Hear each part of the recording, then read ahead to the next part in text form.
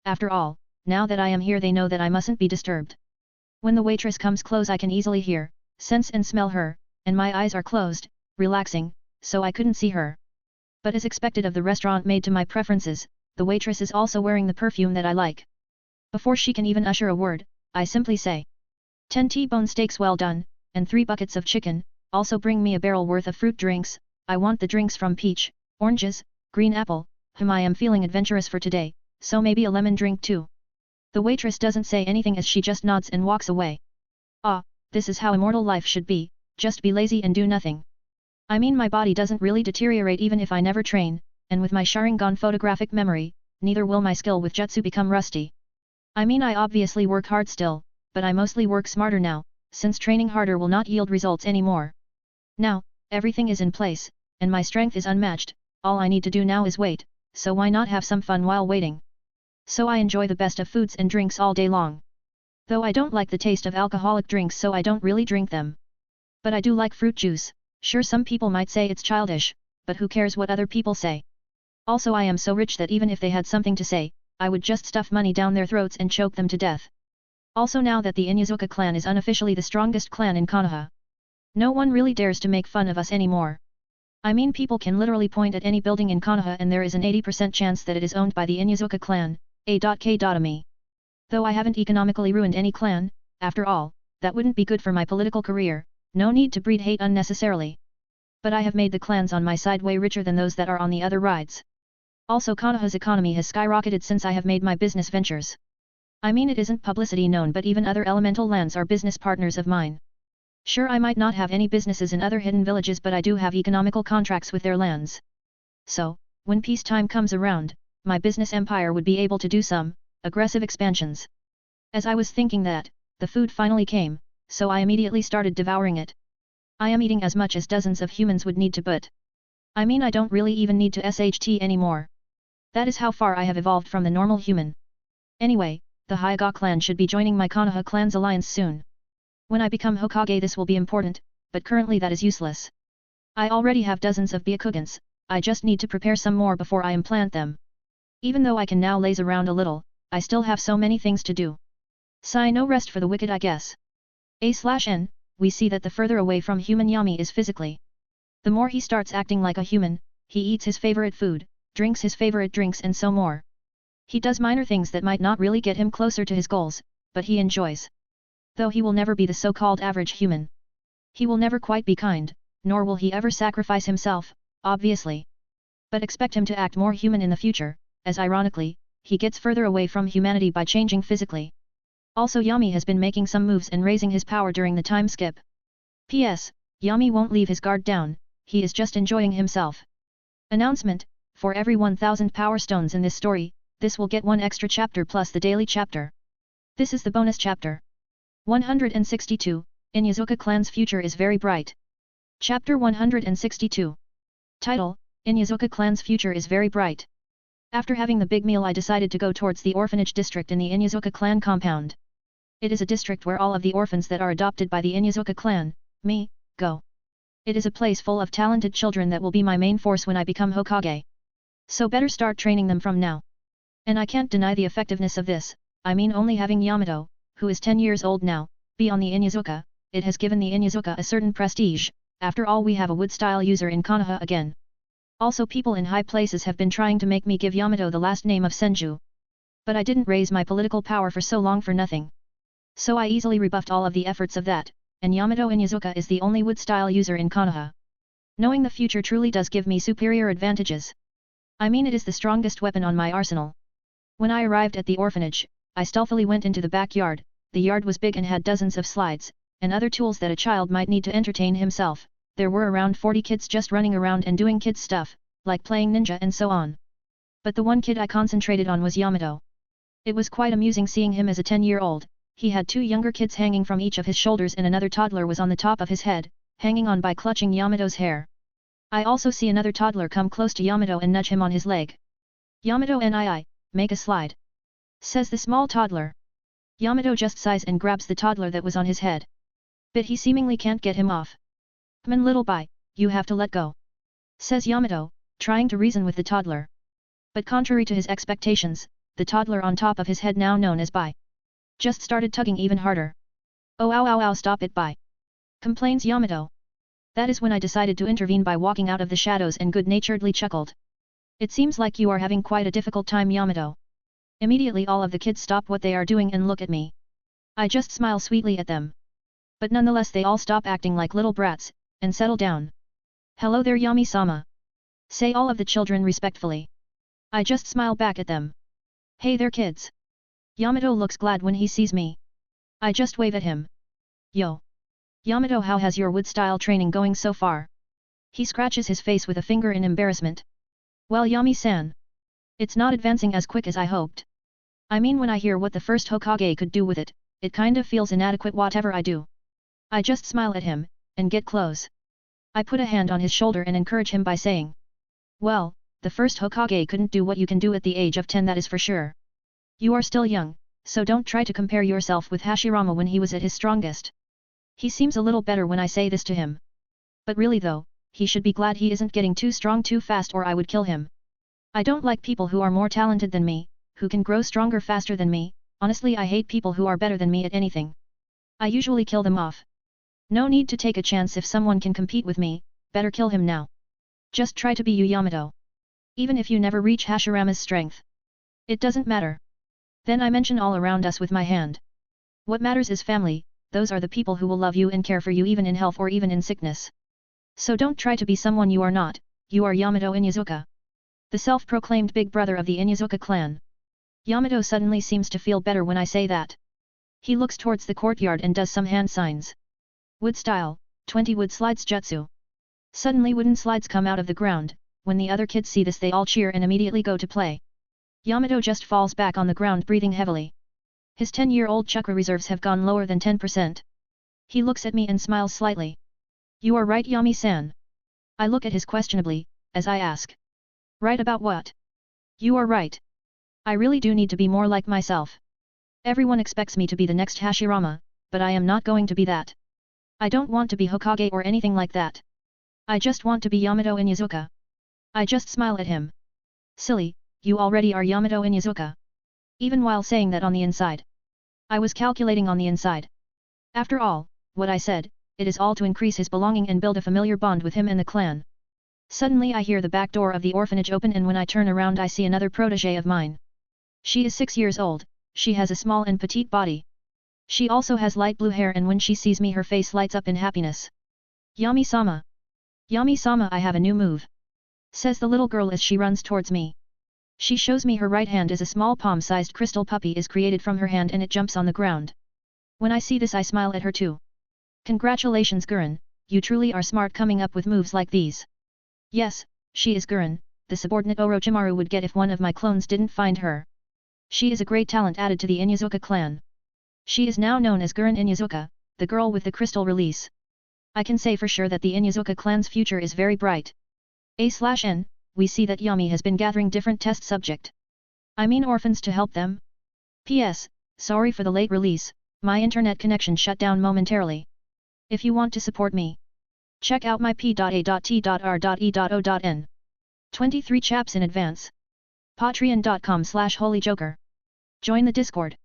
https://discord.gg/m9hghrm. Announcement, for every 1000 power stones in this story, this will get one extra chapter plus the daily chapter. 163, The Loyalist. Subordinate. Chapter 163. Title, The Loyalist. Subordinate. General POV. While Yami was just relaxing and planning like always. On the other side, where Yami's camp lies. In the Jonin meeting tent, there were 20 ninjas sitting down on a circular table. They all had Jonin uniforms on them and they all have fierce chakra and wild hair, each of them had the Inyazuka clan marking on their cheeks. But unlike your average meeting, there were also ninkin sleeping around on the ground.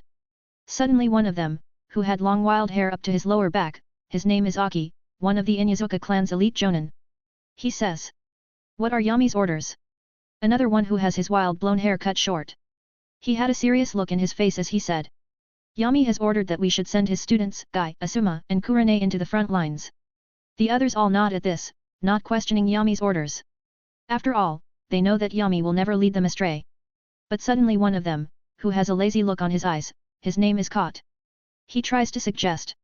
But they are so young, Guy is 11 and Asuma and Kurane are both 12, maybe we should let them grow a little more before we push them like that.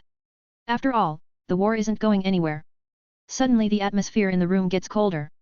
All of the other Inuzuka clan members look at the lazy Kot. Their eyes, cold and emotionless. Did you just question Yami's decisions? Says Aki. He looks at Kot, depending on his answer he will be immediately killed. The number one rule in the Inuzuka clan is never. I mean never dare to question Yami's decisions. Kot sees this and just waves his hands in front of his face while nervously saying, No, no, nothing like that. I just thought that maybe we interpreted his orders wrong. Immediately Aki just gets up and bang. He bangs his fist on the table, he takes a deep breath to calm himself down. His long hair moving upwards as his chakra aggressively pours out of him. Are you saying that Yami isn't smart enough to make his orders clear? Says Aki as his anger almost poured out of him. But he must keep calm, he knows that he will bash Cat's head into a bloody pulp if he lets his anger get the better of him. The Ninken sense Aki's negative emotions rising, so they open their eyes. They look at Kot and his Ninken. Growling immediately the Ninken started growling at Kot and his ninja dog. Kot is in cold sweat as he looks at the situation around him. Damn, why did I have to say that? Thinks Kot as he tries to figure something out on how to get out of this. He knows that he will really be ripped apart by the Ninken if he doesn't think of something. Of course the killing of comrades in Konoha obviously isn't allowed. But there are very loose rules around that law. After all, if the ninja is working against Konoha interest, he could be killed on the spot with no repercussions. Now working against Konoha's interest has a lot of loopholes. It was originally that way so some ninja can be killed if they are so incompetent that they literally hinder the mission. Or some. Konoha ninja is doing something treasonous, but the village can't find any proof. So they use this law. Obviously there would be an investigation by the clan head of the victim, civilians are investigated by some ninja personnel, most likely someone incompetent, so no one really cares about that. Of course there is also the death against enemies, so most deaths by comrades are not investigated. After all, in the eyes of the higher-ups, it's simply a waste of manpower. Anyway, Kot knows that Yami will never punish Aki. He literally is a fanatic about Yami, some even joke that if Yami told Aki to eat SHT he would do it. So Yami will most likely just do an investigation and claim the case closed. Kot knew that and was thinking of a way to get out and he finally decided to say. No, it's just that I couldn't understand it. Aki immediately disappeared from his position and with extreme speed he was in front of Kot, and grabbed him by the throat. Kot and Aki are in around the same level of strength so he could have dodged that move, but if he did so, the next move would be Aki going for the kill. He definitely doesn't want to start a death battle with Aki, that is for sure. The other Inuzuka let Aki handle this, after all in their eyes he was someone trusted by Yami. So you think that Yami is unintelligent enough that he can't explain things clearly for you to understand? Says Aki as he chokes Kai. Kot uses some chakra to reinforce his throat exterior so he can breathe a little and he groans out. And no. I was in the wrong. I just wasn't concentrating at the moment. Kot hopes that admitting that it was his mistake should help calm the situation a bit. But contrary to Kat's expectations, black curse marks start spreading around Aki's body. So, you are not concentrating on Yami's orders, is that it? Well then I guess that the Shinigami might forgive you. But I Fu King won't. Who the Fuke do you think you are to have the audacity to not listen to Yami's orders? Says Aki as his grip around Kat's neck increases in strength. Kat's eyes go bloodshot from the lack of oxygen, he tries to use his own Inuzuka curse mark but he still can't get himself out of Aki's steel-like grip. He can feel his neck almost give out and crack, and his lungs burning from the lack of oxygen. Fuke, is this how I am gonna die? Thinks Kot, but as he is almost about to pass out and his neck is almost about to break under Aki's grip. He couldn't believe that this is the way he will die, because couldn't keep his mouth shut. Whoosh! But in a dark flash, a dark figure appears next to Aki and immediately grabs his wrist. Crack! Easily breaking it and releasing Kot from the grip of death. Kot drops on the ground and he starts coughing and taking in very deep breaths as if he is starved for air. Out of the black flash comes out Yami, with a smile on his face as he says. What is going on here? Aki is about to answer, but Yami just looks around and nods. No need to, I already got the gist of the situation. Not giving Aki any time to even get his voice out. As expected of Yami. Thinks Aki, with a smile on his face. He then decided to say. What should we do with Kot, clan head Yami-sama? A/N, Aki is Yami's crazy loyal fanatical follower. Believing that Yami can do no wrong move. P.S. Yami was spying on them all along, he just acted like he just got there and understood the situation immediately.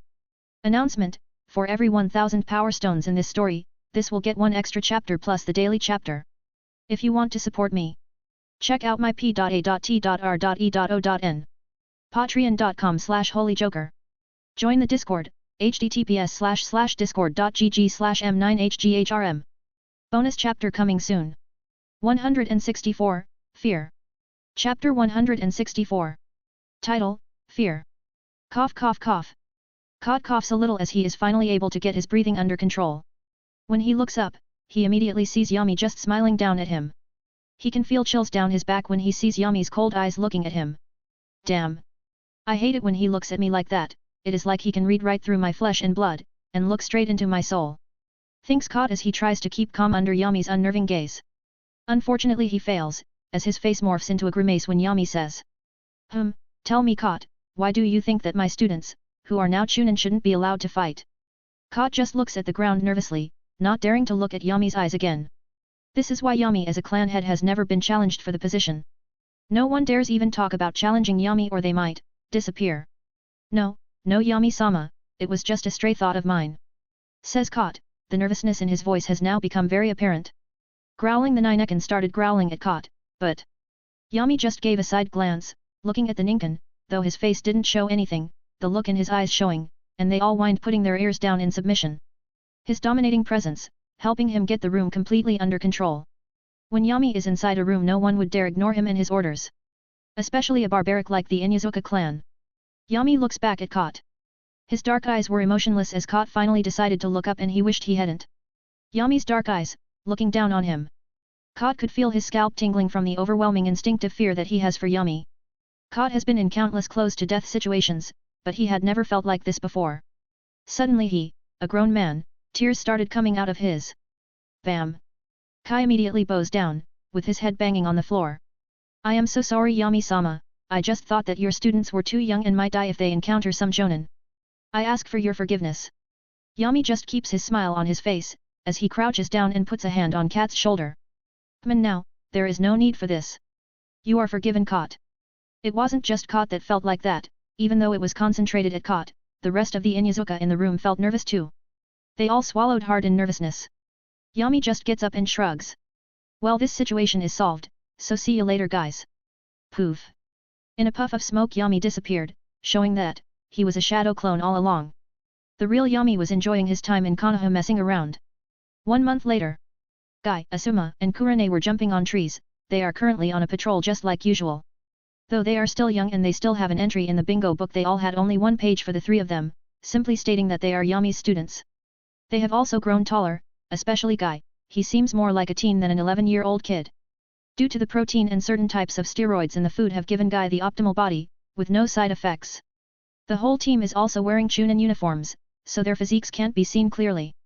Alio, their walking method has evolved, a medic can no longer read their physical strength just by looking at them and the way they walk. Looking for any Kumo ninja who might be around. Though it's like your usual patrol, their assignments have been getting sent to more and more dangerous territories. Suddenly they all stop, and Kurane takes out a flute and plays it. She closes her eyes, as soon as the sound comes from her flute. This is a technique that Yami taught her, to use sound to transfer her chakra and sense targets nearby. She also discovered that it can be used in genjutsu just like her teacher, Yami, does. Suddenly she frowned and used hand signs to communicate with Guy and Asuma. Enemies nearby signals Kurane and points towards a thick tree. How many signals Asuma as they continue tree jumping, like nothing was wrong. 5, 2 Jonin level and 3 Chunin explains Kurane. Immediately Asuma continued communicating with his team, signaling if they should retreat. After all, there were 2 Jonin. That is very dangerous for them. But contrary to his teammates' uncertainty, Guy is different. His bushy eyebrows form into a frown and he immediately just nods towards his teammates, they immediately understood what he meant. But before they could ask Guy anything, white masma-like chakra came out of his body. 5th gate, gate of limit. Open. Whoosh. Immediately Guy disappeared from his place with Kurane and Asuma not even noticing that he was even gone. But Guy just walked towards the tree end. Dynamic entry. Boom. The tree explodes to bits, as it is kicked by Guy. 2 people carrying 3 others jumped out of it.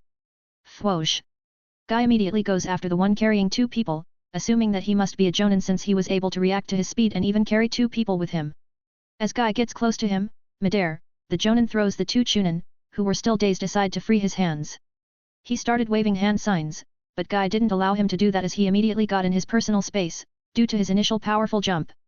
The Kumo Jonin goes for a block. This is when Guy remembers Yami's lessons. He adjusts his stance and tries to kick the Jonin, in his balls. But the Kumo Jonin blocked, even though he grimaces a little when cracking sounds came from his wrists, due to Guy's fifth gate power. Go for the chin. Thinks Guy, reciting Yami's words in his mind. The Jonin didn't have the speed to act anymore, even his wrists were broken. So Guy kicks the right side of Kumo Jonin's chin. Pow! The Jonin's brain hits the inside of its skull, knocking him out. His eyes roll into the back of his head. Take initiative, always make sure that you take him out. Says Yami from Guy's memories. So Guy decides to make sure and punches the Jonin's under his chin. Blood comes out of the Jonin's nose as he starts falling down on the ground. This exchange all happened in a split moment and it was midair. Not even giving time to the other Kumo Jonin to intervene and help his comrade. But Guy as he is still midair, as he stopped using the fifth gate and closed it. As he started falling down. He catches a branch of one of the trees and he swings himself to lower the impact as he lands on the ground. A/N, Guy can immediately open the fifth gate, but it takes a heavy toll on his body, that is why he quickly stopped using it. Also Guy is Yami's protege. Check out my p.a.t.r.e.o.n. Patreon.com/holyjoker. Announcement, for every 1000 power stones in this story, this will get one extra chapter plus the daily chapter. This is the bonus chapter. 165, in just 2 more years. Chapter 165. Title, in just 2 more years. As Guy was looking at the other Jonin, he had a serious expression on his face. Even though it doesn't exactly suit him, he can be serious when the situation demands it. As the Jonin that he has knocked out started falling towards the ground head first, even though he knows that the Jonin will die, Guy didn't do anything to help him.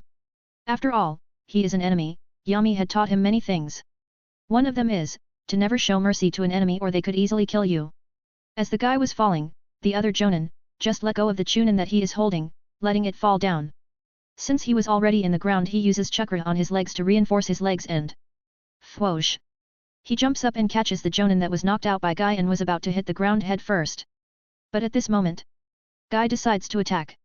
Since if he uses the gates anymore, he would most likely suffer muscle strain that would lower his immediate combat potential. Suddenly he started spinning around in one leg. Until heat started coming out of his leg. Devil's leg, Diable Jam. When the Jonin sees this, he is midair and can't dodge, plus he has his comrade in one of his arms. But suddenly, PSSST. He hears the sound of paper being burned. Immediately his eyes widen as he looks at his fellow Jonin who is unconscious. Paper bomb. Is the last thing he thinks as he is enveloped by the explosion. Boom. As the dust is about to clear out, someone jumps out of the explosion. It was the Jonin, except he had half of his face burned off. And he smelled like burned flesh. His eye had melted into his socket. Surprisingly he didn't have any other outward injuries. But it wasn't for long, as Guy used his flaming kick to hit the Jonin's throat. Before he could scream, his own windpipe had melted and he choked on his own blood, unable to breathe anymore. This whole confrontation happened in seconds, not giving the Chunin, nor Asuma and Kurane any time to react. But when they saw this, the Kumo Chunin were shocked, so Kurane was the first to act as a melodic singing voice appeared and flop. All of the Chunin fell to the ground, unable to resist the genjutsu. Kurane too fell on her knees due to her yin chakra being depleted too quickly. Asuma just goes to tie up the Chunin, and Guy falls on his back breathing heavily. That was so close. I am glad I listened to Yami-sensei when he always told us of his fighting style when he was a genin, though I didn't expect it to be so effective, and unyouthful. Kurane just grabbed her head in pain, as she had a headache. Her yin chakra had truly gone low. As expected of one of Yami's genjutsu, they have such a heavy drawback and can only be used as a trump card. Thinks Kurane, as her hands are surrounded in a green-colored chakra, she immediately started nursing her headache, and even turned off some pain receptors, as they need to quickly get out of here or more Kumo Jonin could come here. Kill them. We can't stay here anymore. Says Kurane to Asuma, who without hesitation nods and slices the throats of all of the sleeping Chunin. And due to the pain, they wake up from the genjutsu and die choking on their blood. Asuma then goes towards Guy and says, "Can you run by yourself?" Guy shakes his head. "Yes, but I would slow you down. My body has some heavy muscle tears and burns on my right leg, where I used Diable Jam." Asuma just nods at this and picks Guy up piggyback style. And immediately they started running. After some time they were thankfully able to run away far enough and meet another patrol team. Telling them of the possibility of more Jonin being around the area where they fought. Yami POV. Even though I am currently in Konoha, I am using some of my mosquitoes to spy on my little students.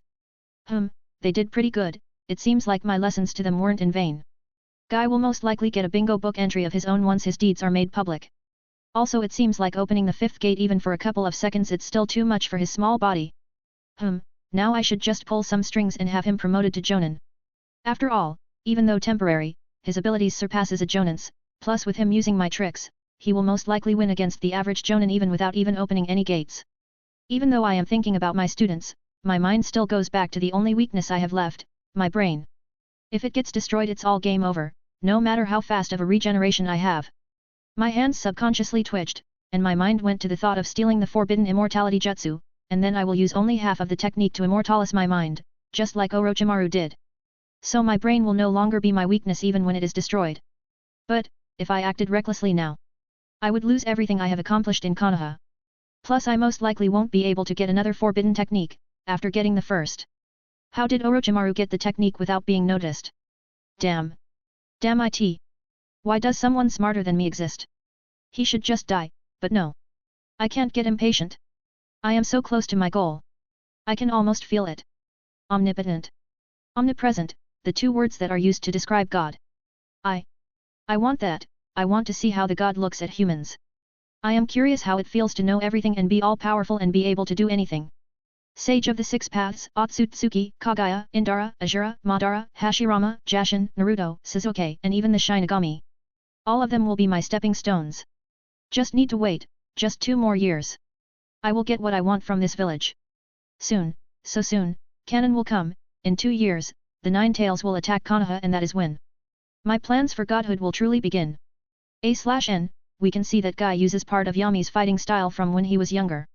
P.S. Kanon is approaching soon. P.S. For the people wanting longer chapters, just wait okay. I am writing longer chapters now, from chapter 189 on Patreon. Announcement, for every 1000 power stones in this story, this will get 1 extra chapter plus the daily chapter. If you want to support me, check out my p.a.t.r.e.o.n. Patreon.com/holyjoker. Join the Discord, https://discord.gg/m9hgrm. 166, Yami is getting married. Chapter 166. Title, Yami is getting married. 1 year later, Yami's age 22. I am currently in the yard of my mansion. The mansion isn't too big and it only has 15 bedrooms, but it is still called a mansion, and I also expanded my yard now. Now it has a big pond in there, and a garden, with different types of flowers. There are also different trees around. My 2 daughters are running around playing this world's version of tag. Well, I mean every game that has to do with tag, hide and seek, etc. It is just called playing ninja. They are 3 years old now, so they have grown a little, about as much as the average 3-year-old. I have already started Yoryuki's and Hana's training. Well, I have been covering it, to make it look like a game. I must say Yoryuki's talent is way better than Hana's. But as expected, after all Yoryuki's mother, what was her name again? It was something that started with M, anyway Yoryuki's mother was a Jonin from Kumo. So she had good genes, that plus with my amazing genes, and we have little Yoryuki, I am sure that she will at least reach elite Jonin in levels of power. Though with me as her father, she will reach S rank. As for Hana, she should reach around Jonin, maybe elite Jonin. People say that hard work will always show results. But that is not true for most cases, after all, for example, right now even if I spent all day training for a whole year, I would get absolutely no results. My body has already grown to its maximum potential for my age, plus with just training you will minimize the results, you also need to get the right training and eat the right things to reinforce muscle growth. Thankfully Tsum hasn't acted bad towards Yoryuki, after all, that isn't her kid. So I wouldn't be surprised if she acted badly towards her, but maybe she hasn't noticed how much better Yoryuki is compared to Hana. Maybe when she notices that, she will start being jealous of how Yoryuki is better than her own daughter. Though maybe Tsum sees Yoryuki like her own daughter, after all, she was also most likely conceived while me, Yoryuki's mother and Tsum were having a threesome. Anyway, Tsum has been a little mad at me lately, and the reason for that is, well, I am finally getting married. And this marriage will bring huge benefits for me. I mean currently, the daimyo just listens to me, obviously he isn't under some type of genjutsu, after all he has his 12 guardians with him. Some of them are truly skilled, especially that old blind swordsman monk. He has very acute senses, so he might notice something. Plus not everyone is allowed to meet the daimyo whenever he wants. Even I have had the opportunity to talk with him once. So I never took the risk, plus the daimyo already listens to me out of his own volition. After all, I have bribed all of his advisors and his wife, and some of his concubines are very fond of me. So it wasn't that hard to convince them to whisper things in the daimyo's ear. So it was children's play getting the daimyo to approve certain policies and make decisions in my favor. But anyway, my current arranged wife is Shiori, daimyo's daughter, POV. I look at myself in the mirror for the 10th time today. I am a tall and slender woman with long black hair that extends past her waist, with locks of hair that frame my face down to my chin, and with my dark blue eyes with long, voluminous eyelashes and pale skin. I have a narrow waist and very large breasts. I am currently wearing a sleeveless top which emphasizes my breasts, and also with a blue dress. Yes, I know that I am pretty, plus with being the daughter of the daimyo. I am the desire and dream of many men. But sadly I am to be married to a killer who already has 2 children of his own. What was father even thinking when he made this dumb decision? I hear the door to my room slowly open and my personal maid enters the room. She is young, the same age as me, age 21, and pretty cute too. Though nowhere near as cute as I am. But she will be my personal maid for when I go to live in Konoha. She just looked at me and said. So. I heard that you will meet your fiancé today. I just give her a side glance. Yep, and you will be coming with me to meet him too. Who knows, he might feel charmed by your meek looks and fall for you. I say to my maid. She has black hair, brown eyes, and she is shorter than me. So compared to me she is pretty short, and with her meek personality she would be the perfect little thing that men like to dominate. When she hears me say that, my little maid just fidgets, and her face is in a full-blown blush as she says with her usual meek voice. Shiori, don't say it like that. It's embarrassing. I just smile at her. She usually addresses me casually when we are alone, after all we have known each other since we were young. And I have kept her off the clutches of any noble or even my own father sometimes. So she is my closest confidant.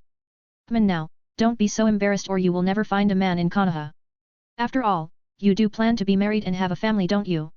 I simply rhetorically ask her. I know the answer already, but I just smile when her whole face goes red. She doesn't answer, so I just walk towards the door and say. Now, let's go and meet my future husband. As I walk towards the guest room, where my father and Yami Inuzuka are.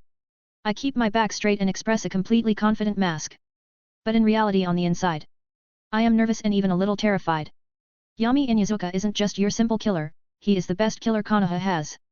He most likely has already killed thousands, and I am not dumb enough to just listen to the news the Land of Fire has, since they describe Yami as some type of god that will protect the Land of Fire with his life.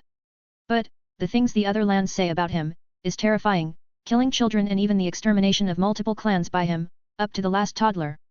Destroyed the village hidden in the sky who had hundreds of thousands of people living there, and he was a child when he did that. Now he is 22, only 1 year older than me, but still terrifying. I am to marry that man. Will he be cruel to me? Will he RPE me and use me as his sex toy until I am dead? Sigh. When I was a young girl, I used to imagine that a prince from another land will come and take me from here, and make me his wife, then he will be my husband. Then we will live happily ever after. But I was young back then and didn't understand the world. But now, I know how cruel the world is. But I will not give up to the world. I am not some submissive woman who will just stay by the sidelines. I will either have my freedom, or I will kill myself. After all, life without freedom to me is no life at all. I opened the door to meet my new husband. A/N, we now see how Yami controlled the daimyo.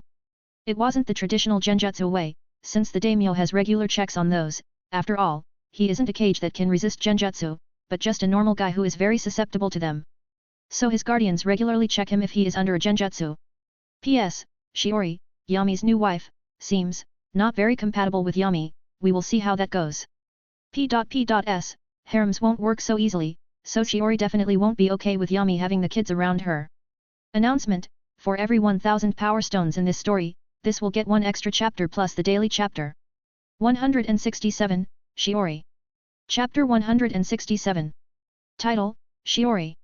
Shiori, MC's future wife, POV. When I open the door, the first thing my eyes land on is my future husband. I only recognized that it is him because his photo in the bingo book. He is sitting on a big dining table, next to my father. They seem to be eating breakfast already. He has spiky wild hair, and contrary to my expectations he wasn't in his ninja uniform. He is wearing black jeans and a black t-shirt with the words Wolf written on it. He seemed just like your normal handsome young man, except that he also had his Inuzuka clan tattoos on his cheeks, so that is another sign that it is him. Neither did he seem to even be carrying any weapon, and he had a genuinely happy smile on his face as he talked to my father. Ha ha ha, Hawkman, now father-in-law, if you say stuff like that, people might think that I will be Hokage only because of our friendship, says my future husband. Only then did I notice that 8 of the 12 daimyo guardians were here. The others are most likely scouring the castle like always. So what, let them assume whatever they want. Me and you are friends, Yami. After all, I will be your father-in-law soon. Obviously you should be the Hokage. Says my father with a smile on his face. But come now father, don't you know better than to not say things like that out loud? Wait, is that sake father is drinking? As I closed the door, father seemed to finally notice me as he turned around and looked at me. Ashiori, you are here. Let me introduce you to someone. This is Yami Inyazuka, the future Hokage. Said father, as he started chuckling at the last part as if it was an inside joke with Yami, who too just smiled a little. Come on father-in-law, you can't say stuff like that. Says Yami, who seemed genuinely a little embarrassed at this. That is surprising, an embarrassed ninja. I just smiled slightly too. No need to make a bad impression on Yami. So better at least try and act nice, words are free after all. Nice to meet you Yami-san. I say greet him as I continue smiling. He just looks at me and smiles back, it is genuine, how is that possible? Whenever a new man meets me for the first, he will always have a surprised face. But Yami seems completely unfazed by me. He didn't even try undressing me with his eyes. It is impossible for him to deceive me. I can read people well, so he must be attracted to men then, well. I can work with that. I just sat down on the table, next to my father, and as I did so, father immediately got up. Well, I better leave you youngsters to your own conversations.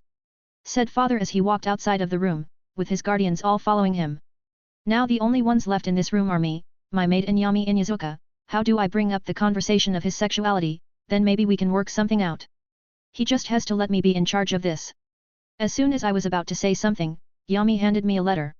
We are being spied on. I just nodded, then I will speak normally and not say anything sensitive.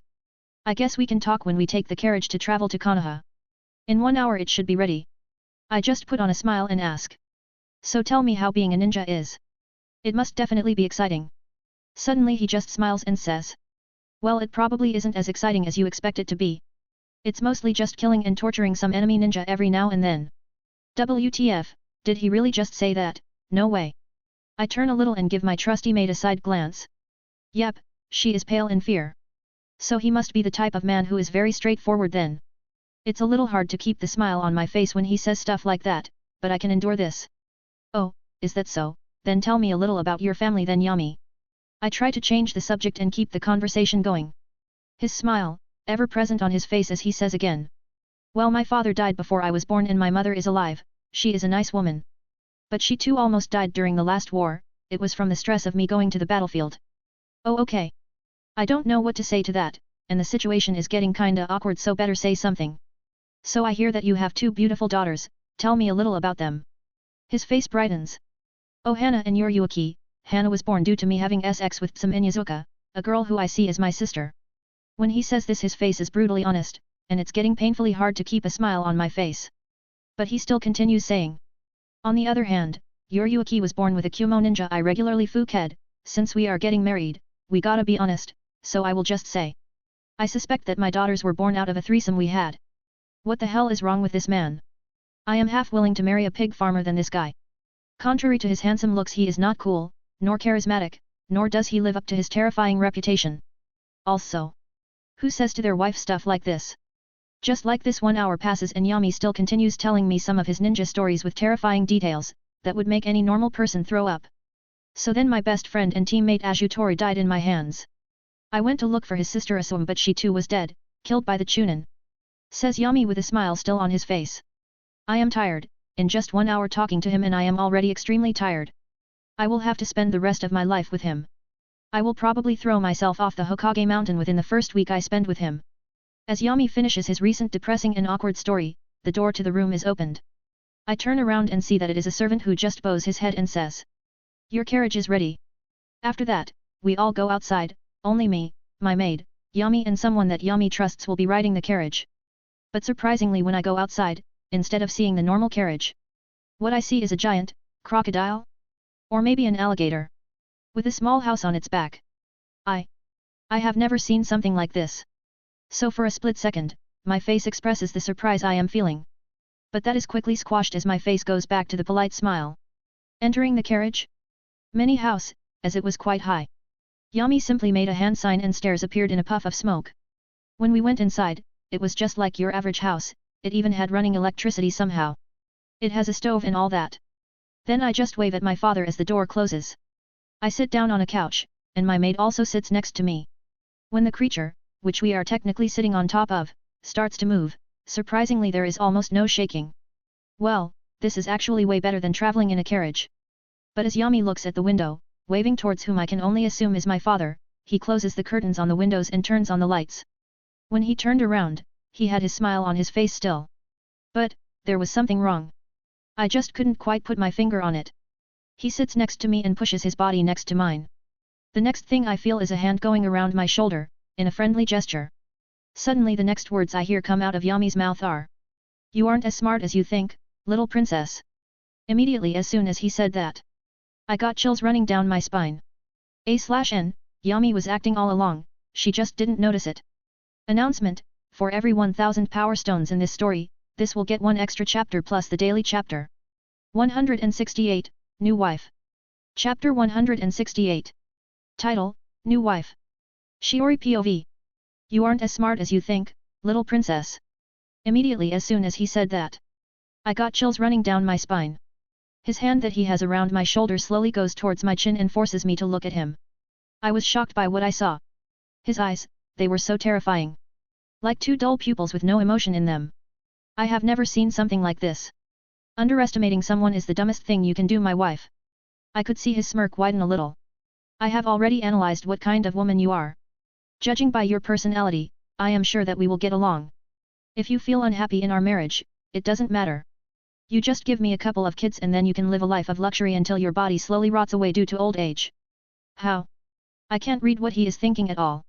Even though my face is calm, when I look at his eyes and amused smirk, it feels as if he already knows everything about me. I see, so then tell me, dear husband, is this the true you, or is this another mask? Though I can't read him, I can loosely guess what he is thinking. After all, if he is someone like me who wears a mask, then we might have the same thought process. Suddenly his whole demeanor changes, and the hand that he had on my shoulder, slowly goes towards my breast. I obviously was prepared for this, so there was no reaction out of me. I see that now Yami has a blush on his face and his eyes now have a deep emotion in them. He just looks at me and says, Shiori. I love you. For a split second I almost believed him even knowing what I know about him. Damn, his acting is really good.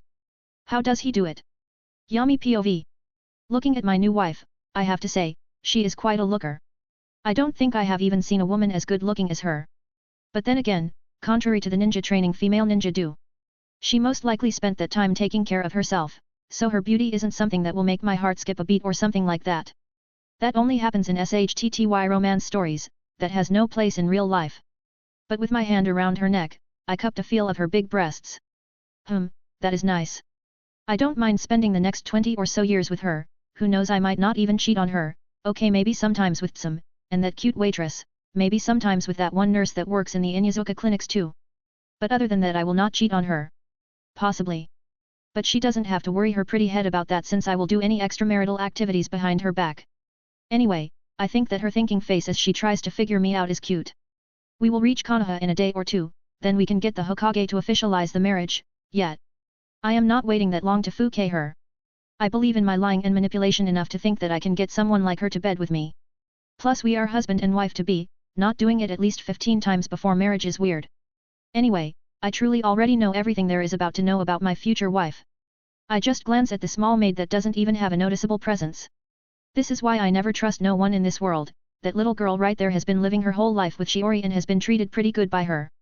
But that didn't matter at all, she is a spy of mine I memory wiped and optimized. She is the perfect spy actually, she doesn't even know she is one. And even if a Yamanaka went through her memories they wouldn't find anything, because no memories of her ever being associated with me don't exist in her mind. People think that what makes them, well them. It is their soul, body, brain, or something like that. No, what makes me is my memories. Even if I died and my soul reincarnated without memories, that isn't me anymore.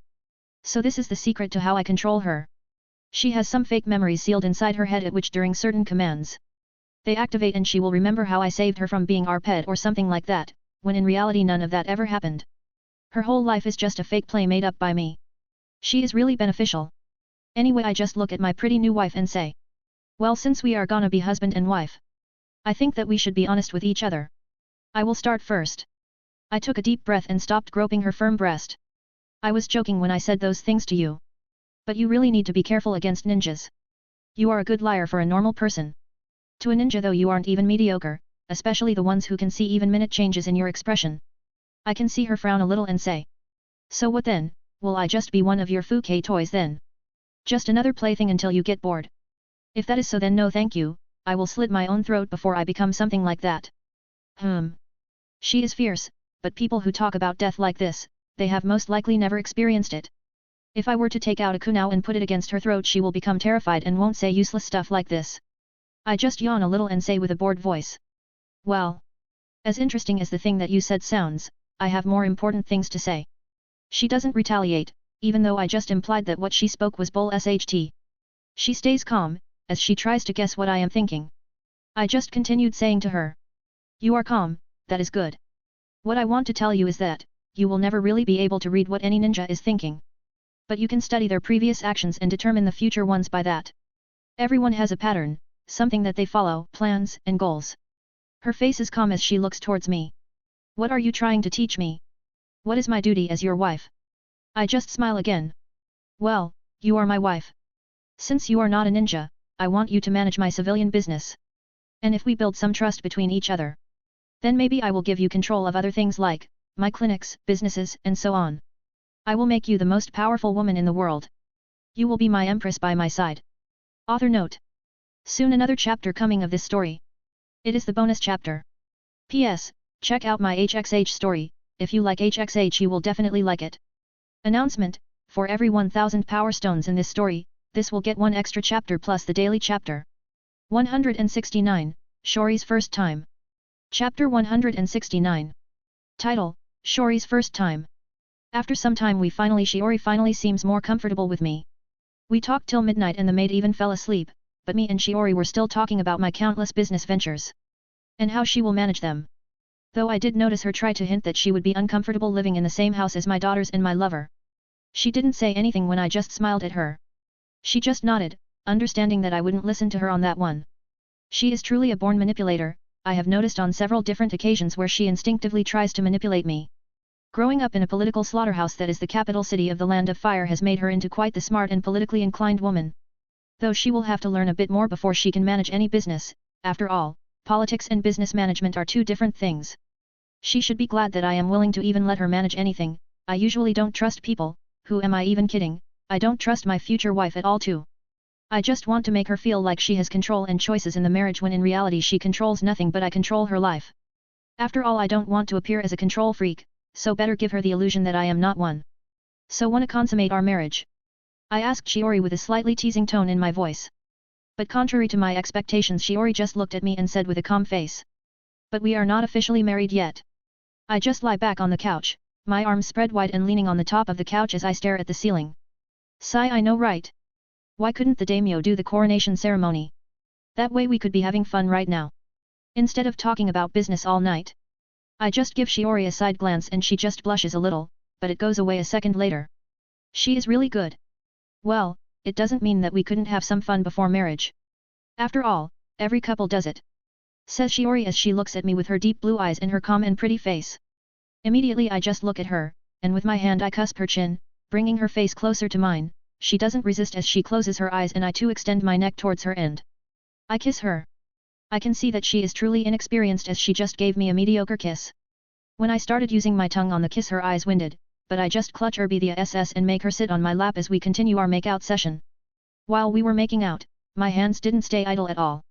As I used them to slowly pull down her skirt. I saw that she was wearing nice pink panties. Without hesitation, I used my agility to pull off my pants, as Shiori sat down across my length and started rocking her hips, the arousal blooming on her face instantly. She no longer tries to keep her cold and indifferent look on her face. I pulled her closer, trapping her body in contact with mine. No argument rose from her lips, not that it was surprising. They were serving as my amusement, following the lead of my lips in a merciless tango. I could feel her arousal rising unchained, especially as we had the maid asleep on the same couch as us. As Shiori took off my boxers.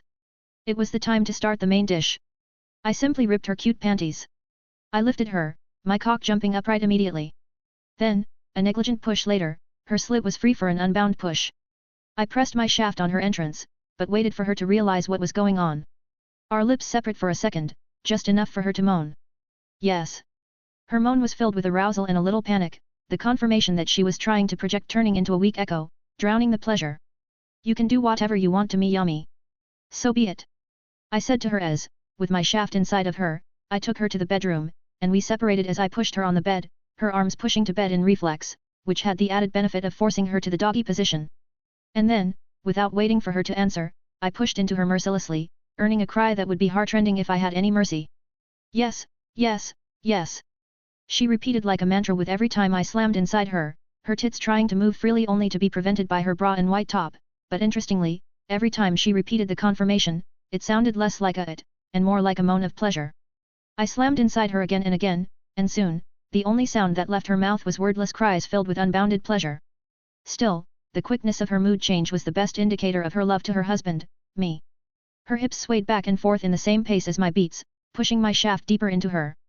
Even her token attempts to keep her voice low didn't last long, her voice loud enough to rattle the windows as I pushed inside her again and again. The maid was definitely awake by now.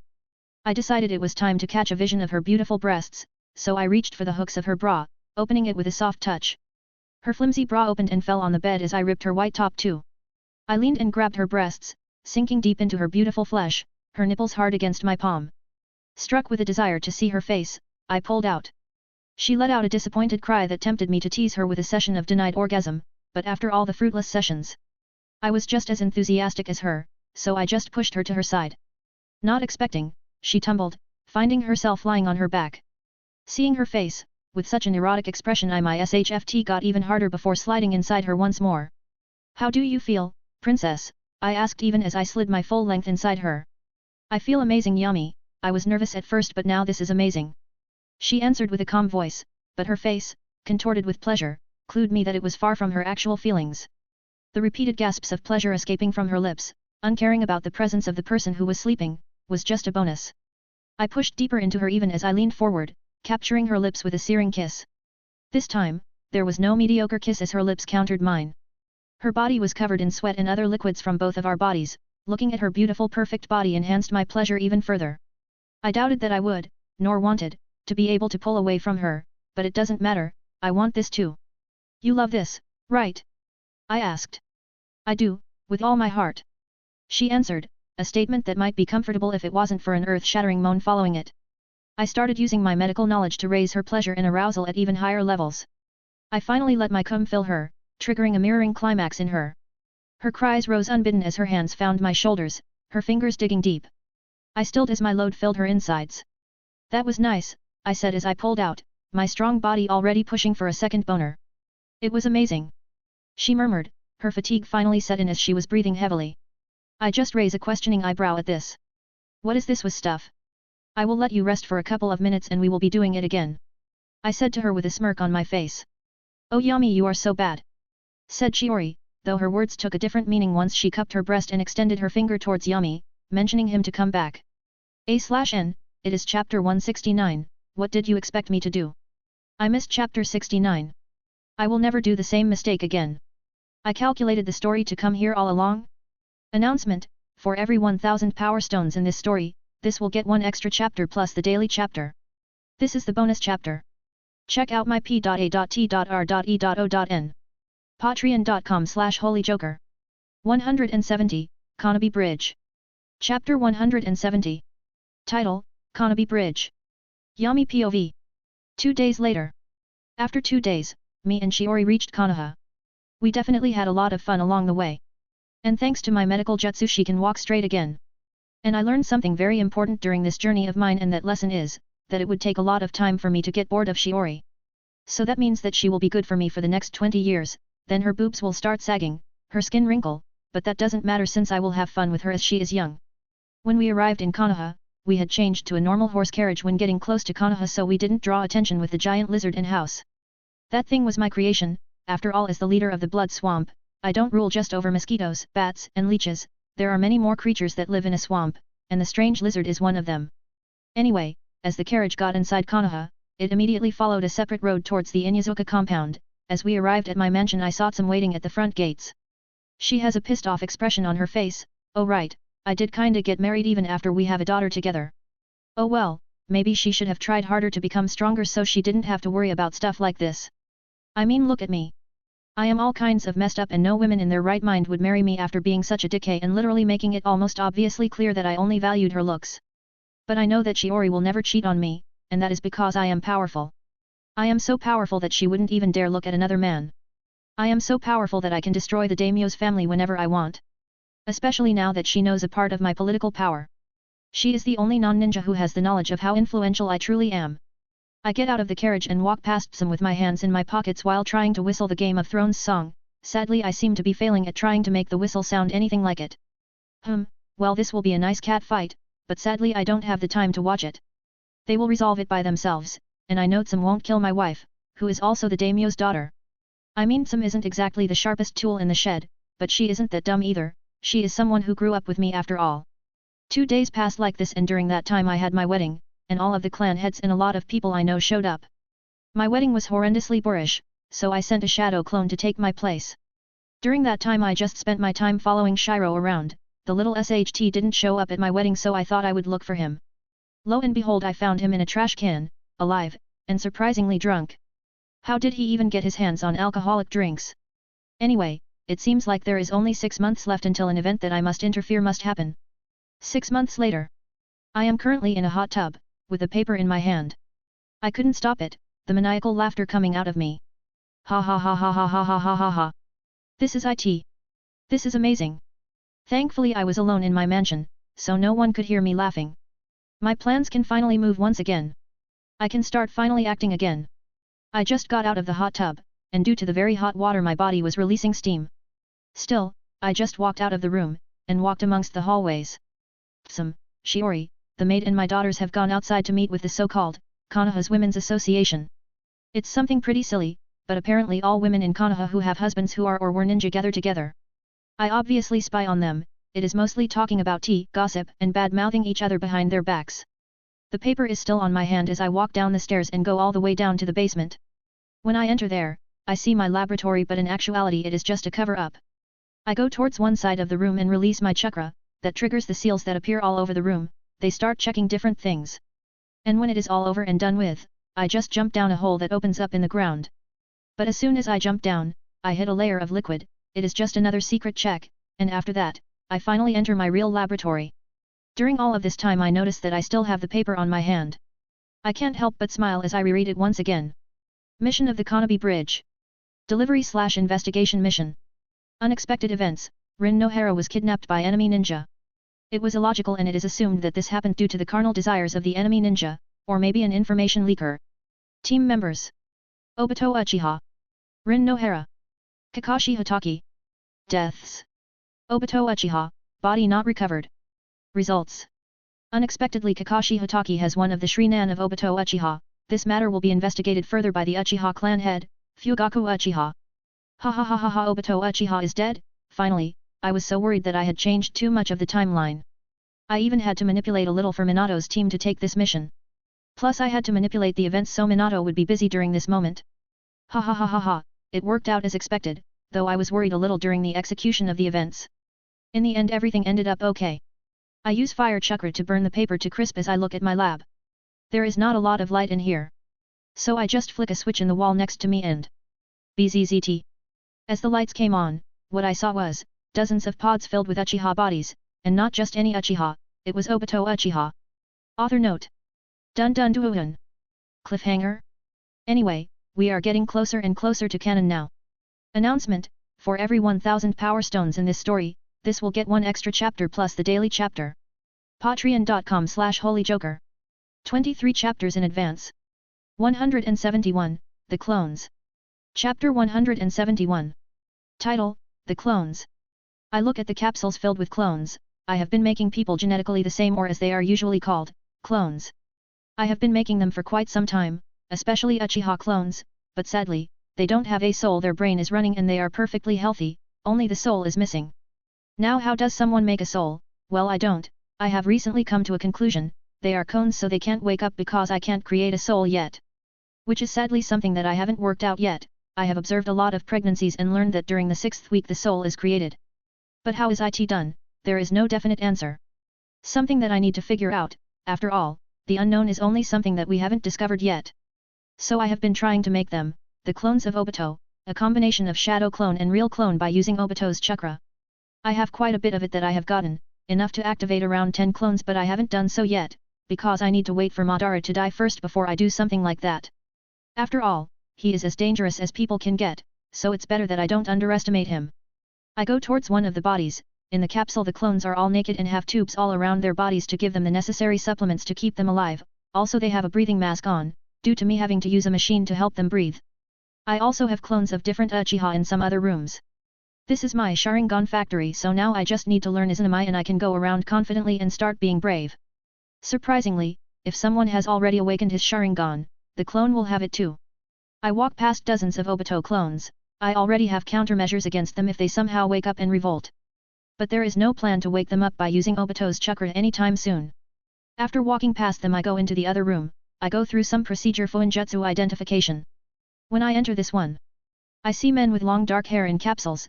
This is full of Hashirama Senju clones. I have already figured out how to replicate Hashirama cells.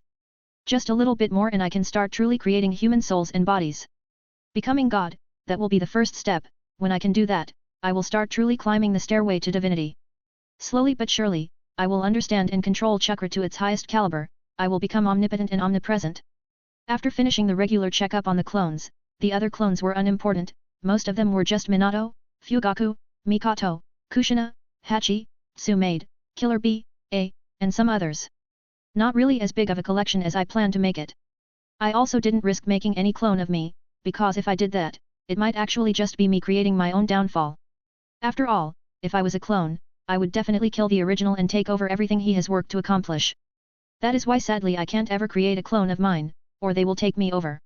I never underestimate my enemies, especially someone like myself. They will be the most dangerous of enemies. After some time, I get out of my lab, and the first thing I actually did is put on some clothes. I decided to walk outside. I see that everything is normal. I take a deep breath and whoosh. I activate my sensing abilities to my full potential. So Guy is actually in the village. I haven't seen him lately, ever since he became a Jonin. Well, he became one at the same age of Kakashi, both holding the record of the second youngest Jonin promotion.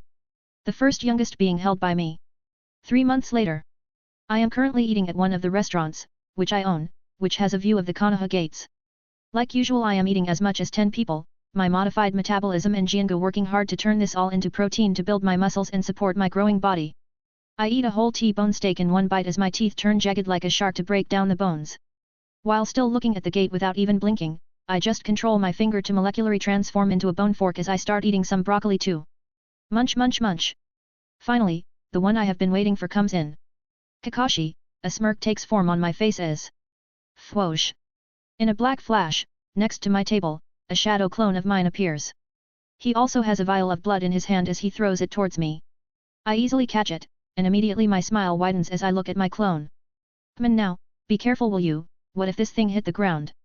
My shadow clone looks at me with a questioning look as if saying, have you gone crazy or something? You know that you are technically talking to yourself, right? The clone just shakes his head and dispels himself. That decay. When I get his memories, I see that he took this vial of blood after Obito gained his Mangekyo Sharingan. So when I make a clone it will have his Mangekyo too, at least that is how it is supposed to work. Ha ha ha ha sha ha ha ha ha. Finally. I can finally get the Mangekyo I always wanted. Also from the memories of my clone I see that Obito still seems to have the same ability as he did during the canon timeline. After all, he did run through those mist ninjas attacks like they were nothing. I just look at Kakashi again, he has a hollow and traumatized look in his eyes. But that doesn't matter, that is such a small sacrifice that I am willing to make, so it doesn't matter. Ha ha ha ha ha. I am so happy, finally I get one of the Mangekyo abilities I have always wanted. Immediately walk back to my mansion, I go to my laboratory. I don't even talk to my daughters or Shiori. This is something way more important, after all, children and wives are replaceable, opportunities like this are not. In the lab I walk towards the lab room with only a coffin in it, and a Fuinjutsu array around it. Also all around the corners of the room are old-looking computers. I just walk towards one of the computers and turn on all of the machines. I have Kamui now, only Kota Amitsukami left. Ha ha ha ha ha ha ha ha ha.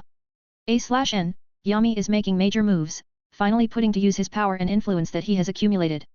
He will start becoming really overpowered soon. Getting his hands on so many pies. Announcement: for every 1000 power stones in this story, this will get one extra chapter plus the daily chapter. Check out my p.a.t.r.e.o.n. Patreon.com/holyjoker. Join the Discord, https://discord.gg/m9hghrm. 172, The Third Ninja War Ends. Chapter 172. Title: The Third Ninja War Ends. 3 months later.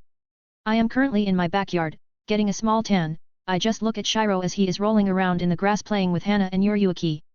Though I know that Shiro is generally very sinful, shtty and doesn't even have a lot of really nice character traits. He still knows better than acting any more than a normal dog in front of my daughters will likely get him beat severely or even killed. He knows how dangerous I can be, and I don't tolerate behavior like that. After all, I kill humans without a second thought, what is just another dog added to it? Shiro knows that he is no longer useful to me, so he is on thin rope. Of course, as long as he doesn't go against my interests, I will keep him around. He is, after all, my ninkin and as strong as an elite jonin or even possibly a weak S rank. Also, I have noticed that the war is taking a toll on all the participating nations. Economy and income is falling down, though cannon fodder ninja can be created almost endlessly to fight in the war. The economy and trade is a different thing. They will continue to drop down, and then some hidden villages don't have the economy to support their ninjas, so after that they are doomed. Money truly does make the world turn around. I noticed and have been notified by my spy network that the war is going to stop soon just because of the worsening economy. This is really funny to me. After all, no matter how many ninja died to bravely sacrifice their lives, that didn't contribute at all. Their lives were worthless and no one except their families will remember them. 1 month later. As I am walking down the road after another burial of the cannon fodder. Konoha buried them all at once so the Hokage didn't have to show at each of their funerals. Even death is cruel to the weak. Thankfully I don't plan dying or ever being weak. Suddenly I sense the strong emotions from a certain direction. I activate one of my numerous spy seals that I have around Konoha and look at who that is. Oh, it's just Itaki. He seems to be looking down a cliff with a depressed face. Is this the moment when he jumps from that one scene in the anime and he understands the meaning of life? Well then. General POV. While Itaki is looking down the cliff, he contemplates. What is life? What is death? There is no meaning in life. Are we all meant to die anyway? So is killing not bad, but why? In the war, why were people dying? We are all going to die anyway, so why live at all? He looks down the cliff. Suddenly he hears footsteps and immediately he turns around looking at where they are coming from. He sees a man, with black slightly spiky hair and black pupilless eyes. He is wearing casual clothes and he has a Konoha headband on his forehead, but there was nothing else that even remotely expressed that he is a ninja of Konoha. His posture is relaxed and he even walks like normal. No indication of being on guard at all, but he must obviously be. After all, even I know who Yami Inyazuka is, but why is he here? Analyses Itaka thinking of the different possibilities. Yami just gives a casual wave towards Itaki. Yo. Itaka sees this but he decides that it is better if he acted polite, so he greeted back. Hello Yami-sama. When Yami sees this he just yawns in boredom. Why are you here, kid? Asks Yami, getting straight to the point, though he already knew the reason. He still wants to see how Itaka's mind is working and if he is any different from the canon timeline. When he hears Yami ask that, Itaka just looks down a little and asks. Yami-sama, you are a smart guy, right? Yami just shrugs as he walks closer to Itaki. Well, I would like to think that I am. Says Yami, completely casually. He just arrived in front of Itaki and ruffled his hair. What is the meaning of life? Asks Itaki with a tone of urgency on his voice. Yami just shrugs for the 4th time since this meeting.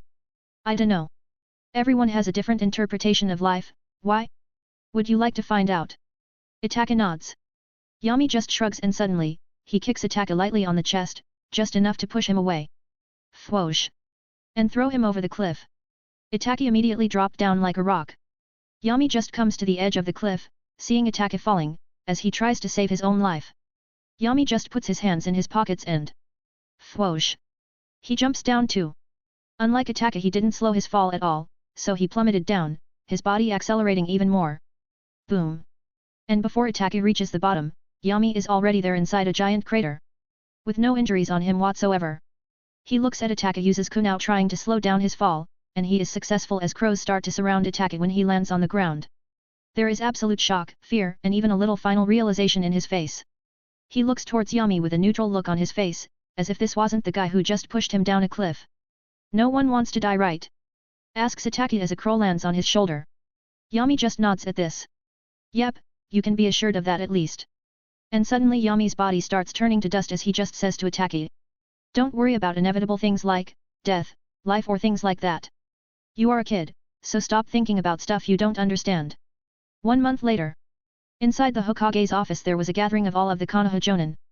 Of course Yami was there too, as the Hokage announced. The 5 great elemental nations have reached a peace treaty, the Third Ninja War is over.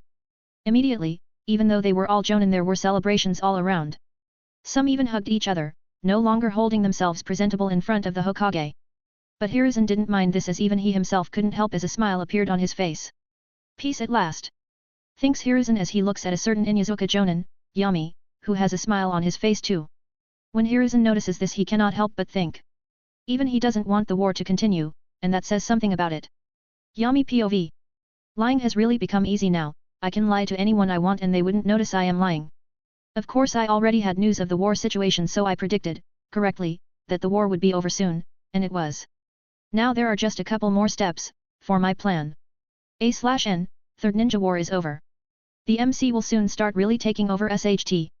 Also soon he will start manipulating and getting the forbidden techniques that Konoha has. Soon the bonus chapter will come. Announcement, for every 1000 power stones in this story, this will get 1 extra chapter plus the daily chapter. Check out my p.a.t.r.e.o.n. Patreon.com/holyjoker. 23 chapters in advance. Join the Discord, https://discord.gg/m9hghrm. 173, The Fourth Hokage. Chapter 173. Title, The Fourth Hokage. That day I returned back to my house, after giving Ataki a lesson. I owed it to him. I did Fuke his mom after all. But of course my real reason is because I need to see how he gets the Totsuka blade and the Yata mirror. I need to see how it is possible to get those types of spiritual weapons. I haven't truly figured it out yet. I don't know where to even begin with something like this, so I need to at least see a close example of how this is. When I enter inside my small mansion, I open the door and enter the house. Currently it seems like Sam is with my daughters in the backyard while my beautiful wife Shiori seems to be in the living room reading a book. I just casually walk through the corridor, and go towards the living room, where Shiori is. I see her sitting on the couch as she reads the book. Romeo and Juliet. Hey.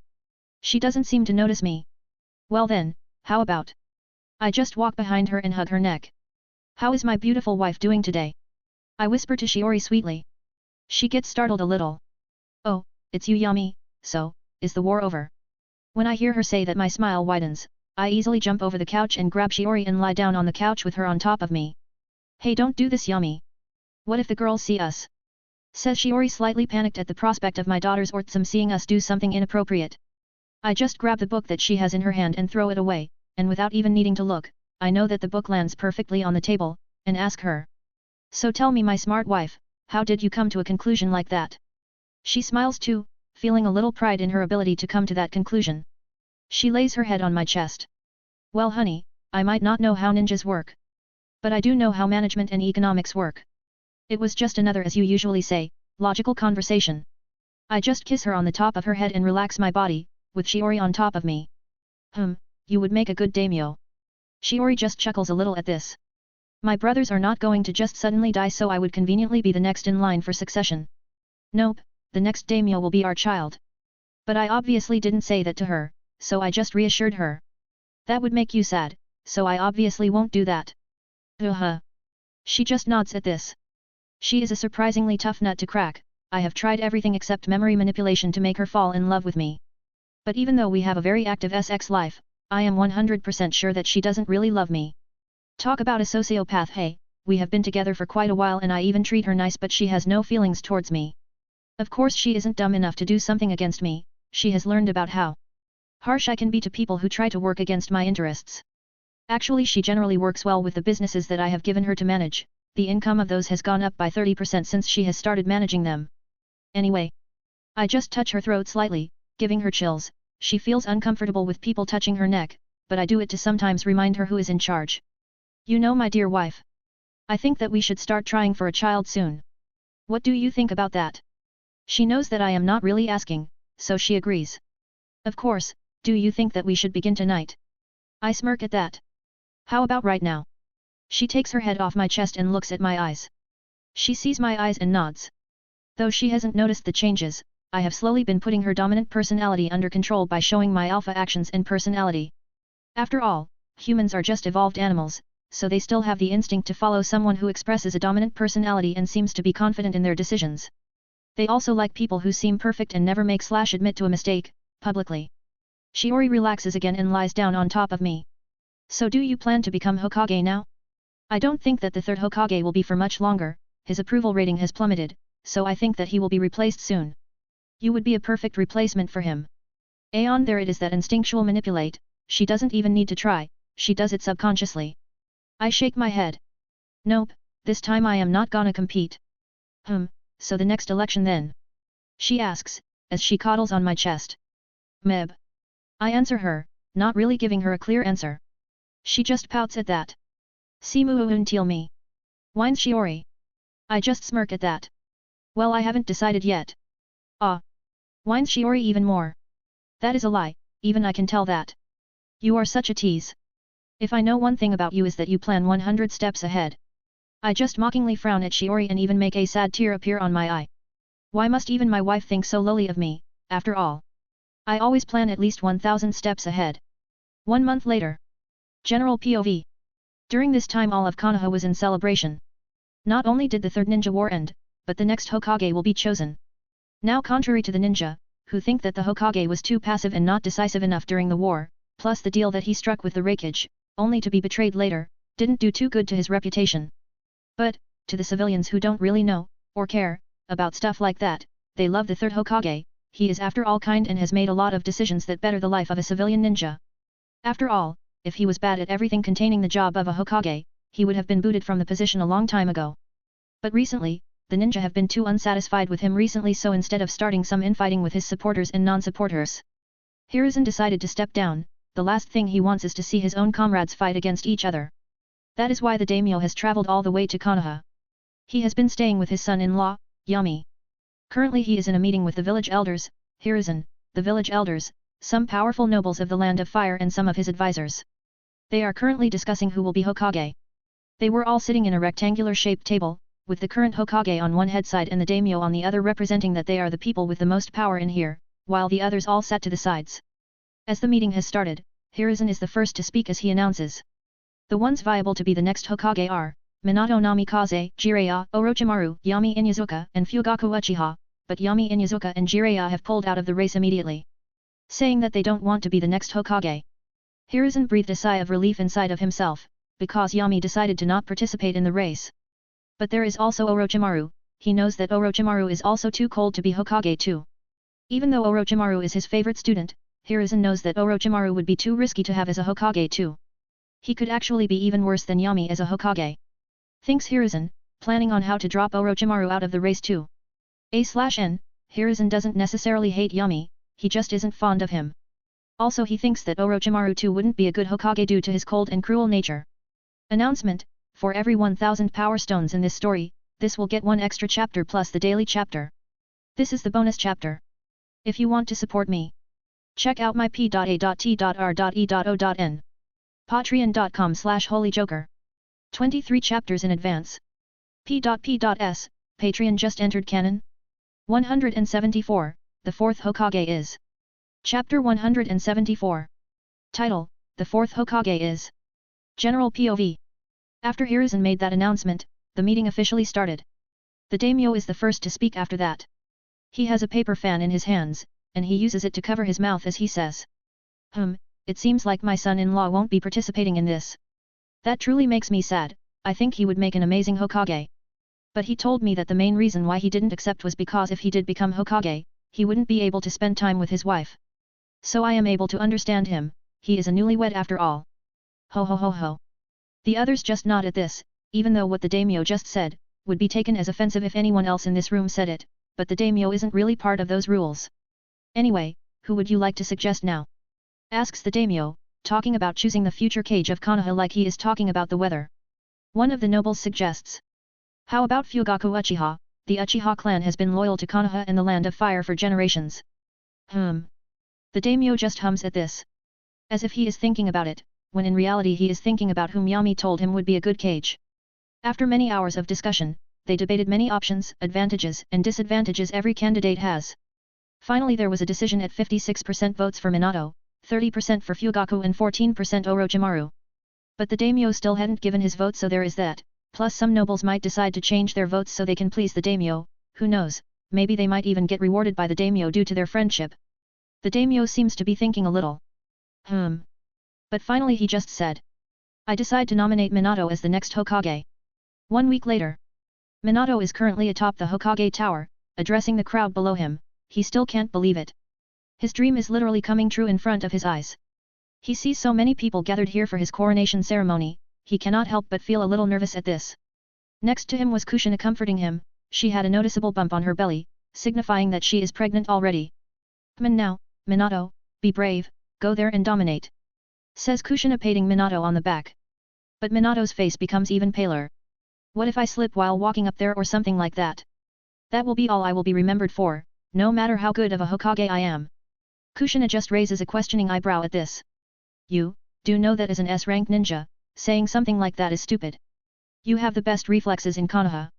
Don't be stupid by saying something like that. On the other hand, Yami had a whole different problem to deal with. He was currently in his house sitting on his dinner table. His daughters and Tsum had gone to Minato's coronation ceremony, they also took Shiro with them. So it is only Yami and Shiori, his wife, in the mansion. They had food in front of them but neither of them touched it. Suddenly Shiori frowns a little and says. So. I noticed that Tsum has a baby bump, you wouldn't know anything about that now would you?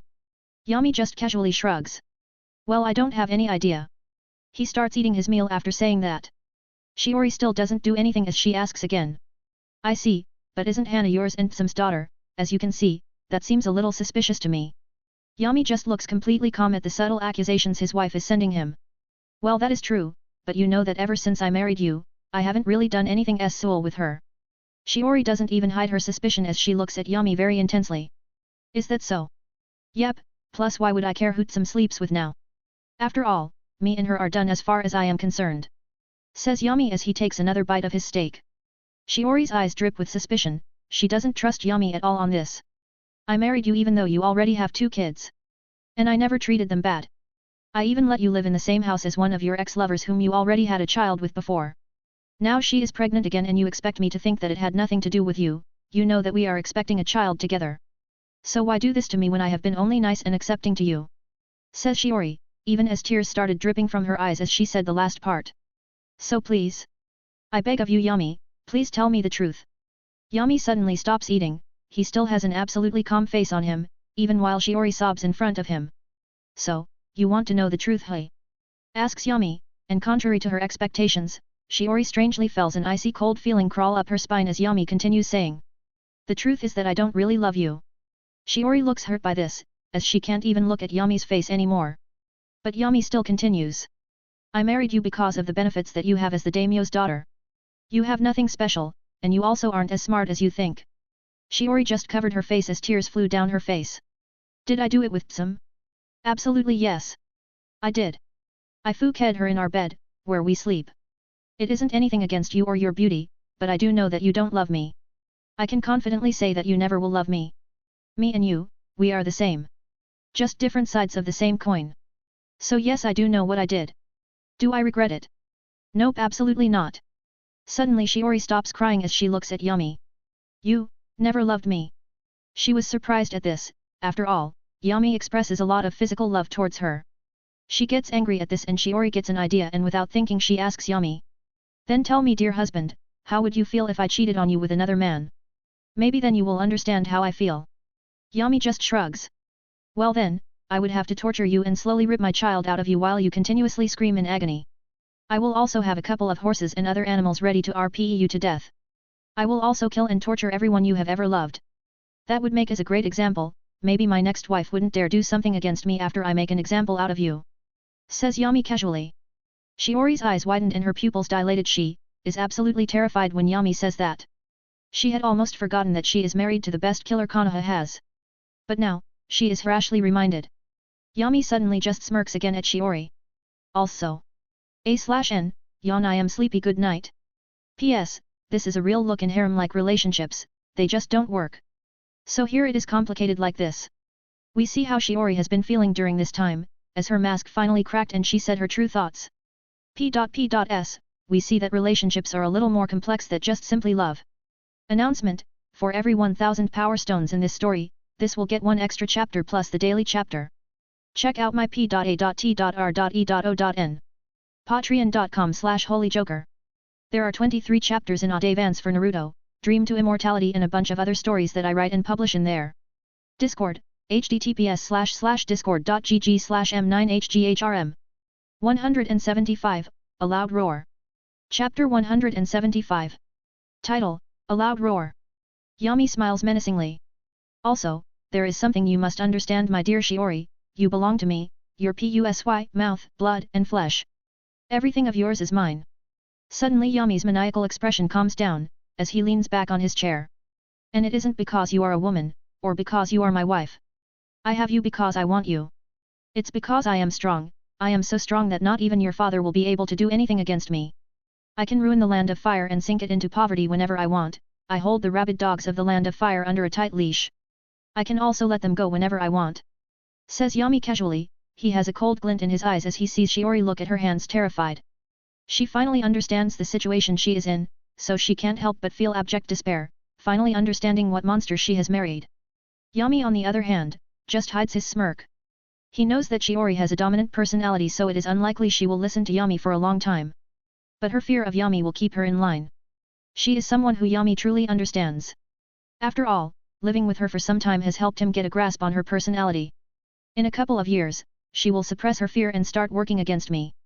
Well, it doesn't matter, I already put fail-safes on her, just in case she decides to do something that is unfavorable for me. Think Yami, planning on how to manipulate her. Shiori isn't someone who is likely to be easily manipulated.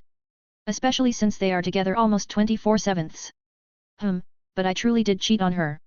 Sadly for her, she isn't strong enough, so she has no right to complain.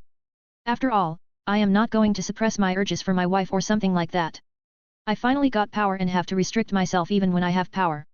Then why the hell would I even need power if I won't use it? Thinks Yami, as he plans on cheating on Shiori again with another woman. This time though he will not have a child with them. His plan is to create Kaiba, and after that, he will stop having so many children anymore due to them not being useful anymore. Yami gets up after yawning, leaving a shocked Shiori alone. Well, he will obviously never let someone like his wife alone. If she did something stupid like cheat on him, well, he won't necessarily care, he will kill her and the perpetrator as well as his family. But unlike killing, if the rumors start spreading, it won't be easy to quell them so easily. Shiori should be glad that she is still useful to me. If she wasn't, well, people always have accidents. Schemes Yami, thinking of a way to kill Shiori. He knows that eventually he will have to kill her. She will obviously get older and less attractive, so he will then need a new wife. Divorces aren't exactly a thing in this world. People separate constantly, but after marriage, the woman can only run away, and subsequently hunted down by her husband or clan. But Yami will never allow Shiori to run, that will cause too much political unrest and trouble for him. So it would be easier to have her killed and deem it as an accident. 3 months later. Yami POV. I just look at the room around me. My big living room actually. The pregnant Sam and Shiori are here, and so are my daughters, Yuruki and Hana.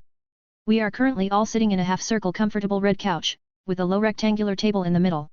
We are all playing cards. I am currently intentionally losing. This will make me seem more normal and approachable to my family. They will see me as human and not some monster that does nothing wrong and they can't understand. After all, humans usually don't act nice when they encounter something they don't understand. Minato has been Hokage for 3 months already, and I can't really say that he has been doing a good job at it. I mean, he is better than Hiruzen, so the ninja have a low standard which he passes with flying colors. He is also good with the civilians, so that is going good, but Konoha isn't experiencing some golden period or something like that. I remember that back in the anime, Minato was praised by everyone, but it seems that as I expected, he wasn't that good at leading Konoha. I mean, I have to admit that he has been trained his whole life to be a killer, so in comparison he is doing a pretty good job if you take that into account. But if it was me the one sitting in that chair, well, I am about to create a miracle management by this world's standards. As I am thinking this, suddenly a shaking sound is heard all around the table. Contrary to my family's, my expression hasn't really changed. I have been expecting this for this whole month. I would have to be a certain type of stupid to not prepare for this situation. Roar. A very loud and terrifying roar is heard, and a malicious chakra with killing intent descends, making my family freeze in place, even Sam, who is a special jonin. Though the killing intent doesn't really affect me, I still immediately disperse it with my own chakra, and make 4 shadow clones that grab Shiori, Sam, Hana and Yoruyuki to take them away. Tsum is the first to ask Yami with a desperate look on her face. What is going on? My clone who is holding her just says. Most likely an enemy attack, judging by the chakra, it must be a tailed beast inside the village. Before Tsum can say any more, my clones use the Hiration and disappear in a dark flash. Then I too am surrounded by a dark flash and whoosh! I appear at the top of the Hokage tower. Hiruzen is there too, together with some Anbu. He says. We need to take the Nine Tails out of the village. Before he can say anything anymore, I say. I will take care of it, and also. I make on hand sign and poof. I am covered in a large cloud of smoke, which when it clears out. There are hundreds of my shadow clones. I just swish my arm sideways and say. Save the people of Konoha. Whoosh. They all disappear in a dark flash. Then I just bite my thumb and clasp my hand on the ground. Summoning jutsu. Poof. This time the whole Hokage tower is surrounded in an even bigger cloud of smoke. Out of it come 10 giant bats as big as trucks, a mosquito lady and a giant red leech that has wrapped itself around the Hokage tower. I just look towards the Nine Tails. It suddenly also looks towards me. I just smirk at it mockingly. Wanna dance, little fox? A/N, the time is moving, Yami is showing his dominance again. Also we are now again inside his mind. We see what he is thinking and like always, his thought process is cold and terrifying. Also Yami is 100% prepared for this battle. P.S. Minato is fighting against Toby currently. If you were wondering where he was. Announcement, for every 1000 power stones in this story, this will get one extra chapter plus the daily chapter. Check out my p.a.t.r.e.o.n. Patreon.com/holyjoker. There are 23 chapters in odd events. 176, Hiruzen and Yami's cooperation. Chapter 176. Title, Hiruzen and Yami's cooperation. General POV. Yami looks at the Nine Tails. His eyes shining with a dangerous light in them. He looks at his summons. Leech, disperse yourself and heal the people of Konoha. Orders Yami. The leech immediately splits itself into many smaller leeches, and starts healing the injured. Yami plans to become the main player in this tragedy. He plans to turn it into his advantage and cover Minato's accomplishments in this. Mosquito Sage, use your mosquitoes to save as many people as you can. Try searching in obscure places like under buildings and such. Continues Yami. He looks at the female-looking Mosquito Sage, the Mosquito Sage, in the eyes. He knows that this is the most likely of his summons to try and plot against him. So he gives her a hidden warning by saying, be careful. To the ninja around Yami, it seems like he is worried about her. But the Mosquito Sage knows better. Even though she has never done something against Yami's interests. Yami has already noticed her intentions and has made it pretty clear to her that he will kill her if she either steps out of line or stops being useful to him. The Mosquito Sage just smiles nervously at Yami. She has known Yami for a while now, and even with her rebellious thoughts that come out every now and then, all she needs is just a look from Yami and that will calm all of her crazy rebellious thoughts. She also doesn't want to end up like the Leech Sage, who is just a machine and tool for Yami. Finally she decides to fly away and spread most of her mosquitoes around Konoha, to try and save as many people as they can. The Bat Sage just nods at Yami, already understanding its duty of having to protect the Inyazuka clan compound. The other Inyazuka Jonin have already summoned the rest of his Bat clan, so he already knows the premise of what is going on. While that was happening, the Nine Tails has already charged up a tailed beast bomb and thrown it towards Yami. The tailed beast bomb obliterated everything in its path as if the world itself was making way for the ball of destruction. The ninjas and Anbu too are scared as they try to dodge the ball of destruction. Yami just narrows his eyes at this and does 3 hansings, then he takes a Hiration Kunao in his hands and does the tiger hansing. The tailed beast bomb has almost reached Yami, but that is when a strange Fuinjutsu mark appears in front of Yami. Whoosh! And the giant ball of chakra is immediately taken away. Not by the Hiration technique but by a reverse summoning seal towards one of the Hiration seals in the ocean. Immediately the ninja behind Yami lay out a sigh of relief. After all of that thing landed in the Hokage mountain behind them, then the area of destruction from the tailed beast bomb would reach the whole Konoha. One tailed beast bomb is all that is needed to completely destroy Konoha. Roar! The Nine Tails roars towards Yami, sending a giant sound wave about as strong as an S-rank wind jutsu towards him. Yami does another couple of hand signs and slowly a barrier forms in front of him, sealing the wind wave in, and locking it. That is when Hiruzen decides to take action and says, Yami, if I got you close to the Nine Tails, would you be able to teleport it outside of Konoha using the Hiration? Yami frowns for a split second and after thinking about it he says, yes, but teleporting something like the Nine Tails is bound to cost me almost all of my chakra, but I believe I can move it outside of Konoha. The shadow clones and summons took their toll on my chakra reserves too. Hiruzen has a grave look on his face as he nods.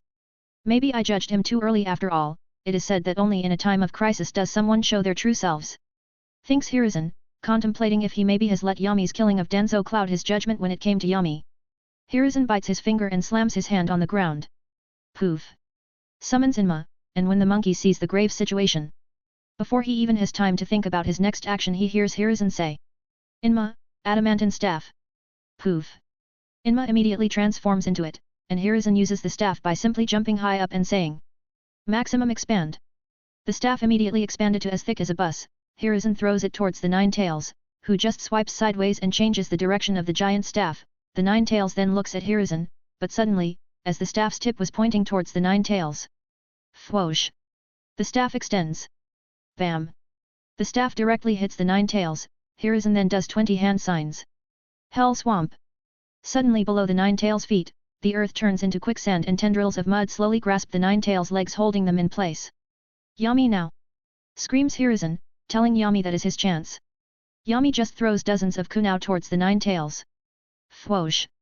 He disappeared in a black flash next to his kunao, and he then appeared on top of the Nine Tails. Whoosh! And in a dark flash both Yami and the Nine Tails disappeared. On the other hand around the village Yami's clones are running around saving people all over. Saving people from debris and other things. One of the clones even notices Mikoto carrying what seems to be a baby. He is Suzuki, Yami's useful tool. Yami's clone sees a big piece of debris falling towards Mikoto and is about to go save her when. Whoosh! A small figure jumps towards the giant debris and. Bam! Completely destroys it. The clone's eyes widen when he sees who the small figure is. It is Itaki, using chakra to strengthen his muscles. Talk about monstrous talent. Thinks the clone as he goes to help someone else. After all, Yami wants to be saving people and then engraves himself in the citizens of Konoha as their savior by the way he acts. On the other side Yami, just transported the Nine Tails out of Konoha. Around 500 meters away, he also seems to be sweating and breathing heavily. Yami POV. This is all an act, though it takes around 20% of my natural chakra, I do easily have tailed beast levels chakra due to my hearts that I have. I still haven't even used any of my chakra from the 100 strength seal. No wonder Minato gave his life to seal the Nine Tails during the canon timeline, he knew he couldn't outlast the monster. Anyway, I teleport the Nine Tails away, but only 500 meters. So I still get the glory, but the plans also go along as they are supposed to. Author note. Yami is simply making the best of this situation, and how many people die on this? Why should that matter if it doesn't give any benefits to Yami? Also Yami is going to use this to make himself appear as someone cold but still cares about Konoha. P.S. Like always, you get one chapter for that day if the story reaches 1000 power stones. 177, Nine Tails Sealed. Chapter 177. Title, Nine Tails Sealed. After teleporting the Nine Tails, and analyzing the situation, I immediately start to draw Sage Chakra from the seal on my belly. My hair extended into a spiky stupor, under my eyes dark red markings appear as my chakra levels spike up. I again immediately do a couple of more hand signs. Blood Sage Art, Blood Swamp. Slowly a blood-like swamp appears below the Nine Tails and it starts getting Kurama stuck in. But the fox just uses its many tails to thrash around and blow away all, the swampy biome that I create below him. Suddenly the Nine Tails head swings around kicking me off its head. And with surprisingly swift grace and agility for such a giant beast, the Nine Tails just easily slaps me while I am midair. Boom! And crash me into the ground creating a crater all around me. I see its giant paw coming for me again. Whoosh! Boom! But before the paw can hit me I easily teleport on top of its head again. But the paw still created an even bigger crater in the ground. Suddenly, though unseen to the normal eye due to the small self-created natural lens that doesn't allow others to see how his eyes changed into a 3-tomo Sharingan, and then change again into a pinwheel-like form. This is Obito's Mangekyo. I noticed that the Nine Tails was already out of Obito's control. It has actually been so for quite a while so I decide to take this chance and Genjutsu, Mangekyo Sharingan. Immediately the Nine Tails starts thrashing around but in a bit, it soon calms down. General POV. While this all was happening, Minato finally got the real attacker to escape. He knows what he has to do, in a battle of Indurace the Nine Tails will win, plus the battle mustn't last too long or the other countries might attack too. The Nine Tails has only been sealed once, that was when the first Hokage held it down and weakened it for Mito to seal. Ever since then, there has only been seal transfers and never really a change of the seal, only the Jinchuriki were changed. I can't seal the Nine Tails, I will.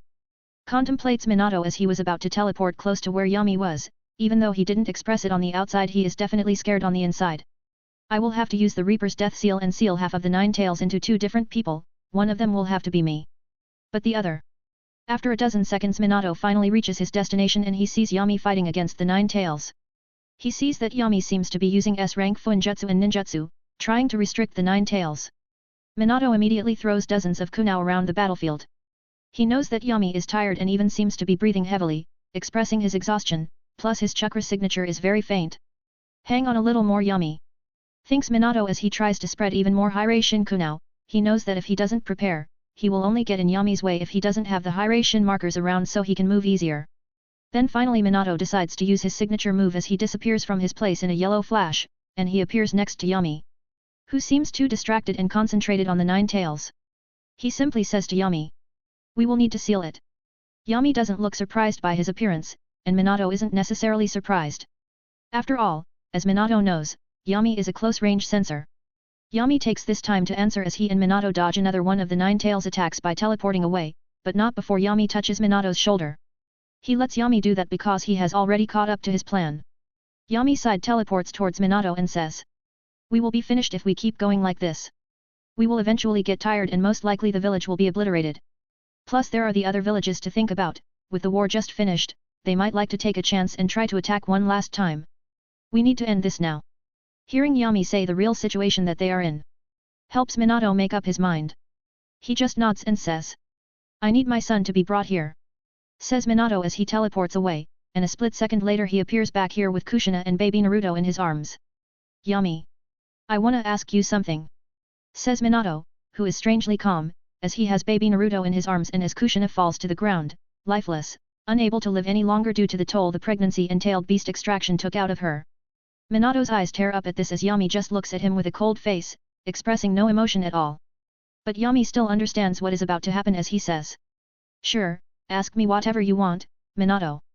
Minato finally hugs the blonde baby in front of him for one last time as he says, "Take care of Naruto for me, will you, Yami?" Yami just nods and says, "Don't worry about it, I promise you and give my word that Naruto will be treated nicely and like a hero." Minato just nods at this, not knowing that Yami didn't even mean any of the words he said. He puts the baby Naruto on the ground and starts doing some hand signs. Shiki Fujin, Reaper Death Seal. Slowly the Shinigami appears behind Minato, he has a dagger on his mouth and an accessory necklace on his hand. Yami just looks at the Shinigami in amazement, the 9 tails tries to move but due to being under Yami's genjutsu, it can't really do anything. The Shinigami used his hand to grab into the 9 tails and use its knife to cut it in 2, and sealing them, one half in Minato and the other in Naruto. Uaaaa, who also started crying, but even after Minato's death and all of this, Yami is concentrated on something else. The Shinigami was looking him dead in the eyes, with a confused but also amused look on his eyes. Suddenly it opens its mouth. Author note. Holy SHT, apartment building got hit with lightning. I swear I am not making this SHT up. Fried my phone as it was charging, so I had to buy a new one. Thankfully all of my files are saved up. I will post again today. Sorry for the late update. PS, fried my TV too, but I never watch TV so it doesn't matter. P.P.S. Thankfully I didn't die or else I wouldn't have reincarnated since it wasn't Truck-kun. P.P.S. Like always, you get one chapter for that day if the story reaches 1000 power stones. Soon the bonus chapter is coming. Check out my p.a.t.r.e.o.n. Patreon.com/holyjoker. 23 chapters in advance. 178, The Shinigami. Chapter 178. Title, The Shinigami. The Shinigami is a translucent, gaunt specter with a demonic visage. It is still behind Minato, whose eyes are slowly turning hollow signifying his soon-to-be death. The Shinigami is still looking at Yami with its ghostly eyes as he opens his mouth, which shows that he has a mouth full of sharp, jagged teeth, and a very long almost serpentine tongue. Yami POV. The thing is looking at me, and the intimidating aura really is something else, isn't it? I actually feel fear, even though I know that he can't hurt me. Though I do not use, and will most likely never use the Reaper's Death Seal, I do know some of the details about it. Whenever I see this and other techniques like the Edo Tensei, it really humbles me. It reminds me that monstrous geniuses like them exist, those whom even something like death is an abstract concept that is understandable. I can easily admit to myself that I am extremely envious of them. I wonder who created the Reaper Death Seal. He was definitely a talented Fuinjutsu user. Though I can easily claim that I am the best Fuinjutsu user alive, when compared to geniuses at the art along its history, I am nothing special. I see that he moves its mouth and suddenly a voice comes out of its mouth. You can see me? Ah. I understand now. The voice that comes out is hoarse and strange, as if it isn't supposed to exist. I see that it seems as if it noticed something. My body is already translucent as I have already used Kamui to become intangible. Also, this thing seems to know something about me. I can easily guess that it must be my reincarnation, after all that is the only thing even remotely special for me. I just looked directly at the thing's empty eyes. My eyes locked into his, as a malicious smile appeared on my face and slowly a black hole opened in the middle of the Shinigami's chest. I simply say to him. Tell me now, what do you know about me? Or that hole will expand and kill you. The Shinigami just looks at his chest without even a look of worry on his face. I know that this is unlikely to work since it is not a spiritual attack. But he doesn't need to know that I already know that. The Shinigami suddenly forks his snake-like tongue licking the air all around him. I can see his jagged teeth as his face morphs into a terrifying smile. Ha ha ha ha ha ha ha. Laughed the Shinigami. I have to manually turn off a little of the reception from my ears to stop them from bleeding. The baby Naruto on the ground is also protected by me. Before the sound can reach him, a wood enactment appears all around him. After finishing his laughter it says. You are not from here. Slowly the Shinigami starts dissipating as Minato is already dead and his soul sacrifice can no longer keep the Shinigami here. But I just look at the creature coldly and say to the Shinigami as I point my finger at it. Tick, tock, the clock is ticking, just wait a little more and I will come to torture you to insanity. I will come and kill you all up there. So be careful. But the only things I hear is his laughter as it gets dimmer and dimmer, his laughter sounding as if someone who just heard something that was the funniest thing in the world. TCH. I was trying to guide him to get closer to me, but sadly it seems like it didn't work. I guess old beings like him could easily see through stuff like this. Sadly I only have the dagger of Soul Valley which was absorbed by the red cube which can help me hit soul beings. I mean my cube can change forms into it and take its properties, but that is still useless. I am not dumb enough to approach him. Now I at least have a lead on my reincarnation. But I need to be patient on this or else it will be a wreckage. I mustn't rush this or it will have devastating implications. I don't want to lose everything just due to recklessness. I move the wood which is protecting Naruto away. I see a baby Naruto with whiskers and all that. He is crying, so I pick him up and rock him a little to calm him down. And he soon stops crying, even though his parents' corpses are only around 5 meters away. Obviously babies don't have something like a sixth sense that allows them to know if their parents died. I can already sense Naruto's chakra bubble up and his chakra reserve slowly raise up. It seems like I will have to take action. General POV. It takes Hiruzen and his Anbu a little time before they arrive at the battle site. They see the wreckage all around, a whole forest has been leveled in the battle with the Nine Tails. Plus Konoha has devastating damages too, so they will have to start rebuilding soon, or they will not really be a great village anymore if they slack around. But since the Nine Tails seems to have been handled, at least they know that Konoha will at least not be completely gone from the world. Today is one to remember since Konoha was almost gone from the face of the world. Suddenly when they enter the place where the surge in chakra was felt before the Nine Tails completely disappeared. When they arrive there, Hiruzen has to stop himself from exclaiming in shock. The fourth Hokage, Minato Namikaze, on the ground dead. Kushina Uzumaki on the ground dead too. There is only Yami sitting on a boulder that got taken out off the ground during the fight against the Nine Tails. Yami just looks at Hiruzen and the ninja behind him, unlike his usual neutral look. Yami's eyes had a cold glint on his eyes. Dominating, stubborn, inflexible, makes himself seem like he does it all for the better of his organization, that is how a leader acts. Leaders don't necessarily need to even know anything as long as they act like they know things. The sheep will believe him. Think Yami. I need to dominate now, finally I don't need to wear any more masks. Yami just opened his mouth, his eyes cold, with the full moon behind his back. I am going to be the fifth Hokage. Says Yami simply, no matter if anyone wants to refuse this or not. Their instincts scream at them and they all get chills as Yami simply gets up and jumps down from the boulder. No one stopped him just walking away as he gave Hiruzen the baby Naruto. No one dared stop him, the dangerous atmosphere around Yami, even stopped on his tracks someone like Hiruzen who has been in hundreds of close death situations. Yami wasn't simply exclaiming or explaining anything, he is simply informing everyone of his decision as he walks back towards Konoha. Author note. The subject of Yami's reincarnation and how it happened won't be brought back up again for quite some time. Also we see that Yami doesn't need to hide anymore, everything is calculated and his power is unshakable. P.S. Like always, you get one chapter for that day if the story reaches 1000 power stones. This is the bonus chapter that I couldn't post yesterday due to, you know, lightning hitting my apartment and frying my TV and phone. Check out my p.a.t.r.e.o.n. Patreon.com/holyjoker. 23 chapters in advance. 179, Clinging Higher. Chapter 179. Title, Clinging Higher. Yummy POV. I just walk away from the destruction behind me. Sigh, finally I can stop wearing masks and can act like myself.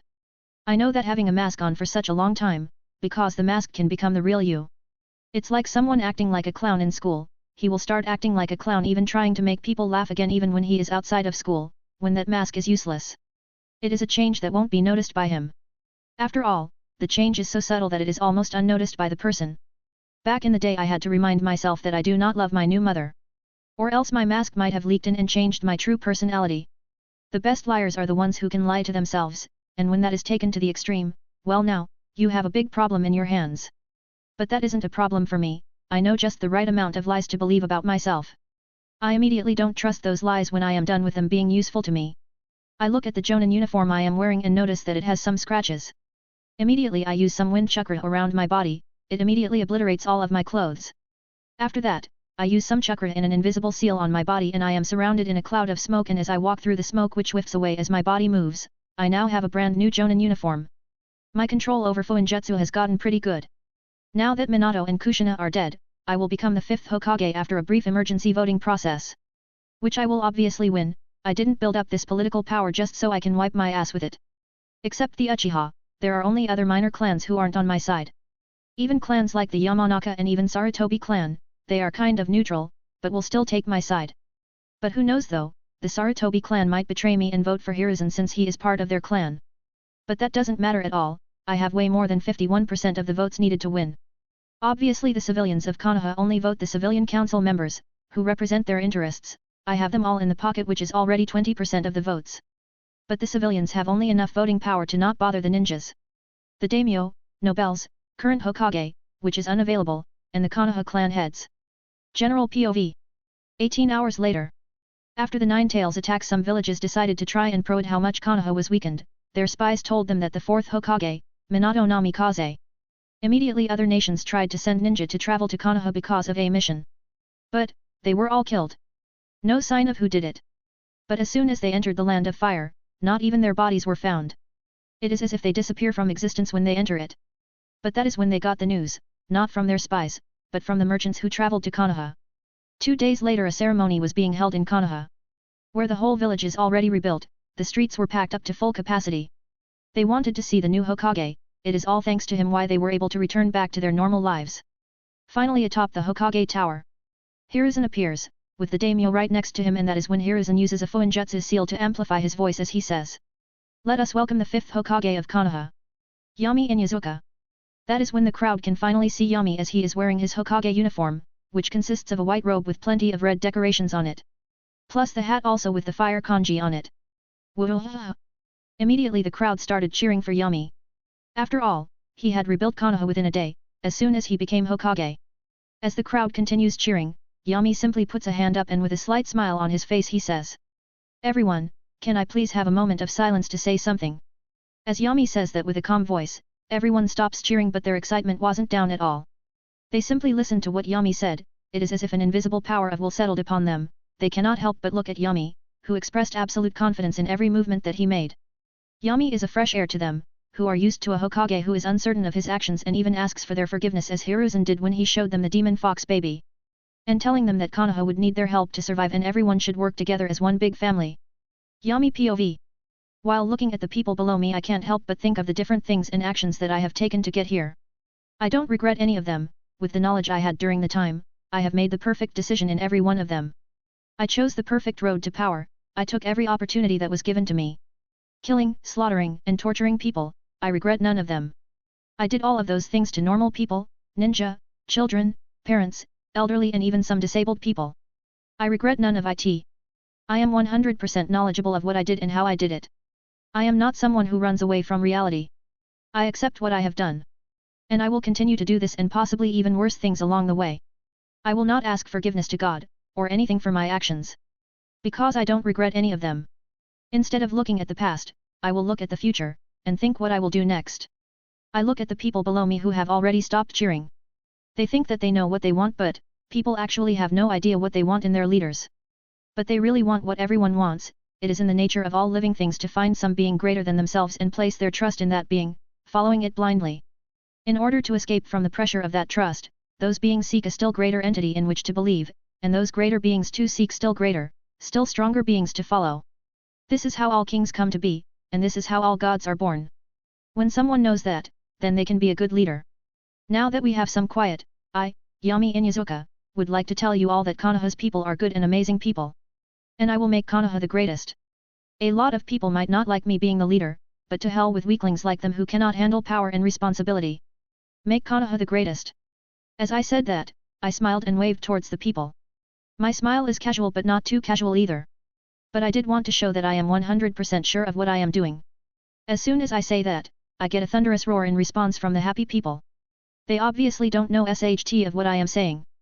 But really, they don't need to, after all, most of the population is made out of dumbass. I obviously stole some tactics from my first life politicians. After all, it has already been proven to work.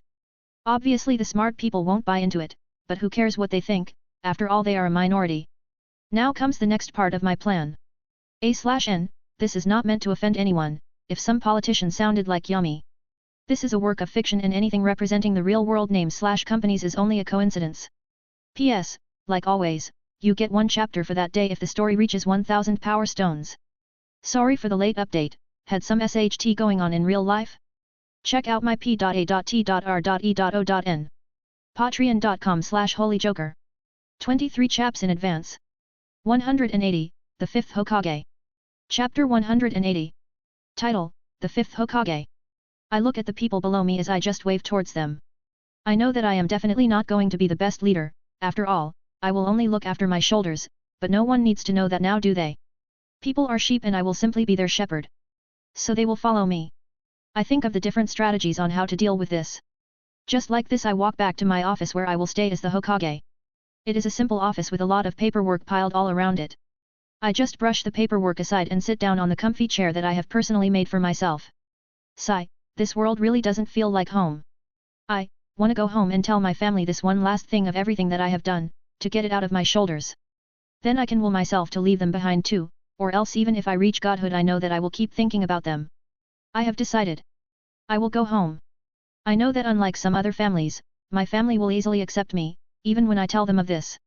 I need to see them one more time or I will be addicted to keeping to meet them on my genjutsu. They are my last weakness, they are my chains holding me down. My family. When I think of them I can almost feel a chill go down my spine. My little brother, my mother, they are the only people who will never betray me. They are the ones who have always loved me, my little brother has always known how I truly am. He always knew that the only reason I didn't kill people for benefits, was because that will be dumb due to the police being on my tail, and me being afraid of my life every single day. My little brother, the one who was never as smart, strong, well he wasn't better than me at anything. He always has had a little insecure about himself, due to me being better than him at everything. I was his shining light, an unsurpassable wall. But instead of that jealousy being developed into hate, it developed into absolute trust in me. When he was afraid of a robber breaking in, he would think of me and then he would be sorry for the robber instead. Well, he wasn't wrong either. But this is a decision that I will need to think about. Just like this one day passed, I contemplated my biggest decision for myself. I know that using genjutsu on myself to relieve some memories will start being addictive. I am not someone who will not face their mental problems. I don't need a weakness like that, so I will return home, I will look my family in the eyes and then I will leave them. I am sorry, mother, brother. I gave up my dream once for you in my first life. But this time, I will be selfish, I know that you will understand. As I decide to do this a small smile appears on my face. After all, becoming the Almighty God, doesn't come without giving up some things. But even knowing what I will have to do, I can't wait to go back home. Currently I am still sitting on my new office chair. Also the paperwork isn't around here anymore and there is a tea-making pot and stove on the side and 2 chairs in front of me. My clones already took care of everything while I needed time to think in my decisions. I have everything prepared and I can feel a heaviness on my heart settle down. I can finally think clearly again, as expected, when I have free time my mind always wanders on things like this. But I didn't even go to college in my first life, even after all of that studying. Not that I really even wanted to go to that college, it was simply the major where most money is made. That is when the door to my office opens. There come the elders of Konoha, whom Hiruzen is part of. I know that he isn't exactly fond of me, but I don't care, after all if I try to please everyone, I will just end up as the most well-liked dead man in the world. The elders sit down and Hiruzen simply summons a chair, they all sit down and as they do so I simply say. We need Tsunade back to Konoha. Immediately the others react by their body language showing surprise. Hiruzen is the first to speak by saying. I don't think she will agree so easily. When I heard him say this, I just put my hand on the side as my envoy delivered a stack of paper to me. I just throw them to another side of the room where my clone appears and takes them. While this all happens Hiruzen and the other two elders are a little surprised at this, Hiruzen was always surrounded by paperwork. Well, my system is made for absolute efficiency. The documents have to be on the Hokage's hands before they are signed to make them official. I don't even do this when they are not here, they go straight to my shadow clones, but whatever it doesn't matter. Well, Konoha needs her, if she doesn't come then she will be simply branded a missing nin. If she can't comprehend even that then she will be kidnapped and we will breed the Senju clan out of her. I say that calmly as I interlock my hands and lean on the table. Hiruzen seems angry at this. Well, I can understand that, after all, he has known Tsunade since she was little and pretty much raised her. Also Hiruzen's teachers were the second and first Hokages who were both Senju.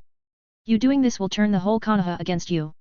Says Hiruzen clutching the armbands of the chair so hard that cracks started appearing on them, as his chakra spiked. I just looked at him calmly. No trace of nervousness on my face. My eyes are cold and calm, as I am not affected by this at all. Well, we are ninja, so this will obviously be done in secret. If Tsunade agrees with this or not, it doesn't matter. Also if anyone spreads village secrets like this. My eyes get cold as I look at Hiruzen. Boom. My chakra flows out of me, easily taking down Hiruzen's. Never question my decisions Hiruzen. Konoha will finally have a good Hokage. What do you expect us to do then, just let the Senju bloodline die off and dissolve to nothing just because of a woman's feelings? Never again let your feelings influence your decisions. As I say that my chakra flow settles down and returns back to me. Also if I see anything suspicious from either of you I will put you all in a coffin. You are here to advise, not question my decisions, so you simply advise and listen to my decisions. Author note. Yami is expressing dominance. It is a ninja village and he now has enough power that he doesn't have to beat around the bush just to get something. He will simply order and he will get it. Also Yami's character is developing, he doesn't feel comfortable putting himself under a genjutsu at any moment. After all, now he is definitely under Black Zetsu's gaze. Also contrary to his usual monstrous thinking process, when he thinks about his real family he has a certain softness in it. They are someone Yami still loves even after all these years. P.S. Like always, you get one chapter for that day if the story reaches 1000 power stones. Bonus chapter coming soon? Check out my p.a.t.r.e.o.n. Patreon.com/holyjoker. 23 chapters in advance. 181, Tsunade. Chapter 181. Title, Tsunade. A couple days after that, in a gambling town in the Land of Fire, Tsunade is in a bar drinking herself to sleep. Sleeping with alcohol is better than sleeping with nightmares. Thinks Tsunade as she looks at her 20th, or maybe 40th cup of sake. She hasn't been sober ever since Hachi's death. She knows that this is not healthy, and not exactly good for someone young like Shizuan. That is also one of the reasons why Shizuan is currently sleeping in the hotel.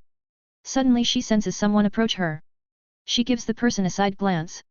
What she sees is a below-average looking middle-aged man. He seems to be extremely balding and had white hair with black eyes and a stubble for a beard. He is also wearing a suit, but it is disheveled and he seems to be missing his tie. Tsunade notices that he seems like a normal person. She used a chakra sensing technique and came to the conclusion that the chakra is also at civilian level and he didn't have the turbulence that one has when he uses the transformation jutsu. The old man notices Tsunade and he comes drunkenly wobbling towards her. When he is close he goes to cup a feel of her breast, thinking that he is being sneaky but obviously Tsunade noticed this and without even needing to look she grabbed the man's hand by the wrist. A broken wrist should be enough to teach him a lesson.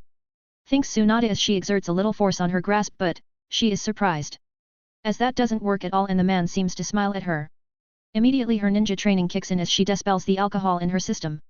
A cloud of alcoholic fog comes out of her mouth as she looks at the man in front of her. Next she uses all of her power to crush the man's wrist but to her shock, the man doesn't even budge. She looks at the man in the eyes as a frown forms on her face and she releases her grip on the old man. After that, she just sits down on the table and grabs another cup of sake, her mood seems sour, she also notices that no one even seems to have noticed the exchange. She takes another sip of her sake cup. Aren't you supposed to be a cage now? Do you really have so much free time? Asks Tsunade sarcastically as the old man sits down in front of her, on the same table. Slowly the old man's white hair turns black and it starts to grow back into a full head of slightly spiky back hair, and the old, pudgy, and below-average face slowly reconstructed into a handsome one with the Inyazuka tattoos on both cheeks. Tsunade just sighs and drinks her date cup in one go. Don't you have something better to do than stalking me, Yami? Didn't you get over your whole crush phase by now? You are like 24 now. Says Tsunade casually. Yami just shrugs, as he calls over the waitress. As she gets close she gets a blush on her face and says. Hello, what can I get your order, Yami-sama? Yami smiles back at her. Well, hello there, sweetie, well, you could get me some more of you, that is for sure. Says Yami in a flirtatious way. The waitress just giggles at Yami, she clasps her cheek with her hand and she fidgets a little. Now Yami-sama, if you say things like that. Tsunade looks at this and quickly gets annoyed and bam. She bangs her fist on the table, looking at Yami and the waitress with an annoyed look. Go and get a room, you two. The waitress immediately walks away, scared of the aura Tsunade was releasing. Sorry. I will get you the usual T-bone steak, Yami-sama. As the waitress walks away, Tsunade looks at Yami questionably. For a busy Hokage, you for sure seem to come here often. As Tsunade says that she is about to take another sip of her refilled sake cup. Whoosh. But Yami takes it away from her, and drinks it for himself. Tsunade just sighs at this in annoyance. Actually, I own this place. Smugly says Yami. Why am I not surprised at this? Sighs Tsunade, filling another cup of sake for herself. She already knows how Yami is, so she isn't that surprised by Yami owning a lot of businesses. She knows how greedy Yami can be. Also, I am actually 23, but I guess as you get in the years you start forgetting things. Says Yami, while casually pointing towards her age, which contrary to her looks, she is in her early 40s. Tsunade's eyebrow twitches slightly at this. Sigh, you really are always blunt with harsh words, Yami. Says Tsunade, not really in the mood to even talk to him. When she looks at him it always reminds her of Hachi. Yami stops his jokes and looks at Tsunade. Konoha needs you back. Tsunade's hand stops mid-swing as she is about to drink. I am on vacation. Yami's eyes turn cold immediately and his friendly aura changes, turning cold. That is when Tsunade starts laughing. Ha ha ha ha. I knew it. Yami suddenly stops and chuckles. You got me there. I guess I have been on edge lately. He understands that Tsunade just acted a certain way to make him act like she wanted. Tsunade chuckles at this too, she knows Yami better than anyone in Konoha, even better than Orochimaru. Yami literally obliterated part of her spine on some petty agreement when Hachi was alive. She can definitely guess what Yami will do if she refuses him, she isn't that dumb. I knew that it was only a matter of time. Thinks Tsunade, she knows that as soon as she leaves Konoha, she knew that Yami will again ask her back once he becomes Hokage. Yami just smiles at this result, he was ready to wreck Tsunade and force her to come back to the village. She is an unstable factor on the outside of Konoha. Her mind is fragile and she could be easily manipulated. Yami isn't someone who you want to say no to. So Tsunade just raises her small cup with sake in it and says. Congratulations on becoming the Hokage. Yami clinks glasses with Psuand. Long may I reign. Says Yami with a glint in his eyes, as if this was an inside joke that no one else but him could understand. Author note. Yami and Tsunade didn't talk about Hachi due to it being a sensitive subject. Also Tsunade knows better than to say no to Yami. He has a certain very dangerous reputation now. Check out my p.a.t.r.e.o.n. Patreon.com/holyjoker. 23 chapters in advance. Join the Discord, https://discord.gg/m9hghrm. This is the bonus chapter. P.S. Like always, you get one chapter for that day if the story reaches 1000 power stones. 182, Every ruler has his own opposition, from the inside. Chapter 182. Title, Every ruler has his own opposition, from the inside. While Yami was teasing Tsunade and joking around. In Konoha, inside a dark room, Hiruzen, Orochimaru, Jiraiya and some other people who were all people of different political positions were all around, sitting down and talking. Yami will ruin the spirit of Konoha if he continues like this. Konoha isn't a place that treats his ninja like some tools that can simply be given away. The one who says this is Hiruzen, addressing the situation around him. Some people in the meeting look unsure of this. They know that if they do something that is against Konoha's, Yami's, interests, then they know that they will suffer accidents. They know how dangerous Yami is, he won't tolerate anything that is against him. The only reason he hasn't already killed Hiruzen, Orochimaru and Jiraiya is simply because they are useful to him. Everyone here knows that, but they still have the courage to meet here. So they all have the bravery to even stand against Yami, which is a feat in itself. Yami is like their boogeyman, someone who can have them killed at any time. That is when Orochimaru decides to lean back on his chair. Yami's influence is terrifying. I have been careful to not even buy the chairs that we are sitting on, or the chances are he would have investigated why I would buy something like this. They were all made by some craftsmen that are part of the Yami no Caution Act, our organization which aims to lower Yami's influence on the world. As Orochimaru says this, the other members and even Jiraiya are a little nervous about this. After all, they have noticed how much of an influence Yami has on the world. It is, simply terrifying. There used to be some Anbu that used to give them information about Yami, but they all had accidents the second day after Yami became Hokage. When Hiruzen sees this, he just gets up and with a voice full of confidence says, "We don't want you to fight Yami head-on, or directly oppose him. We simply need to lower his influence. Also, if any of you feel unsure about this, you can leave easily. All that we ask of you is to not speak of our organization." Some immediately get up and walk away. They have families and don't want to risk them by going against Yami. They know how the Shimura clan ended just by association with Danzo. They were still butchered even after Danzo's death, though it seems like war casualties. There is no need to look too hard to notice something strange going on in here. The Shimura clan is also out of any history books now. Every single Shimura clan child who graduated from the academy has died during the Third Ninja War. Everyone needs to think twice before deciding to oppose Yami. After all, their families will be put in danger too. After 10 minutes, more than half of the members in the room left. Even some nobles who were stripped of their positions just because Yami needed their lands, thus they lost everything to him. But they still left, their faces filled with nervousness. They lost everything to Yami, but they still don't want to lose their lives too. Hiruzen looks at the people leaving and can't help but slightly admire the effectiveness of Yami's way of handling things. Contrary to him, Yami dominates and isn't above using his power to keep someone in line, even by threatening their families. Even while he does this, there aren't a lot of people who hate Yami, and even less who have the courage to stand up to him. As he looks around, Hiruzen notices that there were some people who were unsure. There are less than 20 in here. This is worse than expected. Grimaces Hiruzen. On the other hand, Orochimaru looks at this with a calm look on his face. But on the inside he is jovial. He can see how truly effective the method Yami uses to rule is very effective. As expected, just like everything else he does, Yami is perfect at ruling too. That man makes me think about becoming his subordinate, but sadly I am not someone who follows others. Thinks Orochimaru, as he has to hold himself back from smirking. He doesn't even necessarily care about this so-called organization, but he has decided that ever since Yami became Hokage he will become missing ninja. Soon Yami will start exerting control dominance towards me. Not allowing me to do anything anymore, he will most likely have me become one of his researchers. But I wouldn't be able to do anything for myself without Yami breathing down my neck. Contemplates Orochimaru, trying to predict what Yami's reaction would be if he stays in Konoha. Jiraiya on the other hand has a nervous look on his face. Yami already took his pinky finger. He knows that he will never give him another chance. But he still decided to work against Yami. He has seen his true colors. But he is also nervous. After all, amongst Konoha's S-rank ninja, Yami's mosquitoes and other methods of spying are scary, especially with the newly released radio device by the Inyazuka Corporation. Has he used it before to somehow spy on us? No, that is a stupid question. He most likely used a radio, which is undetectable back at the time. Damn it. Fuke, that kid is damn controlling to the extreme. Angrily thinks Jiraiya. The radio not only gave Yami much more economical control, it also brought up some scary possibilities. Of course, now that he is Hokage, Some Inyazuka is in charge of the Inyazuka clan and his wife, the daimyo's daughter, is in charge of the company. Yet, like Yami would let someone other than him be in control of anything. Thinks Jiraiya as he comes up with different outcomes.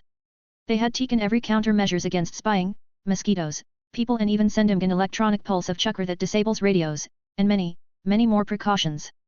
But even after all that, even though Hiruzen, Orochimaru and Jiraiya reassured the others that there is no way Yami can spy on this, they can only hope that it is true. After all, underestimating Yami is something that none of them will ever do. Yami on the other hand, was just casually walking around Konoha, with Tsunade at his side. He had teleported her and Shizuan right back to Konoha. Now he is taking Tsuan to his office, to assign her a new position. As they walk, Yami just extends his arm towards Tsunade. She looks at his arm and sighs. You know people will start talking if I do something like that, plus aren't you married now?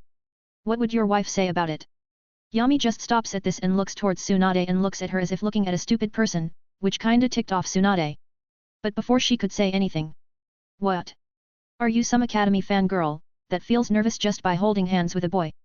Says Yami, with a joking tone to his voice. Tsunade sighs annoyingly and grudgingly she grabs Yami's arm a little harshly and interlocks it with hers. Yami just smiles at this slightly and Tsunda frowns in fake annoyance. both remembering the past. That is when Yami says. Tsunade. Author note. Okay, my chapter naming sense is getting worse and worse. Can you blame me though? I have been doing it for 182 chapters. P.S. Like always, you get one chapter for that day if the story reaches 1000 power stones. Check out my p.a.t.r.e.o.n. Patreon.com/holyjoker. 23 chapters in advance. 183, Facts. Chapter 183. Title, Facts. Yami just looks at Tsunade remembering the past. The way he used to be so weak and powerless. He no longer is like that, he has no rivals or true enemies, just like he likes it. He will never let anyone or anything evolve to anywhere close to his strength. He can't say that he is loved by everyone, but even the best leader is hated by some of his people. No one can be loved by everyone. Tsunade just looks at Yami, his handsome face and can't help but sigh in sadness. Yami has always had an average-looking face when he was young, but Yami's face now looks closer like Hachi. They are both thinking of the past, Yami is thinking of his past self who was weak. While Tsunade is thinking of Hachi, finally she looks at Yami, someone who she knows is likely to know things. She has been thinking about something lately, she has never been a bad drunk who RPs or fights. Yami. Murmurs Tsunade quietly as they walk along. Yami just looks at her, when he hears her call his name. Tell me something. Says Tsunade as she looks at Yami's eyes. Her brown eyes with confusion on them, locking into Yami's eyes who are always full of confidence and have a certain dark coldness into them. Sure. Answers Yami simply, as he turns to look in front of him. The people around him are just simply looking at him, some bowing their heads, not even expressing anything about Yami and Tsunade interlocking their arms. Suddenly Tsuan comes to a realization and looks at Yami. So it is some genjutsu, but to be able to cover me without me even noticing, not anyone in the Uchiha clan alive can do that. Thinks Tsunade, not really surprised that Yami has gotten even stronger. His hunger is still there. He will hunt for more power. Yami, you truly are pitiful. As Tsunade thinks that, she looks at Yami. She already knows how his life has been up till now. Always alone and the people close to him dying. She also wants to be like him. Having his son die, but even after that to just keep walking forward and move on, that is, inspiring of Yami. Still even while she thinks that, she still gathers the courage to ask Yami. Yami, tell me what happened that night. Yami suddenly stops and turns to look at Tsunade. Tsunade can't figure out at all what he is thinking. His ever-present cold and nonchalant eyes look at Tsunade. Sigh. Yami just sighs a little, and he starts walking again. His eyes staring in front of him. Do you want the truth or just plain facts? As Yami says this, Tsunade remembers Yami's saying about the truth. So she simply answers. I want the fact. For a split second a flash of amusement flashes past Yami's eyes as he is about to answer, but two familiar people are walking towards them. One of them seems to be flustered and angry. They are Orochimaru and Jiraiya. Orochimaru seems to be holding Jiraiya's back. Let me go, Orochimaru, I want to ask Tsunade to her face if she is fucking Yami. You fool, you want to ask right now? This is the worst time possible. I don't care.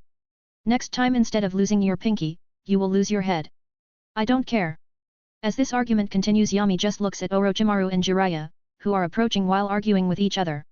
Orochimaru is wearing his Jonin uniform, while Jiraiya is wearing his usual attire, which consists of a green short shirt kimono and matching pants, under which he wore mesh armor that is visible at his wrists and ankles. He also wore handguards, a black belt, traditional Japanese wooden sandals, and a red haori with two yellow circles on each side. He is also carrying a large scroll on his back, and he wore a horned forehead protector with the kanji for oil, which denoted his affiliation with Mount Myaboku. Orochimaru just sighs at Jiraiya's foolishness. They all know how dangerous Yami can be and he still went to confront him. He could even expose our YMCA alliance. Yami is someone monstrous, we can't underestimate him at all. Thinks Orochimaru, while contemplating on how to get out of this. Finally he made his decision, and as Jiraiya was about to scream at Tsunade, that being the first thing that he would say to her in the last years that he hasn't seen her. But contrary to anyone's expectations, Tsunade just says. Yes, me and Yami were in a relationship, but not anymore. Immediately Jiraiya is frozen in shock, unable to move, and his mouth is wide open. Tsunade then is about to nudge Yami to come along as they walk hand in hand, but Yami doesn't wait for other people to do the leading. He is the leader. So he controls the situation as he and Tsuan walk forward. That was unexpected. Says Yami, as he has to regulate the genjutsu around them again. It was a genjutsu that is activated with the sound of his feet hitting the ground. It also only affects people with a chakra amount below genin level. Tsunade just sighs. I already shut him down dozens of times years ago. Plus there are more important things to talk about, tell me the facts about the night Hachi was conceived. Yami looks at the sky when he hears Tsunade ask him again. Whoosh. They both discover in a cack flash and appear in Yami's office. What is it with all of the theatrics, so there was something wrong with that night, or is Yami just doing this because he is bored with the Hokage duties? Thinks Tsunade, trying to figure out the truth. But Yami on the other hand, just walks towards the Hokage's chair and sits down in there while lying back and he puts his lugs on his empty desk. His office is not filled with any paperwork contrary to the time Hiruzen was the Hokage. Though Tsunade says that, Yami was still thinking. Why were the Orochimaru and Jiraiya that we met, shadow clones? I didn't know of that, what is going on? But he decides to put that thought for later as he just looks at Tsunade and says. Well, the fact is that A/N, just came back from vacation, expect a lot more updates now on? This was an old chapter written while I was on vacation. P.S. Like always, you get one chapter for that day if the story reaches 1000 power stones. Check out my p.a.t.r.e.o.n. Patreon.com/holyjoker. Join the Discord, https://discord.gg/m9hghrm. 184, Manipulating Tsunade. Chapter 184. Title, Manipulating Tsunade. Yami POV. I just look at Tsunade as I lie back on my comfortable chair. I can sense my clones all around the Hokage Tower, they are finishing some paperwork and renegotiating contracts from the previous administration and the previous Hokage made. Honestly, I never thought of it, but I am actually getting better with contracts and economics as my shadow clones negotiate things like this. My net worth is around 440 billion ryo now. Konoha is getting better and better, and of course cheap labor is being done in other lands where it is cheaper. I love capitalism. Anyway, as Tsunade is waiting for an answer from me, I think back on the night I had with her. That used to be the best night of my life, but I already have had better, I mean even my wife is better than Tsunade. Even though our relationship is a little stranded lately, especially with Kaiba's birth, and yep, he wasn't a reincarnated person either. I have had my mosquitoes keep an eye on every newborn in Konoha, and if they sense any abnormalities with them, it will be immediately reported to me. I even have some in the other villages, but sadly I can't follow every birth so far away, after all, I still have to be careful. So tell me, why the long silence? As Tsunade says that, I finally decide what to say. Obviously it's not the truth. I did after all predict that Tsunade might feel that something was fishy that night. I just look down regretfully when Tsunade asks that. The day Hachi was conceived, that is the day where I regret the most. My control over my lust slipped and it wasn't only you who was drunk and pushing for something more to happen. So no, you didn't do anything like RPE me. As I say that, I just sigh heavily. I get up and walk towards Tsunade, who hasn't sat down at all. As I am next to her, she has to look up at me, due to my height. Hachi, our son, is already dead, so get over it, Tsunade. I said to her, as I put my hand on her shoulder. But her eyes, who are now locked into mine, they narrow. And a frown appears on her face. Her eyes have anger behind them. So do what then, forget about him. Criticizes Tsunade, unwilling to do something like that. I just smile at this, and cup her cheek and wipe a tear that was about to slip out of her eye. No, but I am not someone to dwell on things that I don't like. Do you know what I do to things that I don't like? I kill and obliterate them. I obviously don't say that. But what I just decide to say. I change them. Tsunade looks confused at this, so I decide to further explain it to her. While studying medical ninjutsu I have come to a very shocking revolution, that death is only a state of being. Not something gone forever. I shall revive Hachi and then we can live together like a true family. I say to her as I envelop her in a deep hug, acting as if I didn't notice her shocked look. So I would like you to smile some more, Tsunade. Sokman now Tsund, fall in love with me. Become my ally, so I don't have to kill you, Tsunade. I am a liar, a thief, a lover, and a cheater, so I am not going to spare you, Tsunade, you have grown into an uncertainty. This is your decision, you are either with me or against me. Tsunade decides to hug me back slightly. I smile at this. I see, so you get to life, Tsund, unless you decide to act against me, that is. After that whole ordeal, Tsunade decided that she will live with me and she will take Shizuan with her too. I know that Shiori, my wife, will be abtch about me bringing 2 other women into our home. I have noticed that even though she is pregnant with my child, she has been planning to somehow leave me after giving me a child. Damn, why can't women just be as simple like in some fanfics in my first life? Just accept and be in my harem, don't cause so many unnecessary problems. Tsum and Shiori already are at each other's throats. Add Tsunade to that and we have a 3-way battle. But I don't really care for any of that, after all they are just my pretty little dolls. Their lives have zero importance to me. But my children are different, after all, I don't want them to feel like it's okay to treat women like I do. That will make my daughters think that it's okay to be worthless, so I usually treat my lovers nice and with love when they are around. Though Tsum still loves me unconditionally, she was raised for that after all. But Shiori is a whole different deal, she can't wait to go away from me, as soon as she sees a part of my real self. Hat. I guess I will have to kill her. It seems like I will need a new second wife, which woman will give me some advantage. Anyway, better deal with a new problem that has been rising up. The Jiraiya and Orochimaru that me and Tsuan met were both shadow clones. Why would something like that happen? I can easily spot shadow clones due to their emotions not feeling real and their soul being non-existent. It would be difficult for anyone else to notice, but quite easy for me. Also no people know about this, so that is a boon for me.